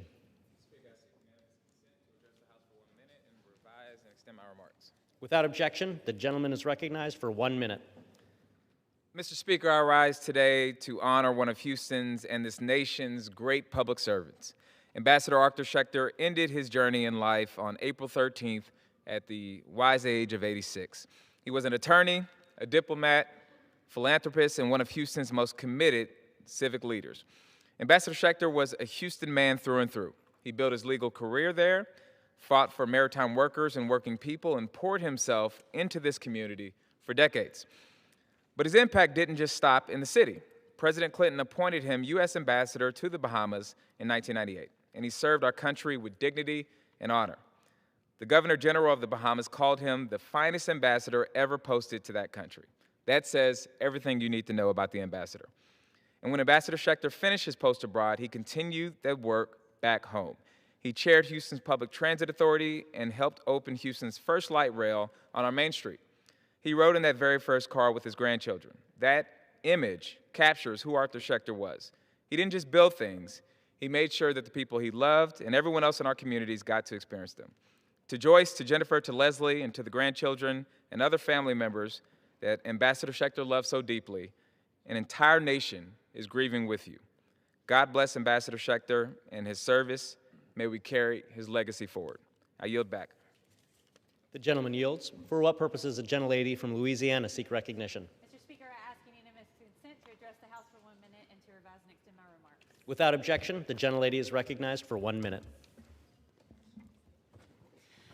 Mr. Speaker, I rise today to honor the life and legacy of Mr. Willie Cooper, whose decades of service left a lasting mark on agriculture in Louisiana. For 56 years, Mr. Cooper served with the United States Department of Agriculture and the Farm Service Agency, supporting farmers and advancing one of Louisiana's most vital industries. In 1972, he was appointed Louisiana State Executive Director of the Farm Service Agency, a role he held for 42 years. He served under 8 presidents and 13 secretaries of agriculture, an extraordinary testament to his expertise and the trust placed in him.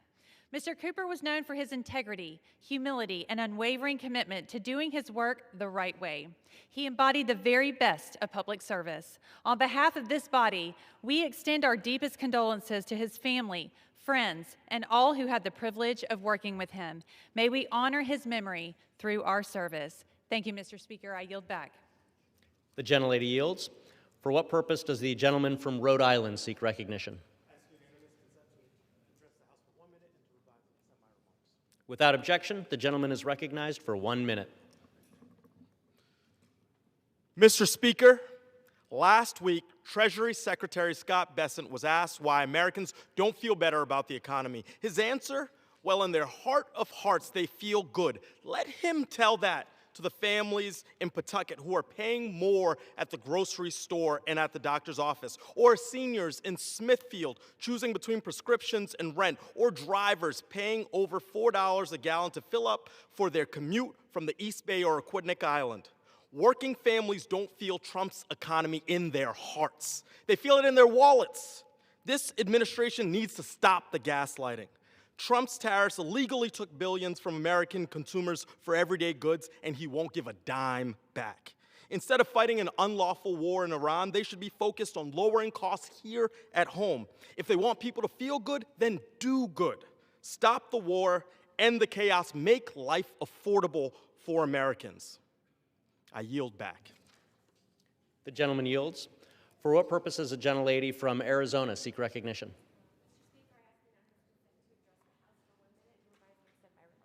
Without objection, the gentlelady is recognized for 1 minute. Mr. Speaker, I rise today to recognize Scott Blades of Tucson, Arizona, for more than 3 decades of leadership and service to the individuals living with HIV in Pima County. At the height of the HIV/AIDS crisis, when stigma and fear left many isolated, Scott responded with compassion, resolve, bringing community members together to provide care, dignity, and connection. In 1994, he founded the Tucson Interfaith HIV/AIDS Network, building a powerful model that united faith communities, volunteers, and service providers to support those in need. Under his leadership, he recruited thousands of volunteers, and together, THON served more than 1,600 people living with HIV, improving health outcomes, reducing stigma, and strengthening the community. Scott Blades' career reflects the very best of public service, a lasting commitment to dignity, equity, and care for others. I ask the people of CD7 to join me in honoring his extraordinary contributions to Southern Arizona. Scott, thank you so much, my friend, and congratulations. I yield back. The gentlelady yields. For what purpose does the gentlelady from California seek recognition? Speaker, I ask unanimous consent to address the House for 1 minute and to revise and extend my remarks and to figure out how to lift this back up again. Without objection, the gentlelady is recognized for 1 minute. Mr. Speaker, tomorrow marks the 111th anniversary of the Armenian Genocide, the systematic murder of 1.5 million Armenians by the Ottoman Empire. For more than a century, that truth was denied. I represent California's 30th district, home to the largest Armenian American community outside of Armenia. And for my constituents, this anniversary is not history, it's living memory, it's their friends and family. Unfortunately, aggression against Armenians is happening again. More than 120,000 Armenians have been ethnically cleansed from Artsakh, their ancestral homeland. 23 prisoners remain unjustly detained in Azerbaijan. Sacred cultural and religious sites are being destroyed, sites that I had the honor of visiting several years ago. So today, I recommit to fighting to demand the release of every Armenian prisoner of war, to the end of military aid to Azerbaijan, for the right of displaced Artsakh families to return home to their lands. And I will fight to protect Armenia from ongoing threats from Turkey and Azerbaijan. Mr. Speaker, I am proud to mark this solemn occasion. Thank you, and I yield back. The gentlelady yields. For what purpose does the gentleman from California seek recognition? Speaker, I ask unanimous consent to address the House for 1 minute and to revise and extend my remarks. Without objection, the gentleman is recognized for 1 minute. Mr. Speaker, I rise today to recognize and congratulate Darren Cronkite on an extraordinary milestone, 30 years of dedicated business leadership in Riverside, California. In 1996, Darren opened Back to the Grind, which quickly became more than a coffee house. Through open mics, art showcases, and community events, it has become a cornerstone of downtown Riverside's cultural life. Darren's commitment to inclusion and community building has made a lasting impact across the Inland Empire. By ensuring that all people, including members of the LGBTQ+ community, have a place to feel seen and connected, he has strengthened the social fabric of Riverside. Darren, congratulations on 30 years of service, leadership, and community impact.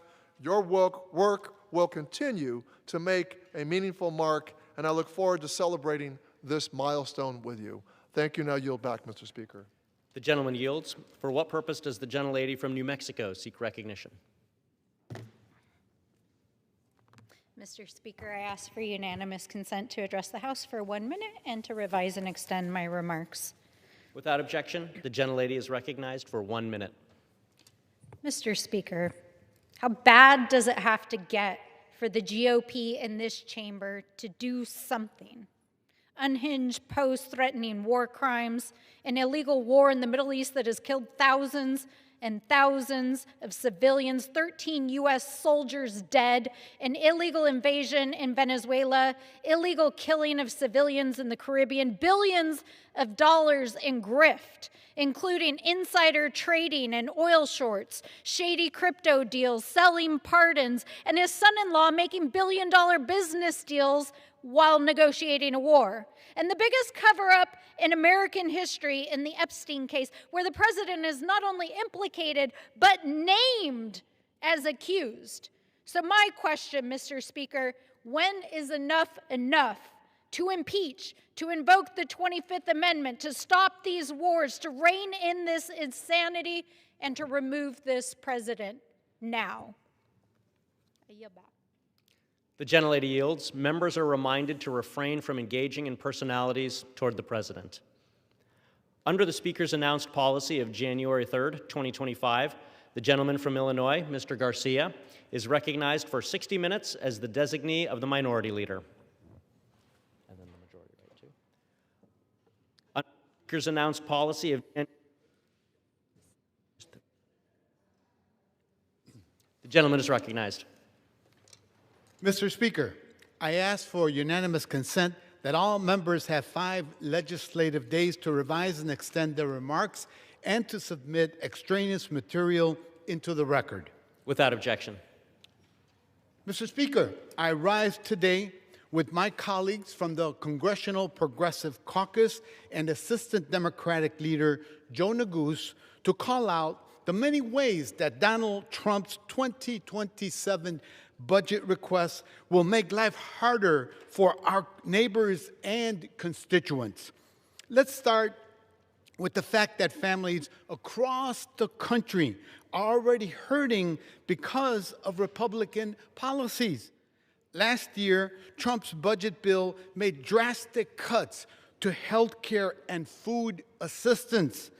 17 million people will lose health care coverage as a result.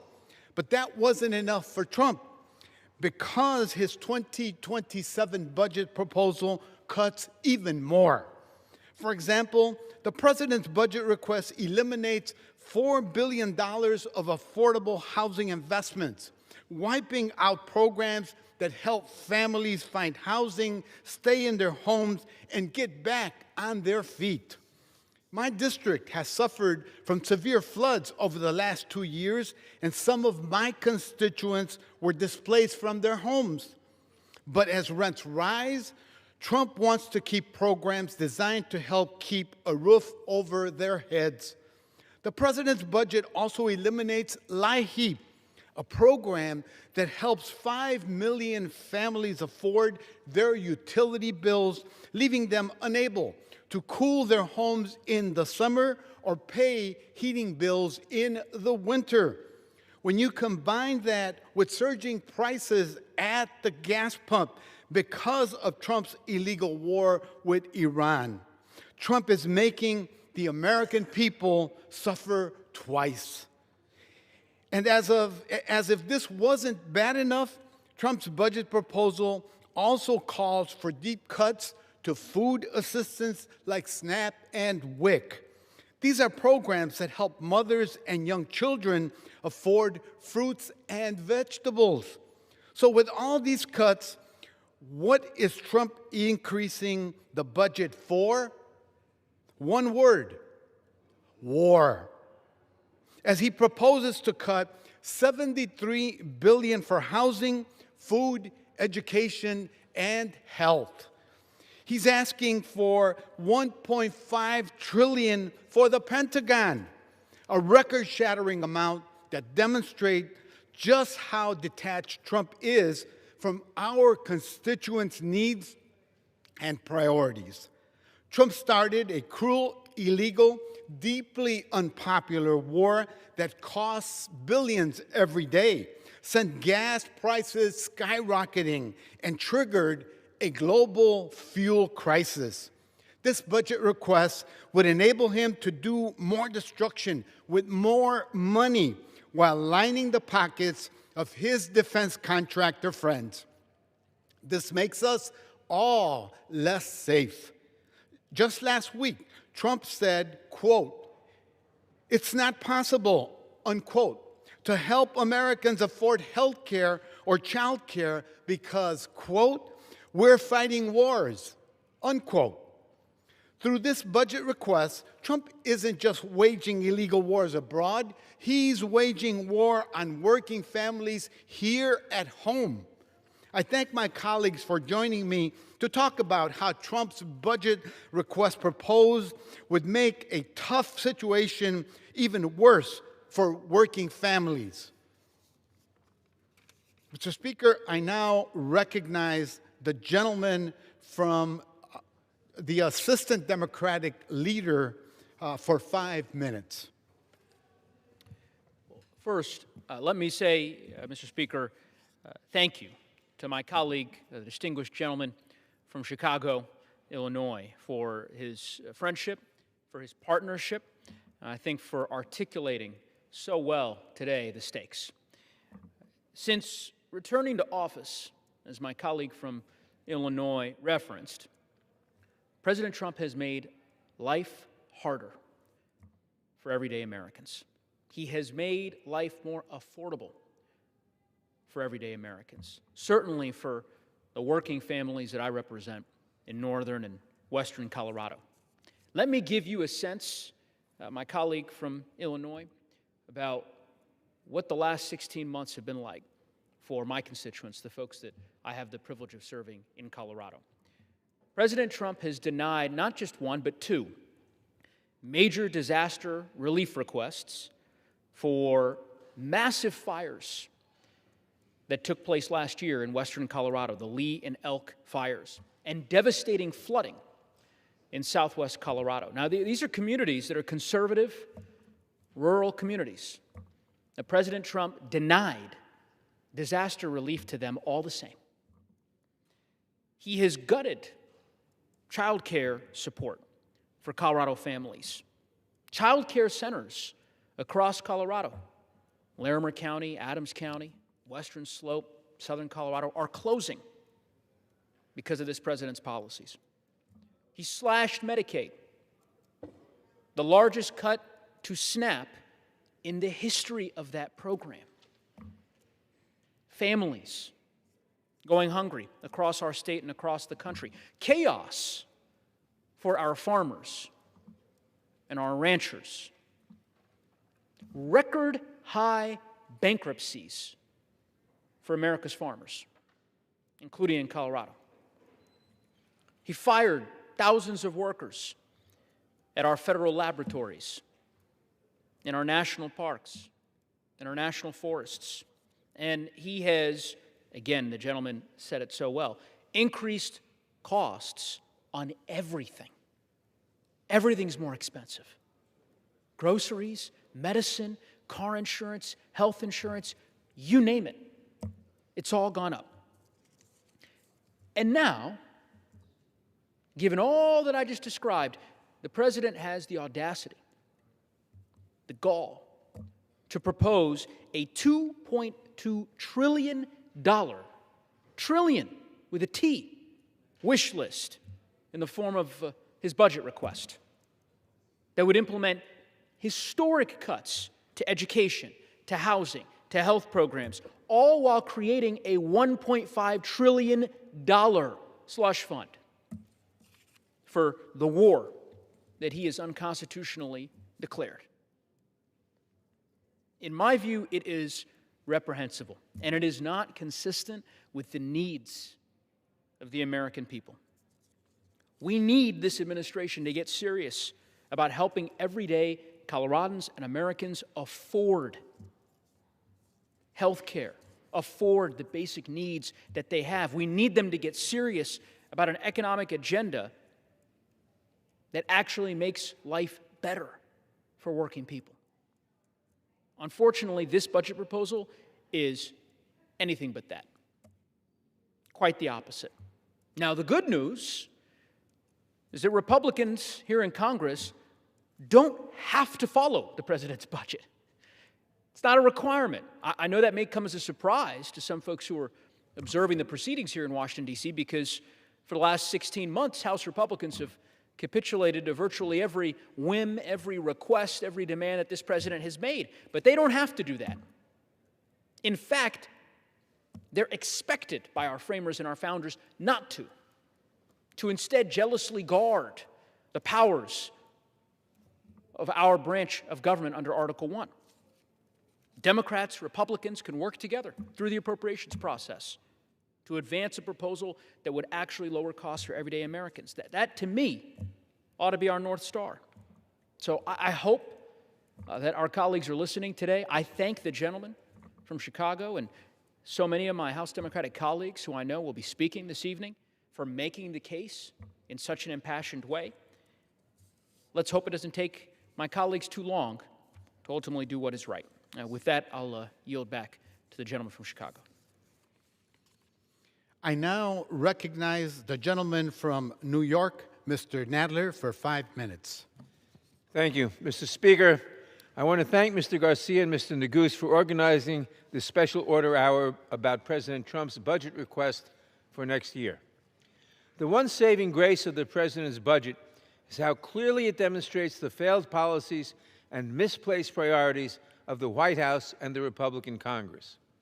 While proposing a massive increase in defense spending to support a reckless war of choice in Iran and supporting numerous policies to protect the billionaire class, the Trump budget would slash programs that provide health care, education, and housing to working Americans, and would do nothing to lower gas prices or make groceries more affordable. While there are too many outrages contained in this budget to mention all of them, I want to focus on one program in particular that highlights the senseless cruelty represented by this budget. The President would completely eliminate support for the Housing Opportunities for Persons with AIDS, or HOPWA program. HOPWA provides critical housing support to hundreds of thousands of individuals and their families across the country. Housing is one of the greatest needs for those living with HIV/AIDS, and it is among the strongest predictors of access to treatment and health outcomes. Unstable housing or homelessness is linked to late or limited access to care, higher viral loads, increased hospitalizations, and premature death. HOPWA was created in 1990 to respond to the HIV crisis, and it has enjoyed bipartisan support for decades. It has led to dramatic improvements in health care and reduced mortality for people living with HIV and AIDS. And yet, this president wants to cut HOPWA to the bone, leaving people living with HIV and AIDS vulnerable to more HIV transmissions and a spike in homelessness. Congress established HOPWA under a Republican president, I might add, because of illegal discrimination in the private housing market against people with HIV and AIDS. And for public housing, many individuals with HIV and AIDS on the waiting list for housing tragically died while waiting for an open unit. HOPWA changed that. A study from 2010 found that HOPWA has been tremendously effective in improving the physical health and housing status of enrollees. These gains did not come overnight.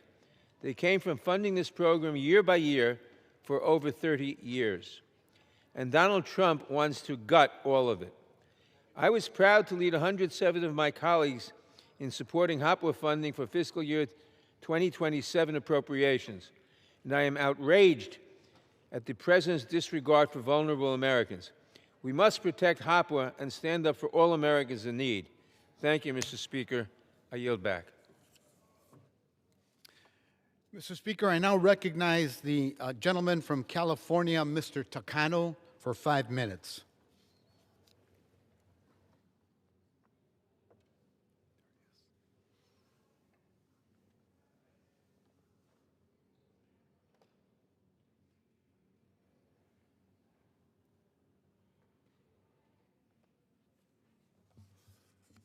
I thank my good friend, the gentleman from Illinois, for yielding time.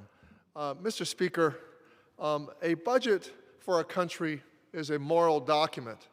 It shows our priorities. It shows what kind of future we are laying the groundwork for. A budget should reflect investments in Americans by funding education and housing while also lowering costs. But Donald Trump's budget request, it sends a clear message about the kind of country Republicans want. One that invests in war, not Americans. What happened to the so-called America First project by this president? What happened to the so-called America First project? The president's budget slashes $8.5 billion from K-12 programs, cuts 52% of the budget for the agency charged with protecting our air and water, and reduces housing programs by $11 billion. All of that to pay for the largest percentage increase to the Department of Defense since World War II. Let me say that again. All of that to pay for the largest percentage increase to the Department of Defense since World War II. The American people are tired of seeing their tax dollars fund more endless wars in the Middle East. They are tired of seeing a president who sends our sons and daughters to war while being increasingly unstable both mentally and emotionally.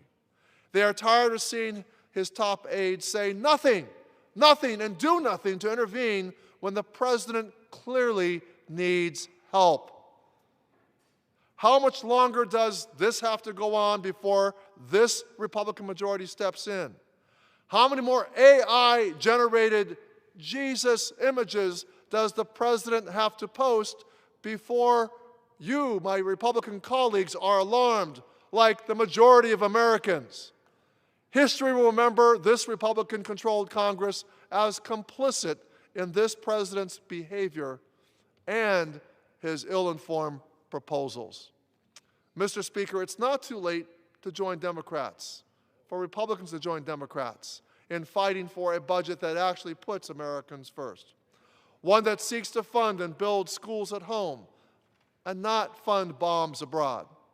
A budget that reflects the values of a government and its president, and that in fact rings true here.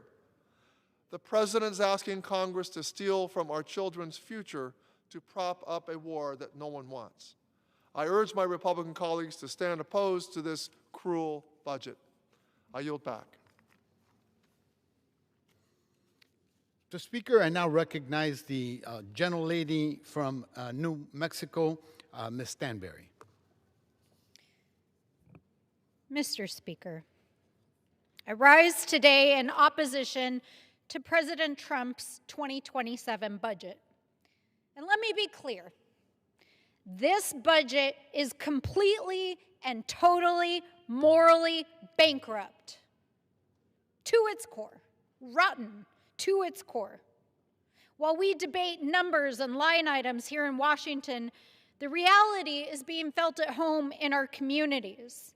In New Mexico, people are worried how they're going to put food on the table, a roof over their head, how they're going to keep the lights on, how they're going to make their rent. And they are looking to us, the leaders in this body, to do something to help the American people. And yet this budget does the exact opposite. It is a betrayal of the American people.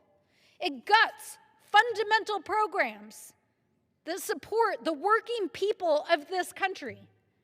At a time when utilities are at an all-time high, this budget eliminates LIHEAP, which is vital to helping low-income families heat and cool their homes, including millions of seniors. At a time when we have a housing crisis in every community across this country, this bill guts block grants and housing programs that provide affordable housing in our communities.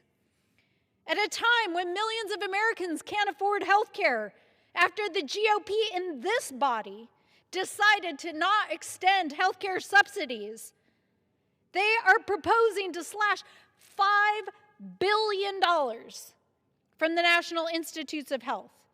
They're proposing to gut and consolidate and eliminate billions of programs from the CDC, from SAMHSA, from HRSA. In a time when Americans are struggling with an opioid epidemic and an addiction crisis that is literally claiming lives every week in communities across this country, they are gutting the programs that keep Americans alive. In a time when New Mexicans are facing one of the most difficult water years we have probably ever seen in the history of our state in modern times, they are threatening to cut funding for water infrastructure. This is a morally bankrupt budget, and it will bankrupt the American people.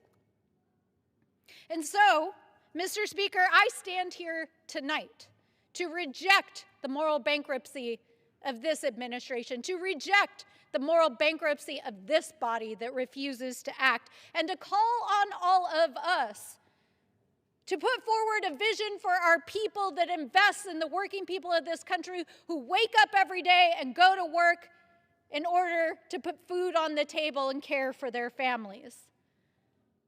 Now, people will say, we can't afford it. How would we afford to invest in our people? And let me just say this. In New Mexico, we are one of the poorest states in the United States, but we have made the moral choice to invest in our people. We have made the moral choice to become the first in the nation to guarantee free childcare and early childhood education for every single family. We are the first in the nation to guarantee free higher education and trade school to every New Mexican. When the GOP shut down the federal government and Donald Trump threatened to gut health care and food assistance, New Mexico stood up and acted. We extended health care to thousands of New Mexicans and made sure that not a single family would go without food on their table. Because we reject the cruelty and moral bankruptcy of a politics that says we can't invest in our people. And we reject a budget that would steal from them so that an out-of-control madman in the White House could take the American people's hard-earned taxpayer dollars and buy more bombs. That's why we're here tonight, because we reject that America. So, Mr. Speaker, let me just say this. We are the wealthiest nation in the world. We can invest in our people. We can lower costs. We can build an economy for every single person. We can value our communities. We can care for our communities. So we are here tonight to stand up, to speak out, and to reject the moral bankruptcy of a budget that would bankrupt our people. And with that, I yield back. I now recognize the gentlelady from Ohio, Ms. Brown, for 5 minutes. Thank you, Congressman Garcia. Mr. Speaker, the convicted felon in the White House is not an honest man. But when he rebranded the Department of Defense as the Department of War, for once he told the truth. Because war is what we have, war is what he wants, and war is what he is asking for the American people to pay for. President Trump's budget requests $1.5 trillion in taxpayer money for the Department of War. $1.5 trillion, a $440 billion increase, and who pays the extra $440 billion? Not the billionaires who just got tax cuts, not Elon, not the Trump family, not White House insiders cashing in on trades ahead of market-moving announcements. No. Trump's war machine will be paid for by working people, just like his tax cuts for billionaires were paid for by working people.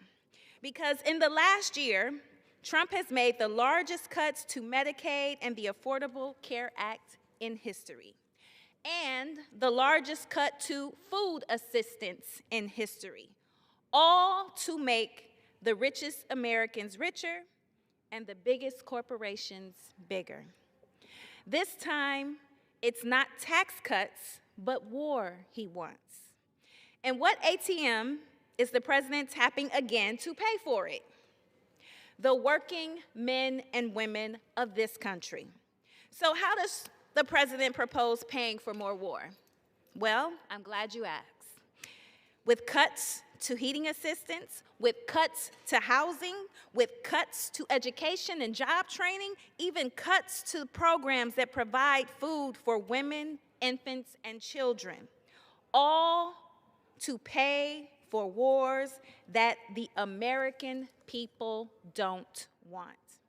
And what's the agenda? Cut health care to fund war. Cut food to fund war. Cut housing and heating programs to fund war. Cut maternal health to fund war. Cut more, take more, sacrifice more, and for what? For war. Wars the American people do not want. That's not just grossly irresponsible, it is gross and immoral. Look, I don't know who's winning Trump's war with Iran, but I can tell you who's losing the war. Everyday people in America. Hardworking people seeing prices rise even more. People trying to afford health care, to buy a home and make ends meet. Working people can't afford Trump's reckless wars, and they can't afford this horrendous budget.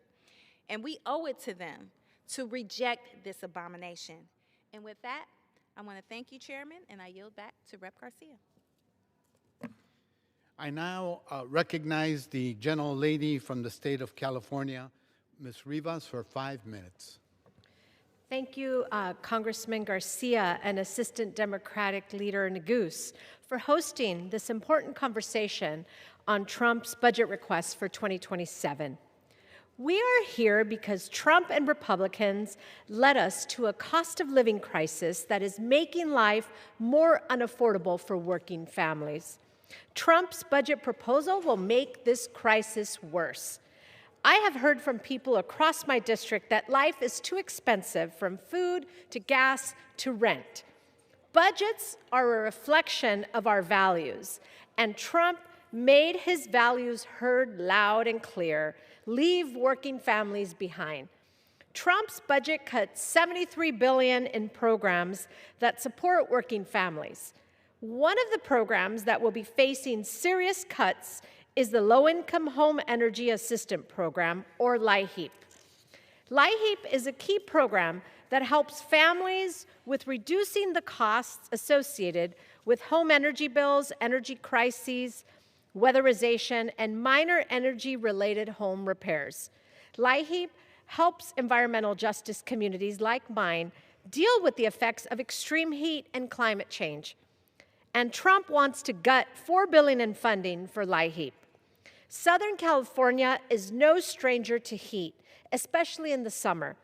However, due to climate change, periods of extreme heat in Southern California, especially in the San Fernando Valley, are becoming more common, more intense, and more harmful. Eliminating critical funding for LIHEAP means my constituents will be less prepared to deal with periods of extreme heat, while also paying more to keep their homes cool. Extreme levels of heat with no support or financial assistance to keep homes cool will be dangerous and even deadly.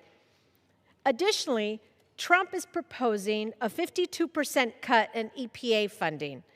EPA has helped environmental justice communities like mine breathe cleaner air and drink cleaner water. By cutting EPA funding by over half, Trump will make our communities sicker. Trump's budget proposal does not make life healthier or more affordable for working families in my district and across the country. In fact, prices will skyrocket. Since Trump's war in Iran started, gas prices in Los Angeles County have shot up to an average of nearly $6 per gallon, with some gas stations seeing prices as high as $8 per gallon. Trump's budget request does not bring gas prices down for working families in the San Fernando Valley or across the country. Trump's budget will also harm pregnant women, mothers, and children. WIC programs across my district help many of my constituents access the resources that they need for a healthier life, including food vouchers, nutrition education, and healthcare referrals. Trump's budget proposal slashes funding for WIC programs and will force millions of Americans to go hungry. At a time when Americans are struggling to afford to put food on their tables, Trump and Republicans are offering no life raft for those who need it the most. Trump wants to continue spending over $1 billion per day to continue his war in Iran, while working families in my district and across the country continue to struggle with the rising cost of gas. As Donald Trump turns his back on working Americans, my Congressional Progressive Caucus colleagues and I are fighting for them and the resource that they need to succeed. Thank you, and I yield back to Congressman Garcia. I now recognize the gentlelady from California, Ms. Baragan, for 5 minutes. Thank you, Representative Garcia, for your leadership on this. Americans are struggling.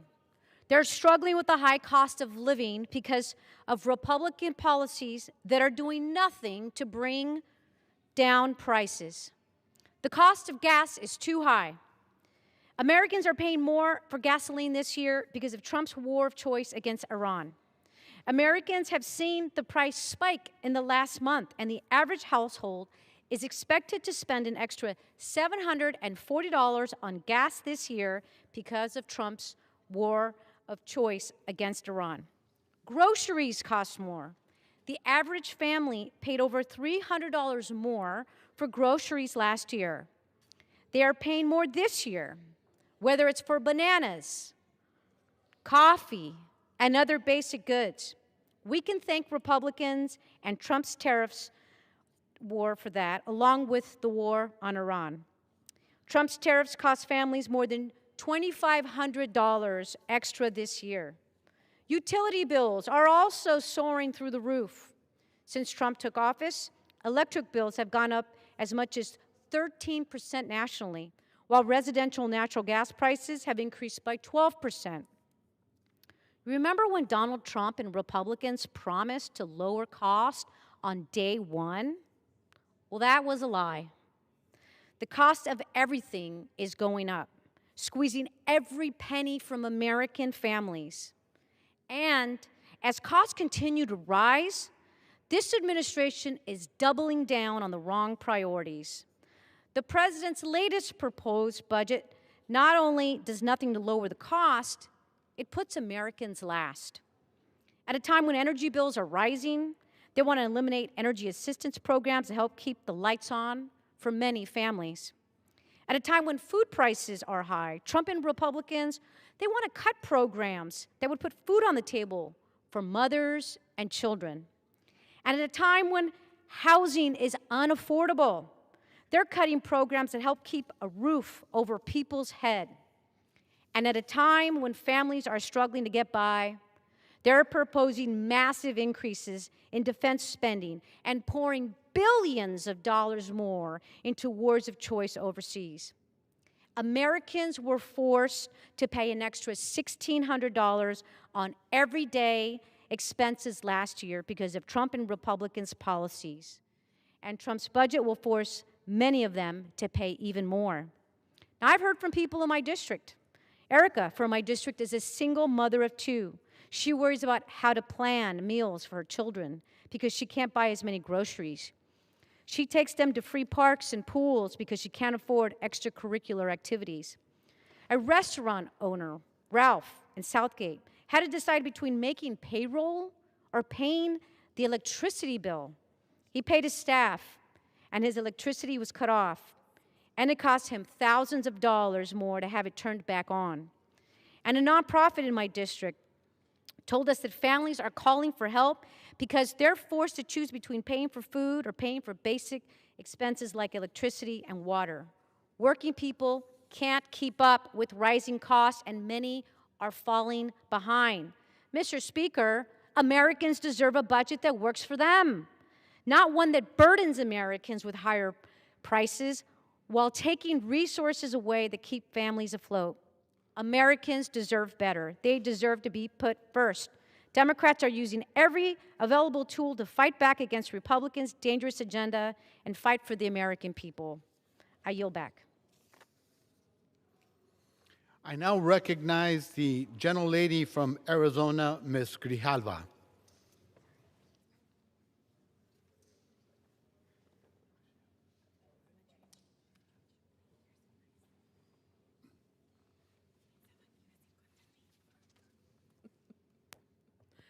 Thank you, Representative Garcia, for your leadership and for giving us the opportunity to weigh in on this budget. I rise today to speak on this administration's budget request, a proposal that makes one thing painfully clear. Trump's budget isn't America first, it's America last. While working families struggle to get by, this budget spends $350 billion on another endless and illegal war abroad. To fund this, his budget cuts the very programs people rely on here at home. In Arizona, we're already seeing the devastating consequences of cuts from the Big Ugly Law. More than 400,000 Arizonans, including 180,000 children, have lost SNAP access just this last year. That's nearly half of all recipients in my state, the largest drop in the country. That means parents skipping meals so their kids can eat. It means seniors choosing between groceries and medication. It means food banks stretched beyond capacity, trying to fill the gap that the federal government has created.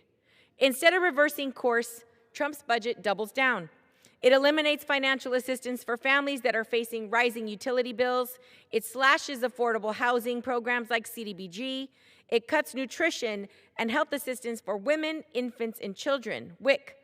And it guts cancer research and public health funding, even as rural hospitals struggle to stay open. This budget is a statement of values, and it shows clearly that the priority is not our people. It tells us exactly who this administration is willing to fight for and who it's willing to leave behind. A 42% increase in funding for the Pentagon, while cutting programs that support American people here at home by 10%. I will not support a budget that asks working families to sacrifice more just to bankroll endless wars abroad and hand out tax breaks to the wealthy. Our people deserve better. Nuestra gente merece mejor. Thank you, and I yield back. Thank you to the gentlelady from Arizona. I now want to recognize the gentleman from Texas and to thank him for his patience. He was here at the beginning of this special order hour, waiting patiently to make the case for his district and the people he was sent to fight for here in Washington. Mr. Menifee. Thank you very much to my colleague from Chicago, Mr. Garcia. Mr. Speaker, I rise today to oppose President Trump's budget. A budget is a statement of values, and this one shows what President Trump cares about. His senseless war first, and American families last. Across the country, and in my home in Houston, Americans are fed up with a government that seems more focused on endless wars than on whether people can afford groceries or gas. President Trump's proposed budget cuts so many of the programs that would offer even a little bit of relief to the economic pain he's caused. It would even cut child care, ignoring the realities families face. As a father of two, I know how costly child care is, and I'm troubled by leaders who would make it harder, not easier, for parents to work and raise their children. We're feeling these cuts uniquely in my city, Houston. Despite having some of the most food-insecure neighborhoods in the entire country, we've seen massive cuts to food banks, including tens of millions of dollars to the Houston Food Bank. Despite having the largest medical research hub in the entire country in the Texas Medical Center that relies on a routine basis on NIH grants, we've seen $5 billion cut from the NIH. And despite having some of the most environmental injustice-ridden communities in the entire United States of America, we have seen more than 50% in funding cuts to the Environmental Protection Agency. And we know that those cuts are coming mostly from the environmental justice divisions. This budget is immoral. It's an attack on Americans, and it's going to severely harm people in Houston.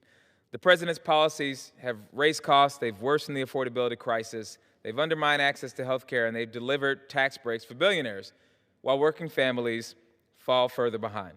Millions of people risk losing vital care and financial security, while a small number of billionaires see their wealth grow. Think about that. Families going without care so that the rich can get richer. We are the wealthiest nation on earth.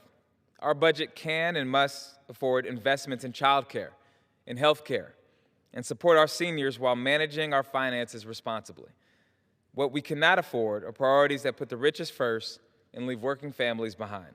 President Trump's budget represents not America first, but America last. I yield back.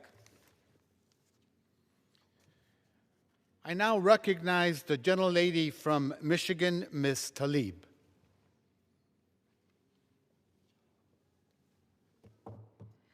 Thank you so much to my colleague from Illinois for his continued effort to protect and fight for working families. As you all know, since the last 7 years I've been here, I have been pushing for us to fund and acknowledge that safe, accessible, affordable drinking water is a human right. Right now in our United States, we have programs for electricity and gas shutoffs, but nothing for water. Water is life. It is sometimes literally a barrier to a public health crisis. So Congresswoman Debbie Dingell and I are changing that. In 2021, we had established, for the first ever, the Low-Income Housing Water Assistance Program, a financial assistance program to pay off bills and debts and keep people's water connected during the pandemic. It was a total of $1.1 billion. The program saved countless lives, but the money has run out. And millions of Americans right now are struggling to keep up with affordability crisis and having their water shut off. It's not just an issue in Detroit, but communities like City of Inkster, Redford, Township, and other areas in the 12th Congressional District. But this is a statewide issue, a nationwide issue. Every congressional district right now has a water crisis. That's why, again, we're together introducing, Congresswoman Dingell and I, the Water Access and Affordability Act to establish a permanent low-income drinking water assistance program within the Environmental Protection Agency.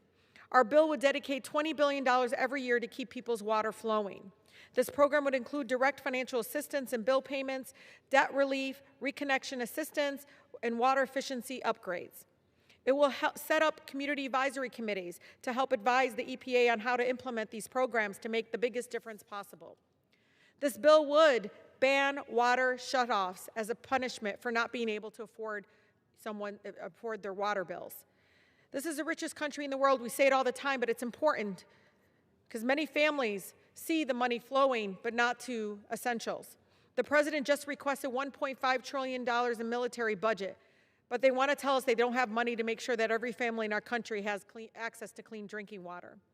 This bill is an important first step in our movement to recognize that, again, water is life. It is a human right. Why this become an issue for me and something very important is there was a couple in their 70s, an African-American couple in my community. And the story was published in one of our local outlets. And the gentleman,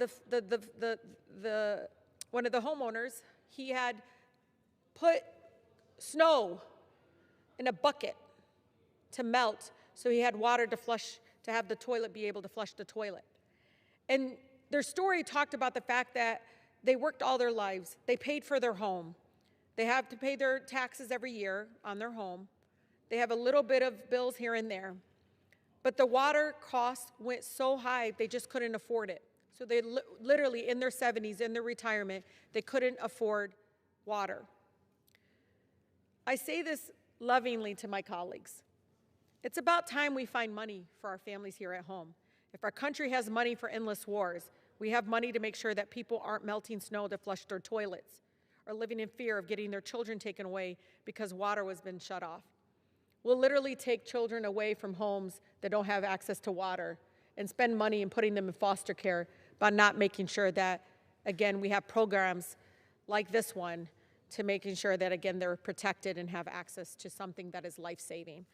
So water is a human right, and I hope my colleagues will continue to try to support, again, the funding of this program.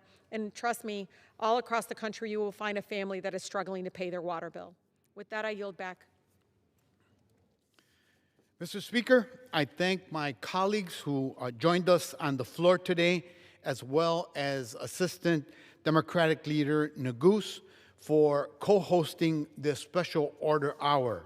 We're all elected to bring our constituents' voices here to Congress and to pass policies that help them live better lives. I urge my colleagues to protect housing, education, and health care especially. In other words, to prioritize the needs of all of our constituents. And with that, I yield back.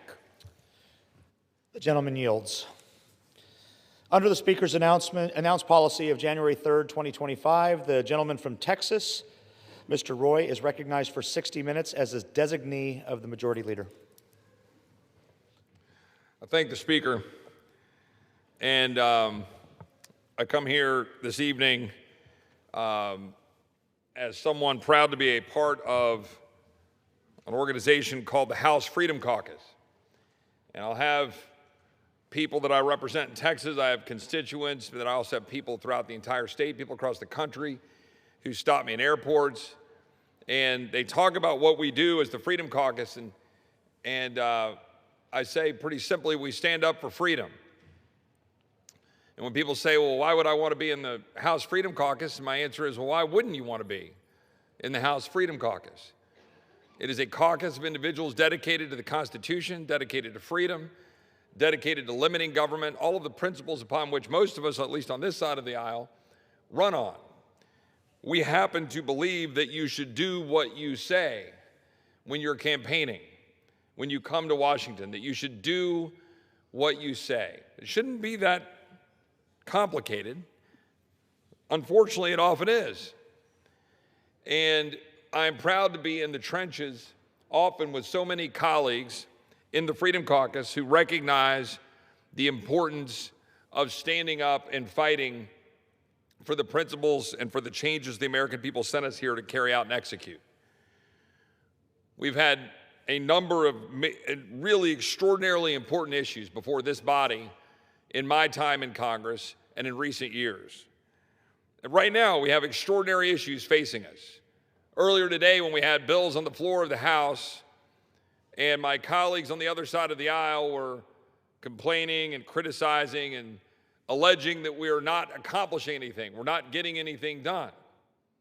And alternatively, when I talk to the people that I represent, and I talk to Texans, and I talk to the people I said that stop me in airports, and that thank us for doing what we do in the House Freedom Caucus, for conservatives here on the House floor, I would say that I'm very proud of the things that we've done over the last 15 months. I am proud that we cut taxes. I'm proud that we made sure that we put reforms in place to stop fraud and abuse. I'm proud that we were able to put reforms in Medicaid and in food stamps to eliminate welfare for people who aren't working and for people who are illegal aliens. I'm proud of the fact that this president has stopped the flow of illegal aliens at the border, that he's designated cartels as terrorist organizations, that he's taken the fight to the cartels and going after Venezuela and trying to restore our dominance in the Western Hemisphere. I'm proud that we have people now registering and enlisting in the United States military in record numbers because he's restored people's belief and confidence in the United States military. I'm proud that he's standing up in defense of common sense, of saying that we shouldn't have boys and girls locker rooms and that we should be doing the things that would restore order and common sense throughout our country. I'm proud of what we've been doing. But I have to say that the House Freedom Caucus stands at the epicenter of, I think, of the great things that we've been accomplishing.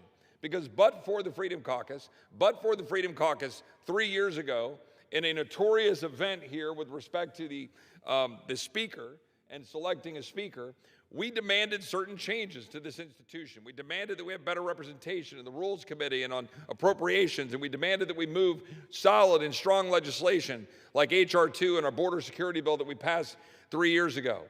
We demanded that we have reforms on spending and that we try to move regular order and get bills through so we can actually get appropriations done. And over the course of these years, we managed to pass the strongest border security bill in the history of this this body. We managed to pass spending bills that held spending flat for the last 3 cycles. 3 fiscal years where we've been able to hold discretionary spending flat. We managed to have serious influence in shaping what happened in the big, beautiful bill as it came to be known, in particular, stopping the absurdity of the Green New Scam subsidies. And we single-handedly stood up and took the arrows to say, we're not going to pass this, and we're going to demand change, and we're going to demand reform. And I could go through a list of countless things, whether it's the FISA reforms from 2 years ago, which I'm proud that we implemented because we demanded that we actually protect Americans from warrantless surveillance and warrantless searches, and that we should demand to protect citizens when we had abuse under FISA and abuse by our intelligence community and the FBI against the American people. By the way, side note, we should do that again. We should have more reforms. We shouldn't allow the intelligence community to roll over us. We should stand up again here on the House floor and make sure that the American people are protected. And I think there's bipartisan support for that. The Freedom Caucus has stood at the center of these fights in trying to demand that we protect the American people, that we protect them against the long arm of the government, that we try to hold taxes in check, hold spending in check, do even an ounce of what we said we would do when we campaigned. And I'm proud to affiliate with such a great group of people, and I'm proud of what we do, and I have no problem taking the arrows from people in this town that I'm a part of the Freedom Caucus, because I can promise you the American people thank me, and the American people thank us, and they thank us for standing up against the inevitability in this town of big government and big spending and debt and the expansion of the tyrannical bureaucratic state against the freedom of the American people. I'm proud to be affiliated with the Freedom Caucus, and we're here today not only to talk about that and to talk about the things we need to do, but we're here to celebrate one of our own. One of our dear friends, Tim Wrights, who serves currently as the House Freedom Caucus Executive Director, but who will be leaving this week to go continue to stay in the fight and go to an organization down the street, but whom we will miss, whose work has been tireless in the advance of freedom, whose work has been at the center of all that we've been able to accomplish over these last 4 years in his role as executive director for now, I think, just over 4 years. And he has served under at least 3 different chairmen of the House Freedom Caucus, one of whom is here, and I'm sure I will hand over the mic in just a second, my good friend Scott Perry from Pennsylvania. And before that, he served as chief of staff, legislative director, and legislative assistant to my good friend and former member of this body, Jody Heiss, who is sitting behind me now. And we're all here to thank Tim for his service. He's a great American. He's a Georgian who worked for Paul Brown, a former member of this body as well, before he worked for Jody Heiss, a Georgian. He is a graduate, I believe, of Georgia State University, but a big fan of the Georgia Bulldogs as well. And in fact, so much is he a fan of the Georgia Bulldogs that he owns 2 Bulldogs, Rocco and Rockette, and he's married to his beautiful bride, Dawn Marie, who works for the president in the administration in the Office of Management and Budget, and who herself was a staffer on Capitol Hill. Now, as someone who served, did I get something wrong? Or no? Oh, okay. As someone who served as a staffer himself, as someone who worked over in the Senate as a staffer, I can tell you how much work goes into being an accomplished and a productive staffer. And I don't know anybody, and I've got a lot of staffer friends that are here in the leadership office, the whip office, my team, but I don't know anybody who's worked harder than Tim Wrights as a staffer, whether it was for Jody or in an individual office, whether it was for us in the Freedom Caucus, in advance of his duties, but importantly in advance of the cause of freedom. For those of us who come here, and I got to be blunt here, and I always offend people, but I might as well just, stick with what works for me. We've got a tendency in this body to come up here to be part of a club. It's like people come here to be a part of something. It's like, look at me, I'm a member of Congress. But it's a fewer number of people, and this includes staff too. There's a fewer number of people who come up here to do things, to fight for things, to take the arrows in defense of something bigger than ourselves. It's not enough to come here and just check the box. It's not enough to just come here and pass a bill because somebody tells you we have to. You come here and you stand up and you say, when the American people elected us, and when you have staffers who are sitting there working for us, knowing that what they fought for and why they work for us, and stand up and say, yeah, but we didn't come here to do that. Like, let's take FISA. We didn't come here to rubber stamp what the intelligence community tells us to do. Because one of our House Freedom Caucus colleagues, Michael Cloud, I want to give him credit, as Michael said, he's in appropriations right now, or he'd be here to celebrate Tim. As Michael said about 3 weeks ago in a Republican meeting, he said, when does the intelligence community ever come forward and say, hey, we have all this power to collect data and to do all this stuff. Hey, we're going to give it back today. Here, we're going to give you some of that power back. Has that ever happened in the history of mankind? Has that ever happened here? Of course not. So we came here to say we're going to do something about it. Well, Tim came here to do something about it. Tim joined forces with the House Freedom Caucus to say we're going to do something about it. 2 years ago, we did something about it. We worked legislation through the Judiciary Committee. We worked legislation in coordination with the Intelligence Committee. And we actually got some good reforms and a minimal 2-year reauthorization so we could come back and do it again. Well, here we are, and it's going to expire in another 10 days because we extended it 2 weeks last week. And we actually have an obligation now to do the right thing. And I know Tim, he'd say, look, I'm going to stick around another 10 days. We could get it right because we ought to protect the American people. The people who come here to effectuate change, those are the people. Those are the people that you, the American people who are watching this on C-SPAN, all 12 of you, that you should be thanking your lucky stars that you have someone like Tim Wrights here fighting for you as a staffer and being willing to work as the executive director of the Freedom Caucus, which I think is one of the most respected organizations among the American people and one of the most reviled organizations among the swamp creatures, because they don't like having their BS called. And Tim Wrights has been a faithful member of that, and now that I've got a quorum of my colleagues here, I'll stop filibustering, and I'm going to turn it over to my good friend Scott Perry, who was an executive director, a chairman of the Freedom Caucus when Tim was an executive director. And I'll yield to my good friend from Pennsylvania. Well, I thank the good gentleman from Texas for organizing this, and we sure appreciate our good friend Tim Wrights.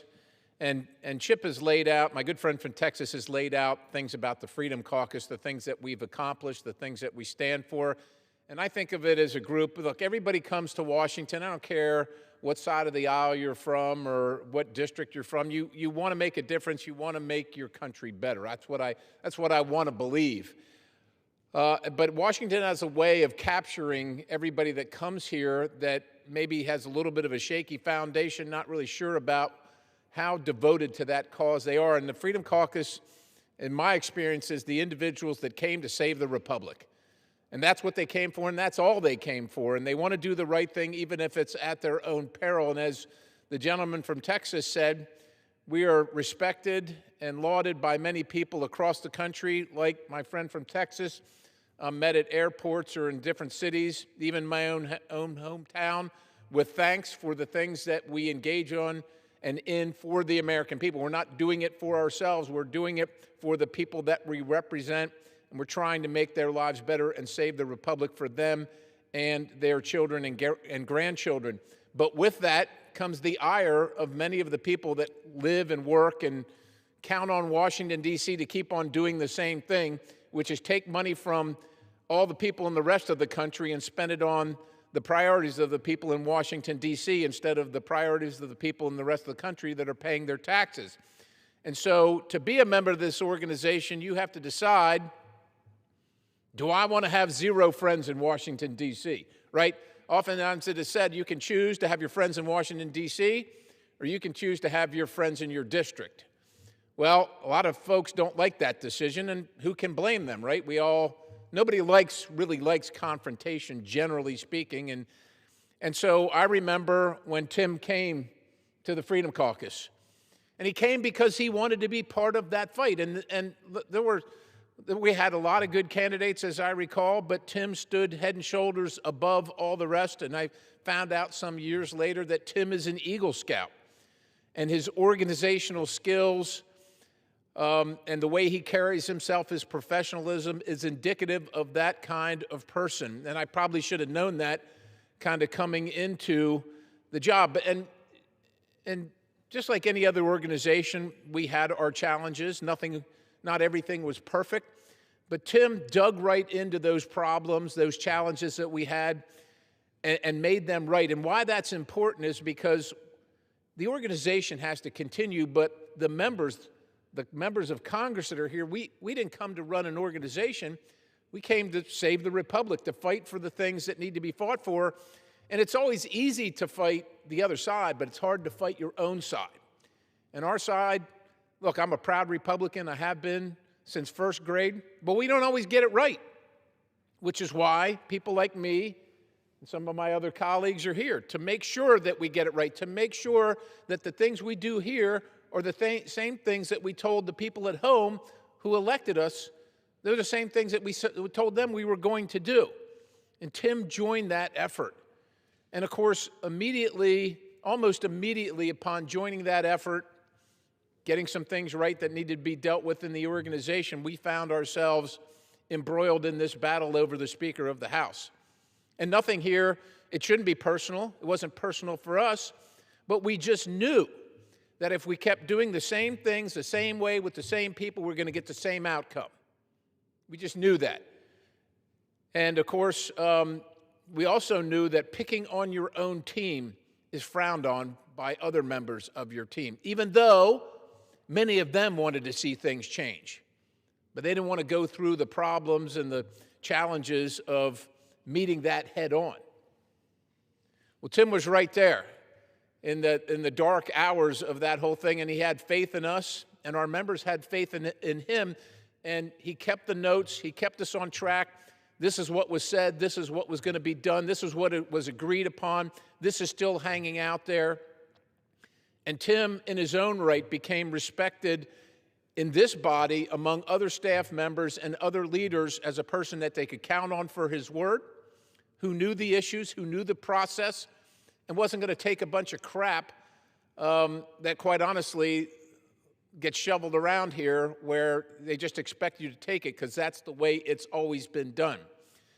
And this organization and our successes are due in great part to Tim Wrights, which is why we're here, because we want to honor him on his departure. Look, we wish him well. This is not easy. This takes a toll on you personally, professionally, and it is a sacrifice every single day. The long nights, the time away from home, the extended heartache and trouble, the ire, unfortunately, sometimes of the people around you. They'll be happy that it got done, but they won't like the way they won't like what they had to go through to get there. But somebody has to do that hard work. Somebody has to be willing to stand up and say, we're not going to keep doing the same old tired things. And especially during the challenge for selecting a speaker, round after round after round, in the public, everybody was watching. Somebody had to make sure that we maintained the direction and the course, the little details along the way. That person was Tim. And since that time, through the many, many battles, all for the right reasons, all for the right things, there's been one person who's been at the epicenter of that, unsung, behind the scenes, making sure that the details were recorded, making sure that we stayed on track, making sure that what was possible could be achieved. And that was our friend and our colleague, Tim Wright. So while we are celebrating him and his future, because this place has a way of grinding you down and using you up, we are also very sad for the loss of someone that is so skillful, so professional, so respected, and achieves results. That cannot be found just anywhere. We made the right selection then. He remains the right selection now. We are honored to have had him working side by side, shoulder to shoulder with us in these endeavors, and we wish him well. We know he's not out of the fight, but he's going to change his battle position a little bit. And we're here to say Godspeed, Tim Wrights. God bless you. And I do got to say this, too, while Jody Heiss is sitting here. We stole him from Jody, right? He was working for Jody, and we stole him for a greater cause. Jody, of course, part of that cause as well, so he was gracious about it. But it's painful when you lose somebody as competent as Tim.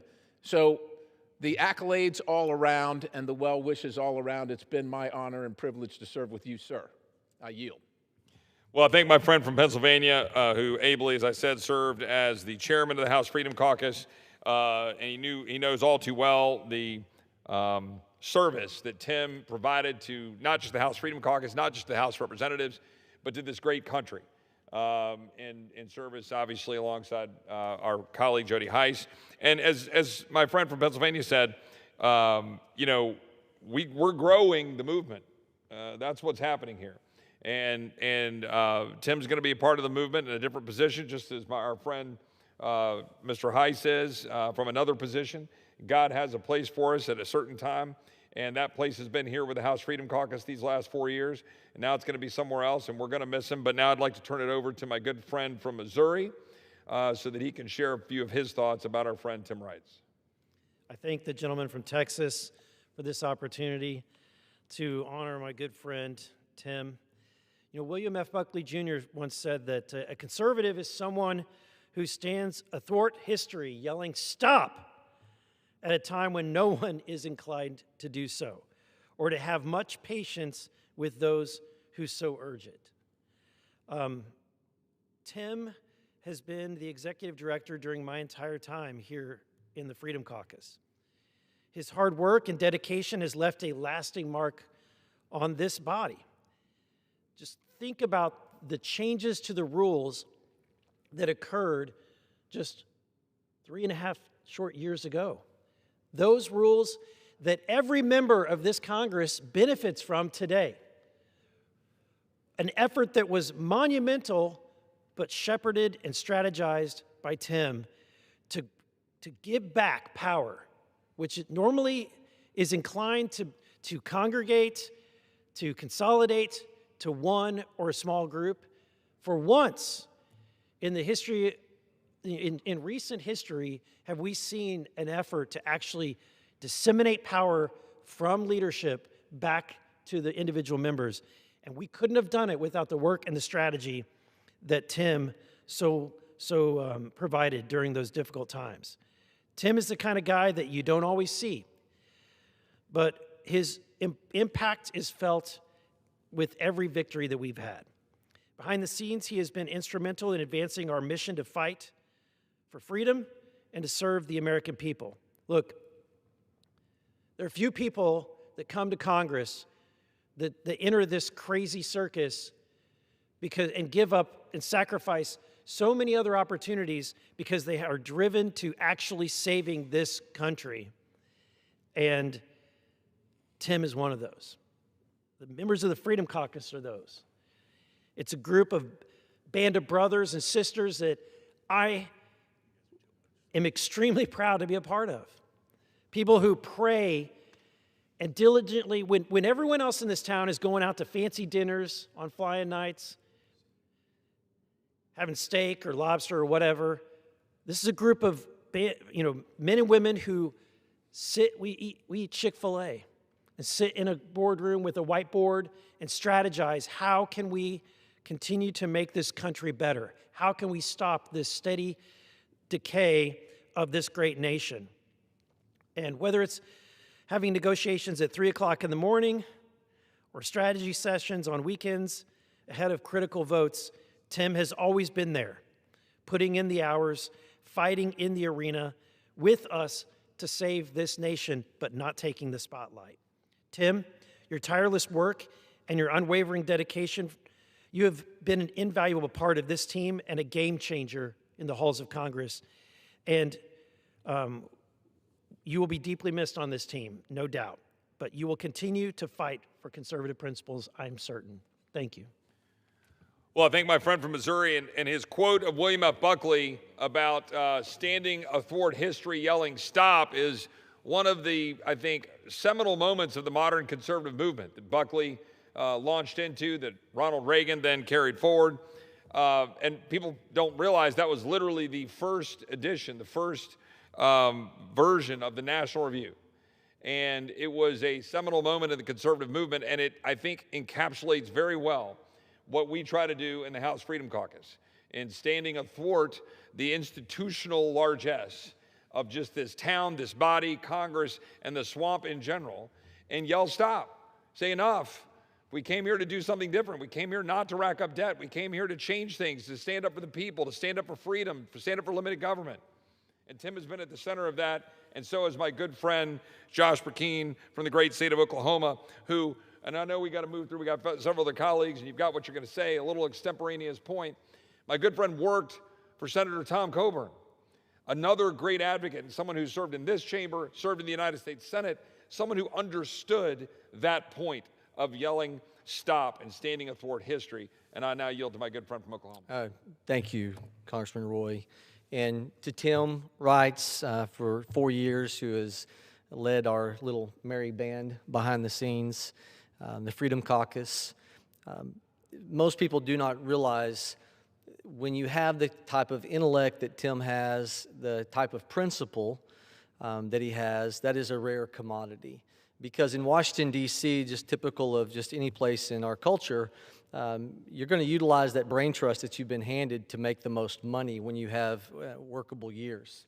And Tim could have gone a number of different places, but he chose to be an oak. And for those who would wonder, why would I say that? Because an oak tree, if you ever look at an oak tree, you have to realize that once upon a time, it was just a crazy little nut that decided to stand its ground. And so, thanks for standing your ground. Thanks for being someone who actually knows what the enumerated powers are of the Constitution, and someone who didn't take what you could have in, the treats of the moment, right? All of us are offered, instead of holding out the dream of tomorrow, which is for our country, you can take the treats of the moment. You could get a better job. You could go work on K Street, but you knew in your conscience that your conscience was calling out to put your nation first and your principle first, and to go back and look at the wisdom of our founders and try to move the needle to give this grand experiment of liberty another breath to gulp in the hope that this thing would endure long past us. And so for that, and I'm so grateful to Eric Burleson, who recited all the rule changes. For Eric and I, we weren't even sworn into Congress, and we're fighting, and Eli Crane, I see him sitting over here. We weren't even sworn into Congress, and you were signing us up for a fight. We weren't even true members of Congress when that standoff was happening to try to get rule changes. That you were the brain trust, making sure that all the knowledge of how that we could move us back to a more transparent, open process and empower the regular member, you helped us do that. And to all of our friends that, to Chip's point, maybe it's just 12 on C-SPAN that are actually watching, but for any of our colleagues that are watching that are going, oh, the Freedom Caucus, you got to love us. We're kind of like the weight room, right? You got to realize that weight that you hate, resistance builds strength. And this little group, when you know that you benefit because of the strength of this group, you got to know it's great staffers like Tim Wrights who helped create the backbone. With that, I yield back. I thank my friend from Oklahoma, and I'm now going to turn to the gentleman from Louisiana. And I know he shares our sentiment about our friend from Georgia, Tim Wrights.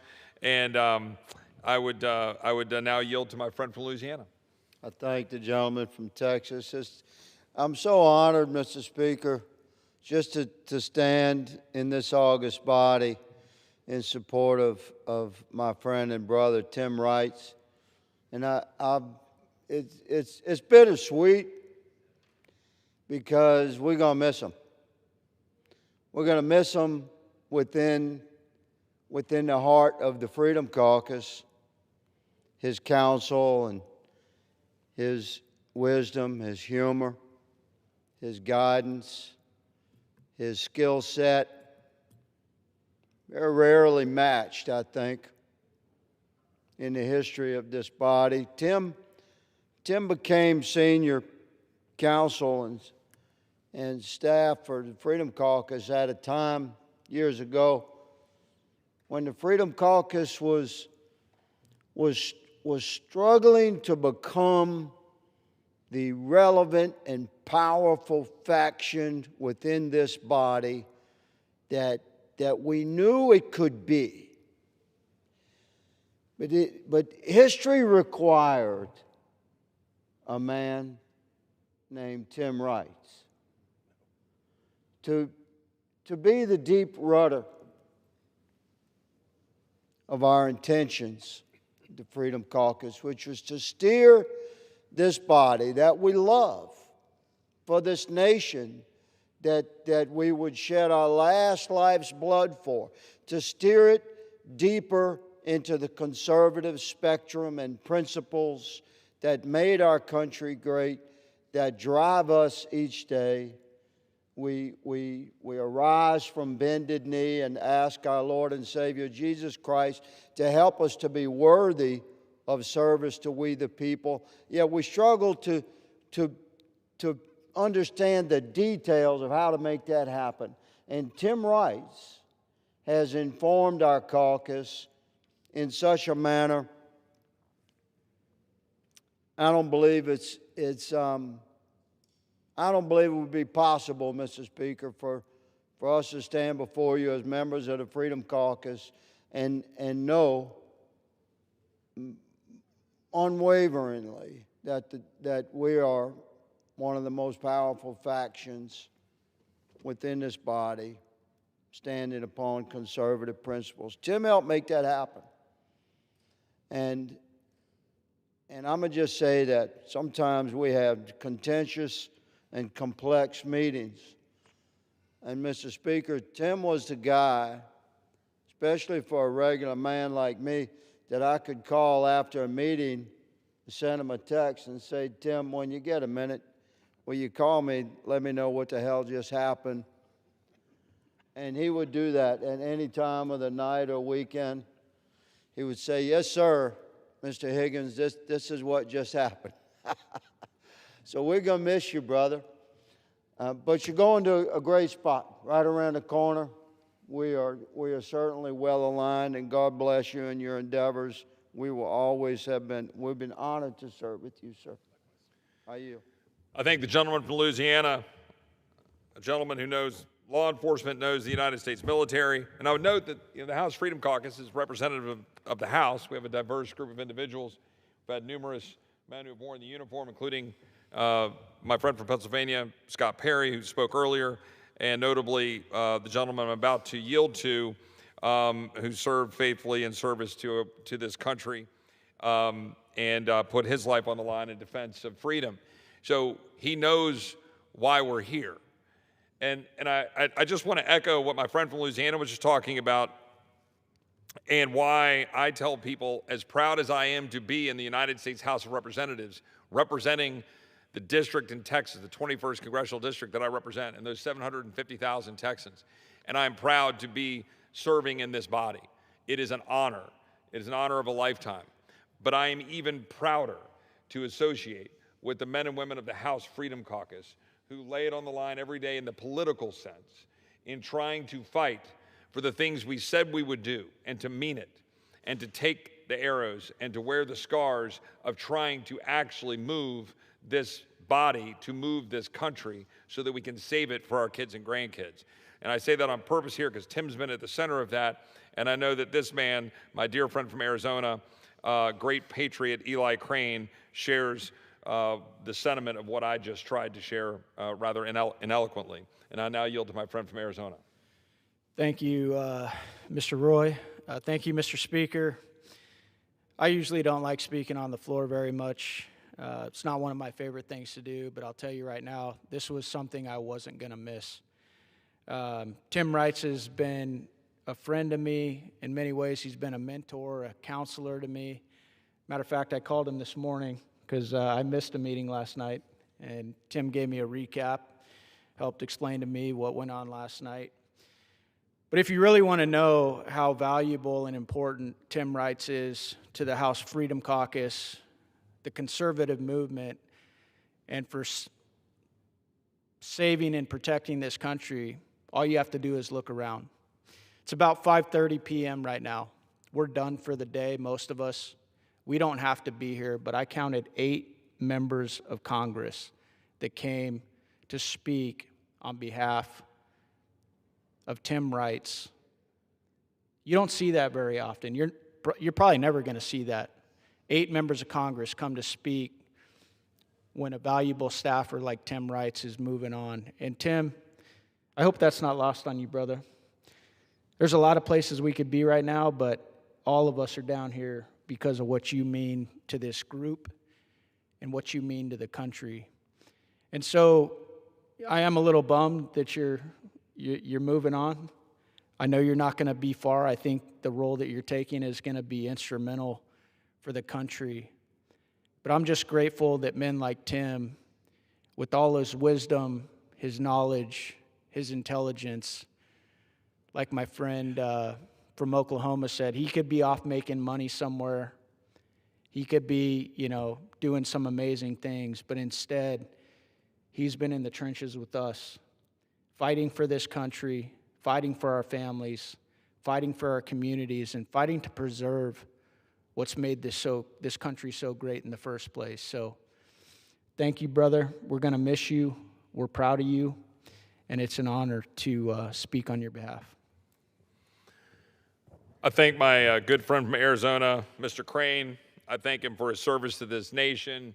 In the military, I thank him for his service here in Congress, as I do all my colleagues here. And I'll note, I want to pick up as I get ready to recognize my friend from North Carolina.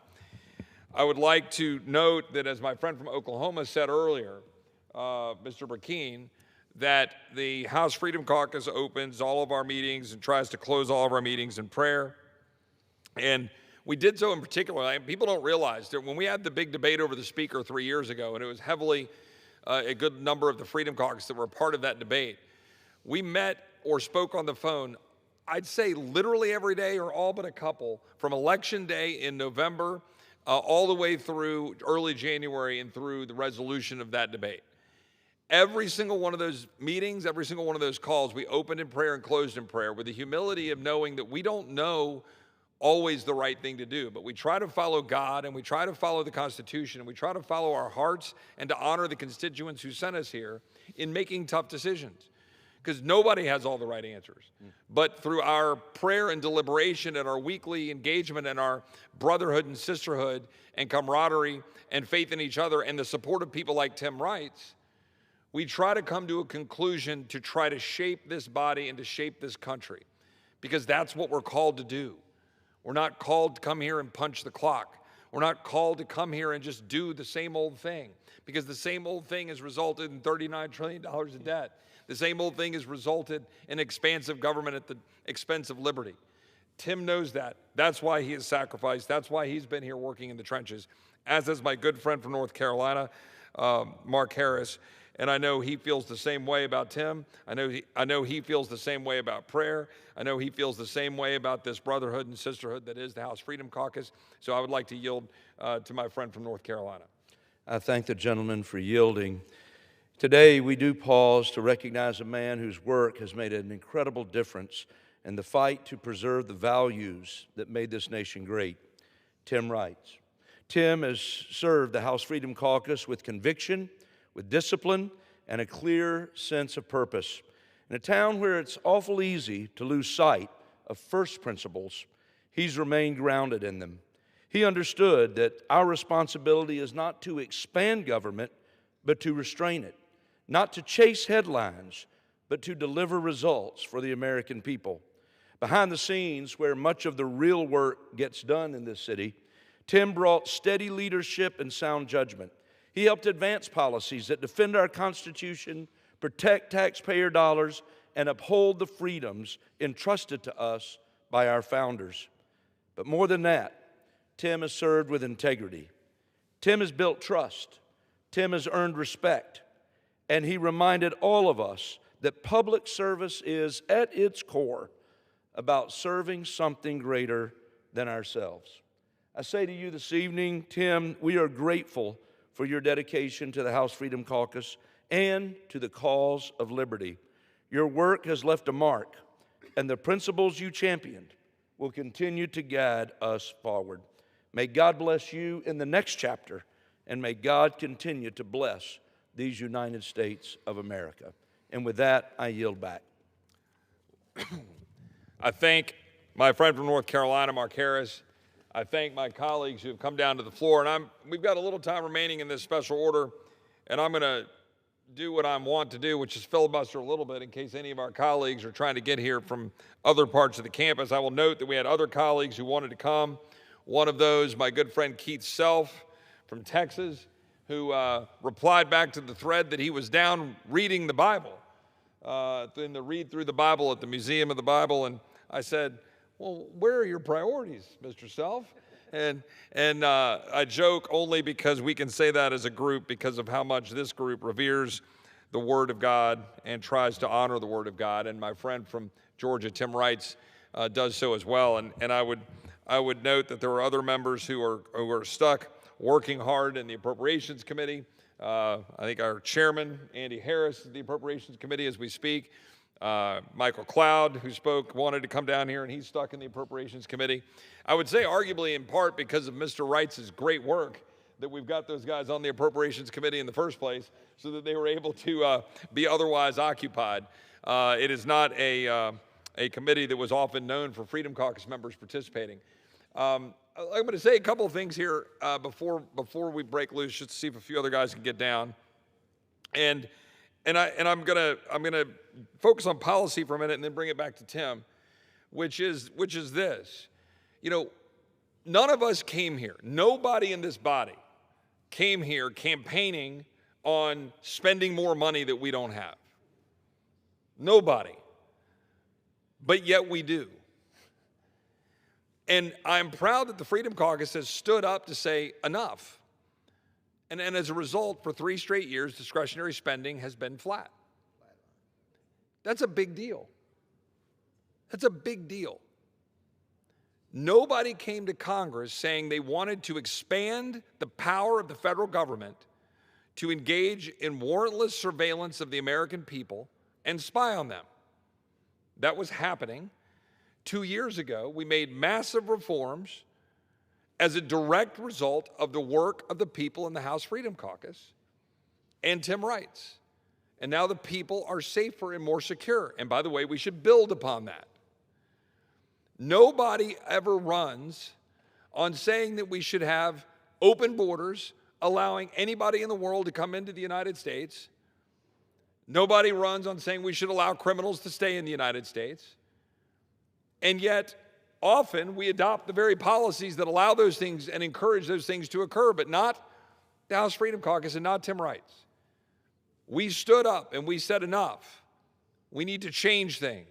We need to fight for policies that will secure the border. And we laid the groundwork for many of the things the president is doing and sent a loud message to the American people that we believed in that when we passed H.R. 2 because we worked hard as a body to develop past that. And that is no small thing. One of my other staffer friends was reduced to tears on this very floor sitting right here because she's spent 20 years of her life fighting to try to secure the border of the United States, knowing how bad it was. And finally, we had advanced legislation that would accomplish the task. We couldn't have done that or held spending flat or fought to stop spying on the American people without the work of Tim Wrights. We couldn't have fought for any of the reforms that we got in the big, beautiful bill. We couldn't have stood on the wall, 4 of us in this body, my friend Mr. McKean, my friend Mr. Clyde, myself, my friend Mr. Norman from South Carolina.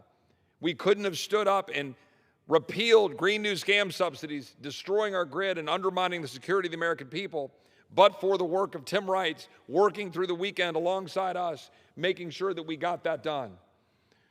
And now I have $1 million of ads being run against me by some Marxists in California. Thanks, Tim. Look, fighting is hard for the reasons that my colleagues have talked about. But Tim has done it, and he's done it knowing that the scorn of the town, the scorn of the swamp, would be directed towards him. And he's done it as a staffer, not as somebody who stands up and, I don't know if you call this the limelight or not, I don't know what this is, but not those of us who are members who run and carry the election certificates. He's done it, as my friend from Louisiana said, behind the scenes, as counselor, as staffer. And by the way, Tim is emblematic of a number of staff that I'm not going to name here because you'll leave people out. But there are people in this very floor and body right now that we rely upon who are great patriots and serve their country every single day. And we often give shout outs to staff, but there are some who rise to the top. And Tim is one of those who gets it, who understands it, understands what's at stake, but who stood up when it mattered, but figured out how to take a win. You can't be afraid to win. You can't be afraid to figure out a way to fight and then deliver. And the country depends on people who are willing to do that. And I know that, as my friend from Arizona said, he's a little bummed. I share that sentiment. I know my friend from Georgia, Mr. Heiss, who's still a very active part of the movement, as I said earlier. I know he was bummed when he lost Tim to the Freedom Caucus. We're going to be bummed to lose Tim down the road, but he's joining some friends of ours in continuation of the fight. Because for those of us who want to fight for the country, the fight never ends. We are called by Paul in Timothy to finish the race. And I am proud to say that we are in this race and we're going to finish this race. I often will say on the campaign trail that when I went through cancer 15 years ago and had Hodgkin's lymphoma and had a less than 50% shot, they told me, although my doctor was great, he said, your shot is either 0% or 100%, you should choose 100%. I think that's pretty good advice. Choose 100%. And when I got through the other side of that, my daughter at that time was 3 months old, my son was 2 years old, and God gave me another shot at this and gave me a little bonus time on this earth. I decided to not care. And as I'll say on the campaign trail, leave it all on the field. Leave every single thing out on the field. Don't walk off the field without knowing that you're bloodied, you're beat up, you're muddy, you're dirty, you're exhausted, knowing you did every single thing you could to leave this great country in stronger shape for our kids and our grandkids, so that that flag, so that this chamber, so that those words, in God we trust, so that the heroes at Arlington National Cemetery that I was walking around this morning giving a tour, that we can stand up and be proud that we put everything on the line. And speaking of that, as I was getting ready to wind down into a rousing conclusion, I am proud to hand over the microphone to another veteran, another man that has put it all on the line, both in service to his country in the military and now in Congress, a dear friend who was the gentleman that I earlier said was reading the Bible down at the Museum of the Bible. I will now yield some time to him, letting him catch his breath because I think he sprinted here from the Museum of the Bible. I will now yield some time to him to celebrate our good friend Tim Wright. Mr. Speaker, I rise to make an analogy. When I was first assigned to a Special Forces team as a young lieutenant, I had already been in the 82nd Airborne Division for a couple of years. When I got to the A-Team, the team sergeant is an old, grizzled, experienced NCO. My team sergeant had been in Vietnam. He'd run the patrols. He'd been behind the lines. He had seen and killed. And that was the man that actually did my training. And that's the kind of man you need. To put it in context, if you have seen the movie We Were Soldiers, the Command Sergeant Major, that is Tim Wright's for me and for the Freedom Caucus. Tim Wright's is the one that knows the rules, but he knows more than the rules. He knows what we need to do to get things done. So my analogy for Tim Wright's is one of utmost respect, because just as the NCO Corps is the backbone of the United States Army, Tim Wright's was the backbone of the House Freedom Caucus to me. With that, I yield back to my good friend, Chip Roy. Thank you. Well, I thank my friend, the gentleman from Texas, Mr. Self, And we're about to wrap up and wind down here. I just want to say a couple more quick things, but I'm giving a little heads up to those that might be coming on, that we got maybe a couple more minutes. I would note that we got to recognize those who have served before my friend Tim Wrights, Justin Ouimet, Steve Charton. We've had great patriots who are still very active in the conservative movement, who were a part of this organization that Tim worked with and learned from, and I know he wants to give credit where it is due. And I would just tell you that, I had a friend of mine who's a former member of the House Freedom Caucus who just texted me watching this on the floor, who said, quote, "Tim is a hero and a patriot that never throws in the towel and deserves to be honored." And I've gotten lots of messages like that from staff, from current members, from former members who recognize what Tim has meant, again, as I said, not just to the House Freedom Caucus, but to the House of Representatives and importantly to the United States of America in service to a greater cause than just being here, in service of the Constitution, of God, of freedom, and all of those who have given the last full measure of devotion to defend this great country. So with that, I want to thank my colleagues for coming down. I want to recognize my good friend Tim Wrights. I want to wish him well in his next endeavors. I want to thank him for his service to the United States of America. I want to wish him the best of success, luck, health, happiness with his beautiful bride. And with that, I yield back. The gentleman yields. Under the Speaker's announced policy of January 3rd, 2025, the Chair recognizes the gentleman from Georgia, Mr. Carter, for 30 minutes.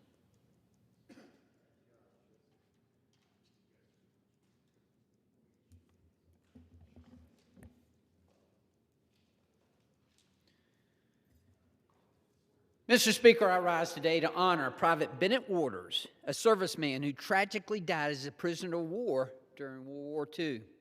Private Waters was a Southeast Georgia serviceman whose remains were recently identified by the Defense POW MIA Accounting Agency. A member of the Army Air Force 17th Bombardment Squadron, 27th Bombardment Group, Private Waters was stationed in the Philippines. He was taken prisoner during the Japanese invasion of the Philippines in April of 1942 and remained a POW until his death in 1944. He is forever memorialized on the walls of the missing at the Manila American Cemetery and Memorial. His remains will now be transferred from the National Memorial Cemetery of the Pacific in Honolulu to his final resting place among family in Georgia. We thank Private Waters for his bravery, for his service, and his sacrifice to our nation 82 years ago.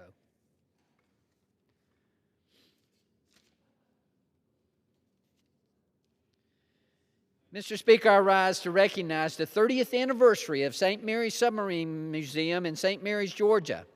The museum is the largest of its kind in the South and the 5th largest in the country, with nearly 5,000 square feet of exhibit. After being converted from an old movie theater, St. Mary's opened its doors on March 30th, 1996, receiving thousands of visitors since. It is here visitors get the opportunity to see, to enjoy, and learn about submarines and their artifacts. Thousands of these artifacts, some older than 100 years, are on display, including patrol reports, uniforms, and battle flags. You can even operate a real submarine periscope to view the beautiful St. Mary's River. Former submariner and current executive director Keith Forrest Post has been dedicated to preserving submarine history and artifacts at the museum since 2010. The historical importance of this museum cannot be understated. I congratulate St. Mary's Submarine Museum on this fantastic accomplishment and wish them 30 more years of success.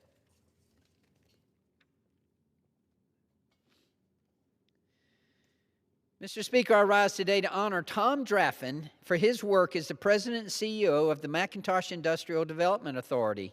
Tom is retiring after several years dedicated to the growth and development of McIntosh County. During his tenure, he has led a number of major initiatives promoting the county's hospitality, tourism, and seafood industries. He is also a founding member of the Tri-95 Georgia Joint Development Authority, where he also serves on the board of directors. Tom's work on the Tri-95 and McIntosh County Development Authorities is critical to the development of Southeast Georgia. I thank him for all the work he's done over the years to grow our region. He has been a close friend to me over the years, and his retirement will be a significant loss for the community.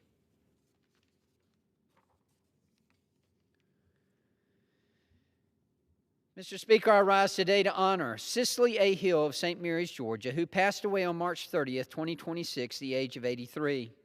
Cicely was born in Woodbine, Georgia in 1942, where she learned to embody true Southern grace and strength. With a heart rooted in deep faith in Jesus Christ, she made every person feel seen, valued, and genuinely loved. A true trailblazer, Cicely became the first female and first Republican state representative from Camden County.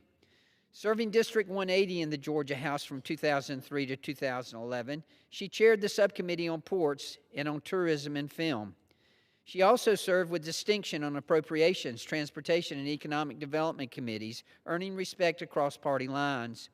A respected businesswoman, she co-owned Prudential Magnolia Realty for over 30 years and earlier operated Hill's Drug Store and Gift Shop with her late husband, Meredith Langley Hill, Jr. A devoted mother, she cherished her grandchildren and great-grandchildren who carry forward the spirit of hospitality and love. Her legacy of faith, of service, and kindness endures along the Georgia coast she called home.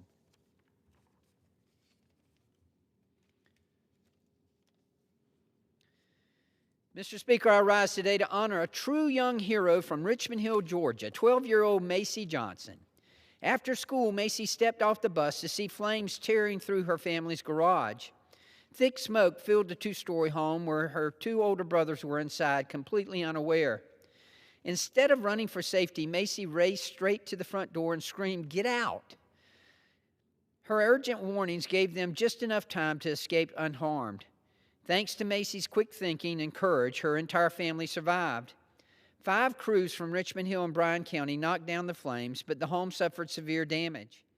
The Johnsons lost nearly 80% of their belongings and are now relying on the American Red Cross as they begin to rebuild. Lisa Johnson, Macy's proud mother, calls her daughter incredible. In the face of danger, this 12-year-old showed bravery far beyond her years and put her family first. Macy Johnson reminds us that heroes come in all ages and selfless actions save lives.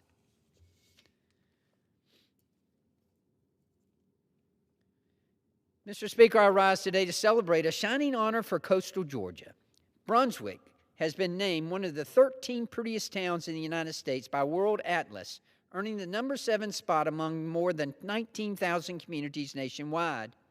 Nestled along our scenic coast near the Golden Isles, Brunswick charms visitors with its waterfront, moss-draped live oaks, and timeless southern charm. Once known as the shrimp capital of the world, its historic fishing industry still defines its vibrant identity. At the heart of its beauty stands the majestic Lover's Oak, a 900-year southern live oak stretching over 13 feet in diameter, wrapped in local folklore. In the Brunswick Old Town Historic District, there is a plethora of historical sites like the century-old City Hall and the skillfully restored 124-year-old Ritz Theater, still welcoming audiences today. With breathtaking waterfront views, rich history, and easy access to pristine beaches, Brunswick blends natural beauty and cultural heritage. This national recognition reminds us why Georgia's coast remains one of America's treasures.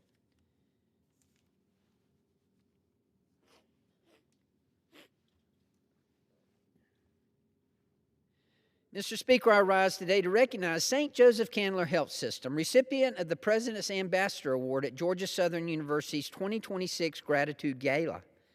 For over 2 centuries, these pillars of compassionate care have served Southeast Georgia and the Lowcountry.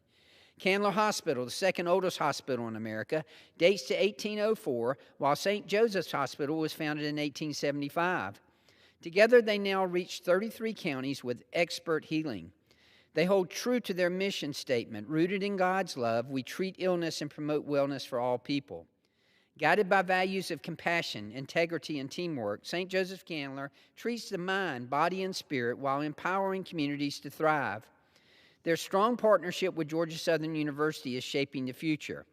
Through clinical training in the state-of-the-art 8,000 square foot St. Joseph Candler Nursing Suite, they prepare the next generation of skilled, compassionate healthcare professionals.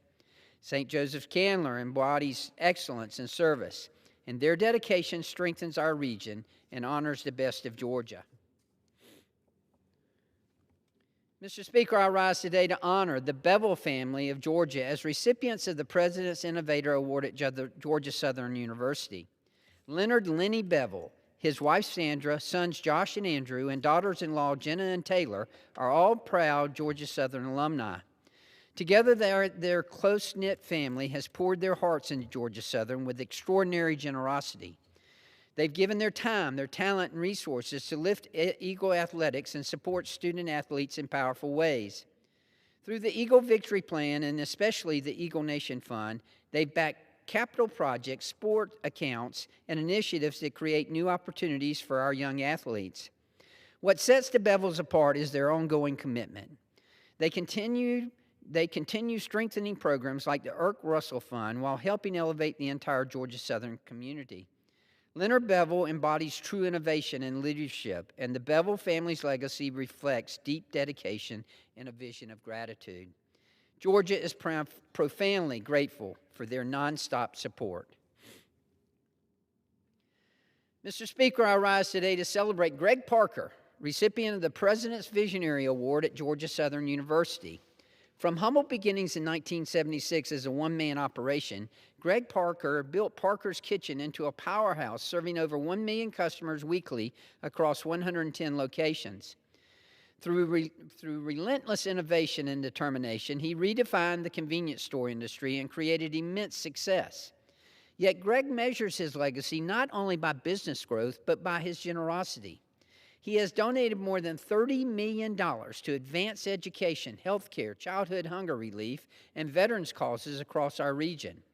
In 2019, Parker made the largest gift in Georgia Southern history, transforming the College of Business into the Parker College of Business in support of the next generation of business leaders in Georgia. That single investment created new scholarships, strengthened faculty, and expanded life-changing opportunities for students. His visionary leadership and belief in Georgia Southern's future embodied the high spirit of partnership and service. Georgia Southern is deeply grateful for Greg Parker's continued impact.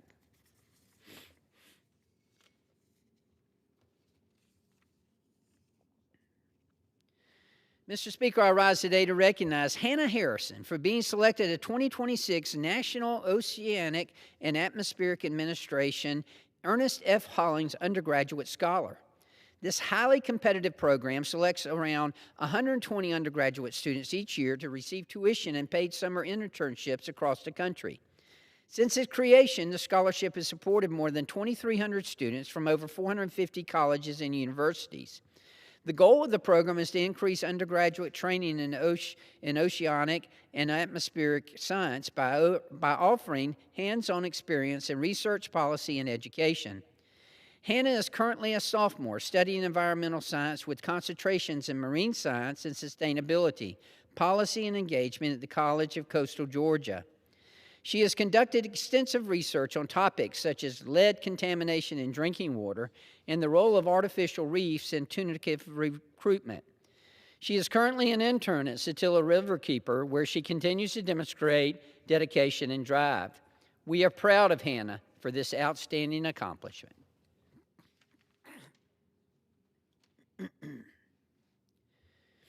Mr. Speaker, I rise today to honor the wonderful life of Laura Willen Adams. Born October 9, 1963, she moved frequently to accommodate her father's career. She developed a fierce tennis talent and played for the University of South Carolina, later winning the South Carolina State Championship. Although she earned a law degree from Emory University, Miss Adams' dream was to be an artist, focusing first on photography and later with collages. Her 3 decades as a working artist made her nationally renowned, representing galleries across the country and owning the Brickworks Gallery in Atlanta. Additionally, Miss Adams was a naturalist.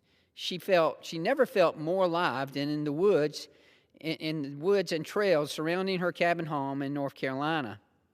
Her 14 years with husband Andrew were said to be the best years of their lives, filled with art and mutual inspiration. Laura faced leukemia with grace and optimism until her peaceful passing on March 27, 2026, at the age of 62. Laura's beautiful collages and love of nature leave a lasting light on all who knew her and admired her work.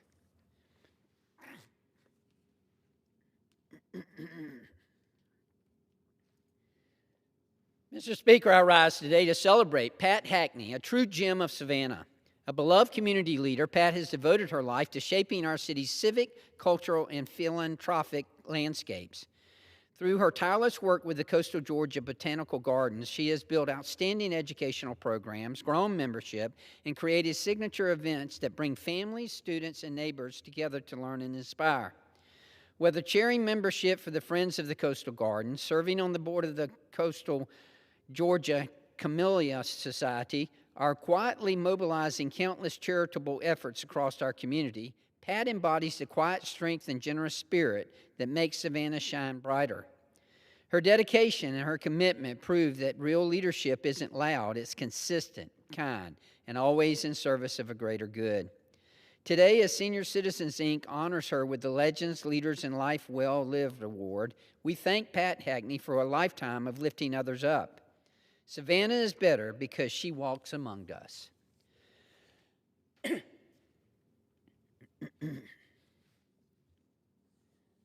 Mr. Speaker, I rise today to honor Shirley Barber James, a mighty figure in Savannah's story.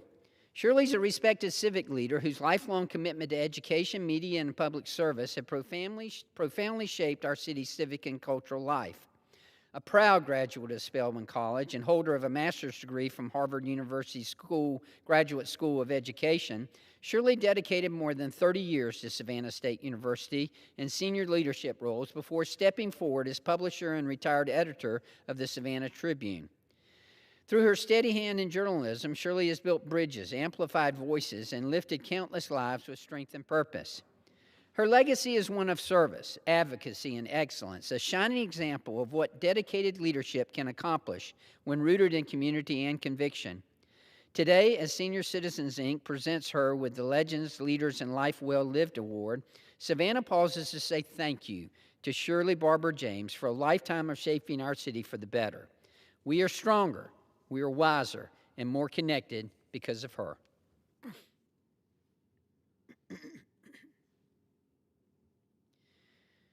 Mr. Speaker, I rise today to honor distinguished educator and scholar Dr. Paul Presley, who has shaped Savannah for decades. Dr. Presley served as headmaster of Savannah Country Day School from 1983 to 2004, guiding generations of students with integrity and mentorship. A Rhodes Scholar with degrees from Princeton, Harvard, and Oxford, he elevated the school to national recognition as a Blue Ribbon School of Excellence. Beyond the classroom, his impact continues through national leadership in independent education and his service as Director Emeritus of the Ossabaw Island Education Alliance, where he has preserved coastal history and inspired curiosity. Dr. Presley's intellectual depth and commitment to community have enriched Savannah's cultural and educational landscape in ways that will echo for generations. As Senior Citizens, Inc. presents him with the Legends, Leaders, and Life Well Lived Award, we celebrate a life defined by excellence in teaching, scholarship, and service. Savannah is wiser, more thoughtful, and more connected to its rich heritage because of Dr. Paul Presley.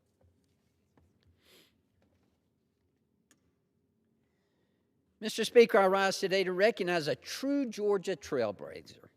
Former Governor Sonny Perdue, the first Republican-elected governor of our state since Reconstruction, announced that he is retiring as Chancellor of the University System of Georgia.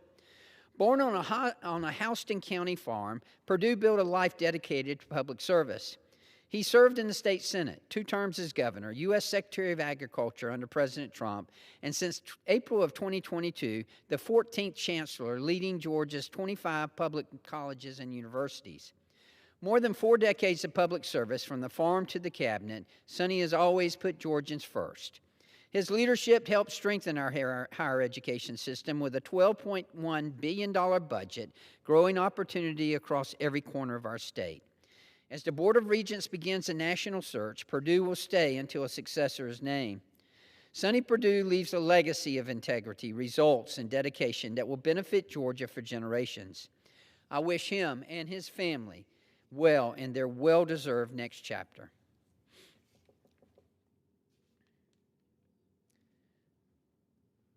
Mr. Speaker, I rise today to recognize Steve Mullinex, former chair of the National Council for Prescription Drug Programs. Steve is retiring after 16 years of dedication and service to the Council. He has been instrumental in strengthening relationships between pharmacies and industry associations, which contribute to positive outcomes for patients. NCPDP is critical in driving technological innovation and collaborating with others to push pharmacy forward. Your work as board chair has helped this vision become a reality and save patients money. In particular, his work on Script and ePrescribe have transformed pharmacy for the better. Thank you, Steve, for your commitment to improving outcomes for all patients. You will be missed, but your legacy will stand for years to come.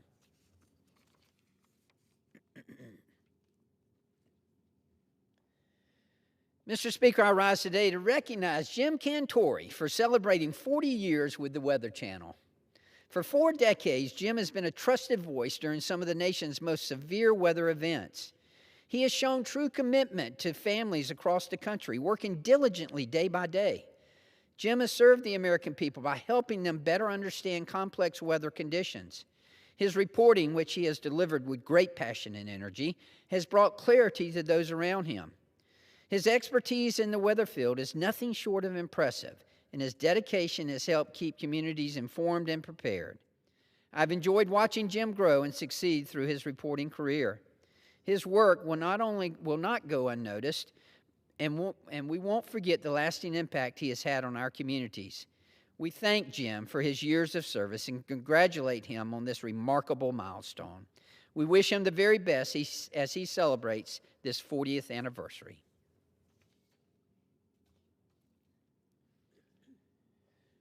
Mr. Speaker, I rise today to honor Chad Nimmer for his recent appointment to the USDA Farm Service Agency Georgia State Committee. Mr. Nimmer is a former Georgia State House representative from District 178 in Blackshear, Georgia, who I had the honor of serving with. FSA state committees oversee conservation and agricultural programs for their state. Chad's background in timber harvesting, land management, and conservation makes him an exceptional choice for this important role in our state.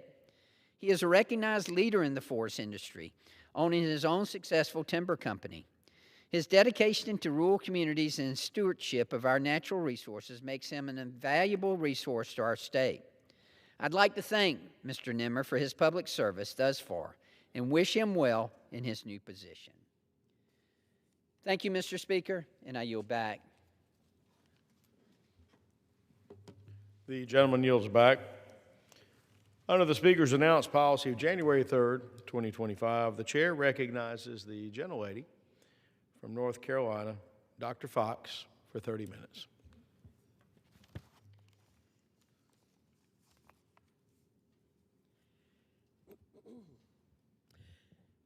Thank you, Mr. Speaker. Mr. Speaker, I rise to recognize Vance Patterson, an exemplary North Carolinian and someone I consider myself very fortunate to call a friend. Vance describes himself as a, quote, serial entrepreneur, end quote. And when you come to learn of his story, that description matches him perfectly. He is someone who embodies the entrepreneurial and innovative spirit that is interwoven within the fabric of our nation. It's what makes our nation the greatest on the face of the earth. In 1989, he founded the Patterson Fan Company that manufactured industrial fans for national and international markets. Soon thereafter, Vance went on to start 24 other companies. A serial entrepreneur indeed, Mr. Speaker. But that's not all, Mr. Speaker. There's a lot more to Vance's story and work. For over 50 years, he has been married to his lovely wife, Mary Jo, and they are parents to 4 wonderful children and are grandparents to over a dozen grandchildren. In 2011, Vance and Mary Jo traveled to Washington and visited the National Archives, where they witnessed the Charters of Freedom, the 3 original documents that are the cornerstone of our republic.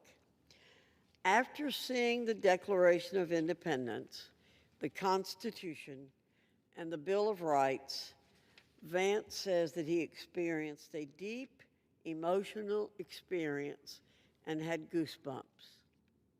Many Americans travel to the National Archives every year to see the documents that are so ingrained in our heritage and our society.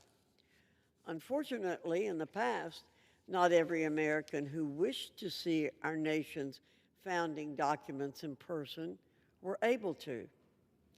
Vance remains so inspired after seeing the Charters of Freedom that he and Mary Jo decided to make this emotional experience one that should be available to students and citizens across the nation.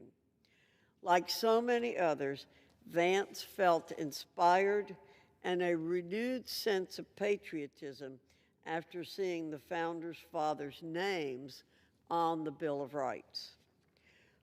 Unlike many others, Vance channeled that feeling of patriotism into tangible monuments. Upon returning home to North Carolina, Vance and Mary Jo established Foundation Forward, Inc. Foundation Forward, Inc. has a worthy goal of educating the public on the contents of the Declaration of Independence, the Constitution, and the Bill of Rights. This goal is accomplished by Vance's group, which builds monument displays that showcase the Charters of Freedom. These displays are often located near courthouses, in county squares, and are made accessible to all. In total, there are 73 completed settings across 17 states, with 25 more that are currently in the works. What a wonderful and worthy endeavor indeed, Mr. Speaker. And to top it all off, Vance is now on the cusp of completing a book about his life so that others can come to learn from his own vast experiences, the successes and the failures. It's one thing to go through life, become successful, and reap all the positives of what you have sown, but it means far more when you do exactly that and then share your story so that others may gain the perspective and wisdom that led you to where you are today. I believe that many who will come to read Vance's book will be inspired and moved within their own lives and with their own endeavors, whether it be personal, professional, or both. Thank you, Mr. Speaker. I yield back. The gentlelady yields. The gentlelady is recognized for a motion. Mr. Speaker, before I make a motion to adjourn, I have another speech. The gentlelady is recognized. Thank you, Mr. Speaker. I rise to recognize Francis Latterman and the Anti-Semitism Studies Laboratory at Baruch College in New York. Through generous contributions made by the Latterman Family Foundation and Address Hate, a not-for-profit organization that uses new technological methodologies to disrupt the spread of online hate, this wonderful laboratory was made possible. Francis Latterman, one of the original founders and current president and trustee of the foundation, is a wonderful human being. Aside from her entrepreneurial and artistic spirit, which are incredibly strong, she holds a solemn commitment to give back to her community through meaningful social impact. There's no doubt in my mind that the community she has served and continues to serve have benefited greatly from her passion.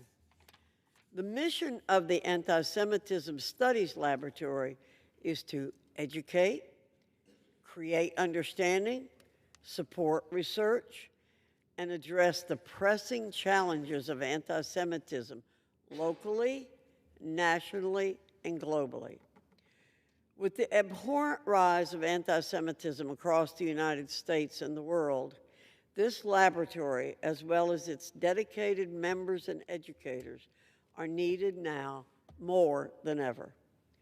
When I served as chair of the House Committee on Education and the Workforce, I exposed to the world how anti-Semitism had infiltrated college campuses across our nation, and I'm still calling attention to it to this very day.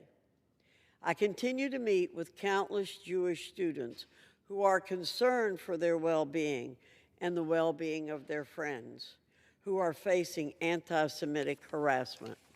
I continue to meet with countless advocates who are calling attention to this issue and are dedicating their time and efforts to educating others about it as well.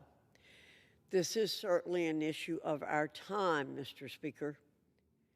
Thank you, Mrs. Latterman, your family, the members of the foundation, and many others for your continued support of the Jewish community and for helping accelerate an educational endeavor that will go on to make tremendous strides in combating anti-Semitism. May you all continue to be blessed. Mr. Speaker, I'm very much looking forward to the positive progress that the Anti-Semitism Studies Laboratory will make in the coming months and years. And I yield back. The gentlelady yields, and the gentlelady is recognized for a motion. Mr. Speaker, I make a motion that the House do now adjourn. The question is on the motion to adjourn. Those in favor will say aye. Those opposed, no. The ayes have it. The motion is adopted. Accordingly, the House stands adjourned until 11 a.m. tomorrow morning.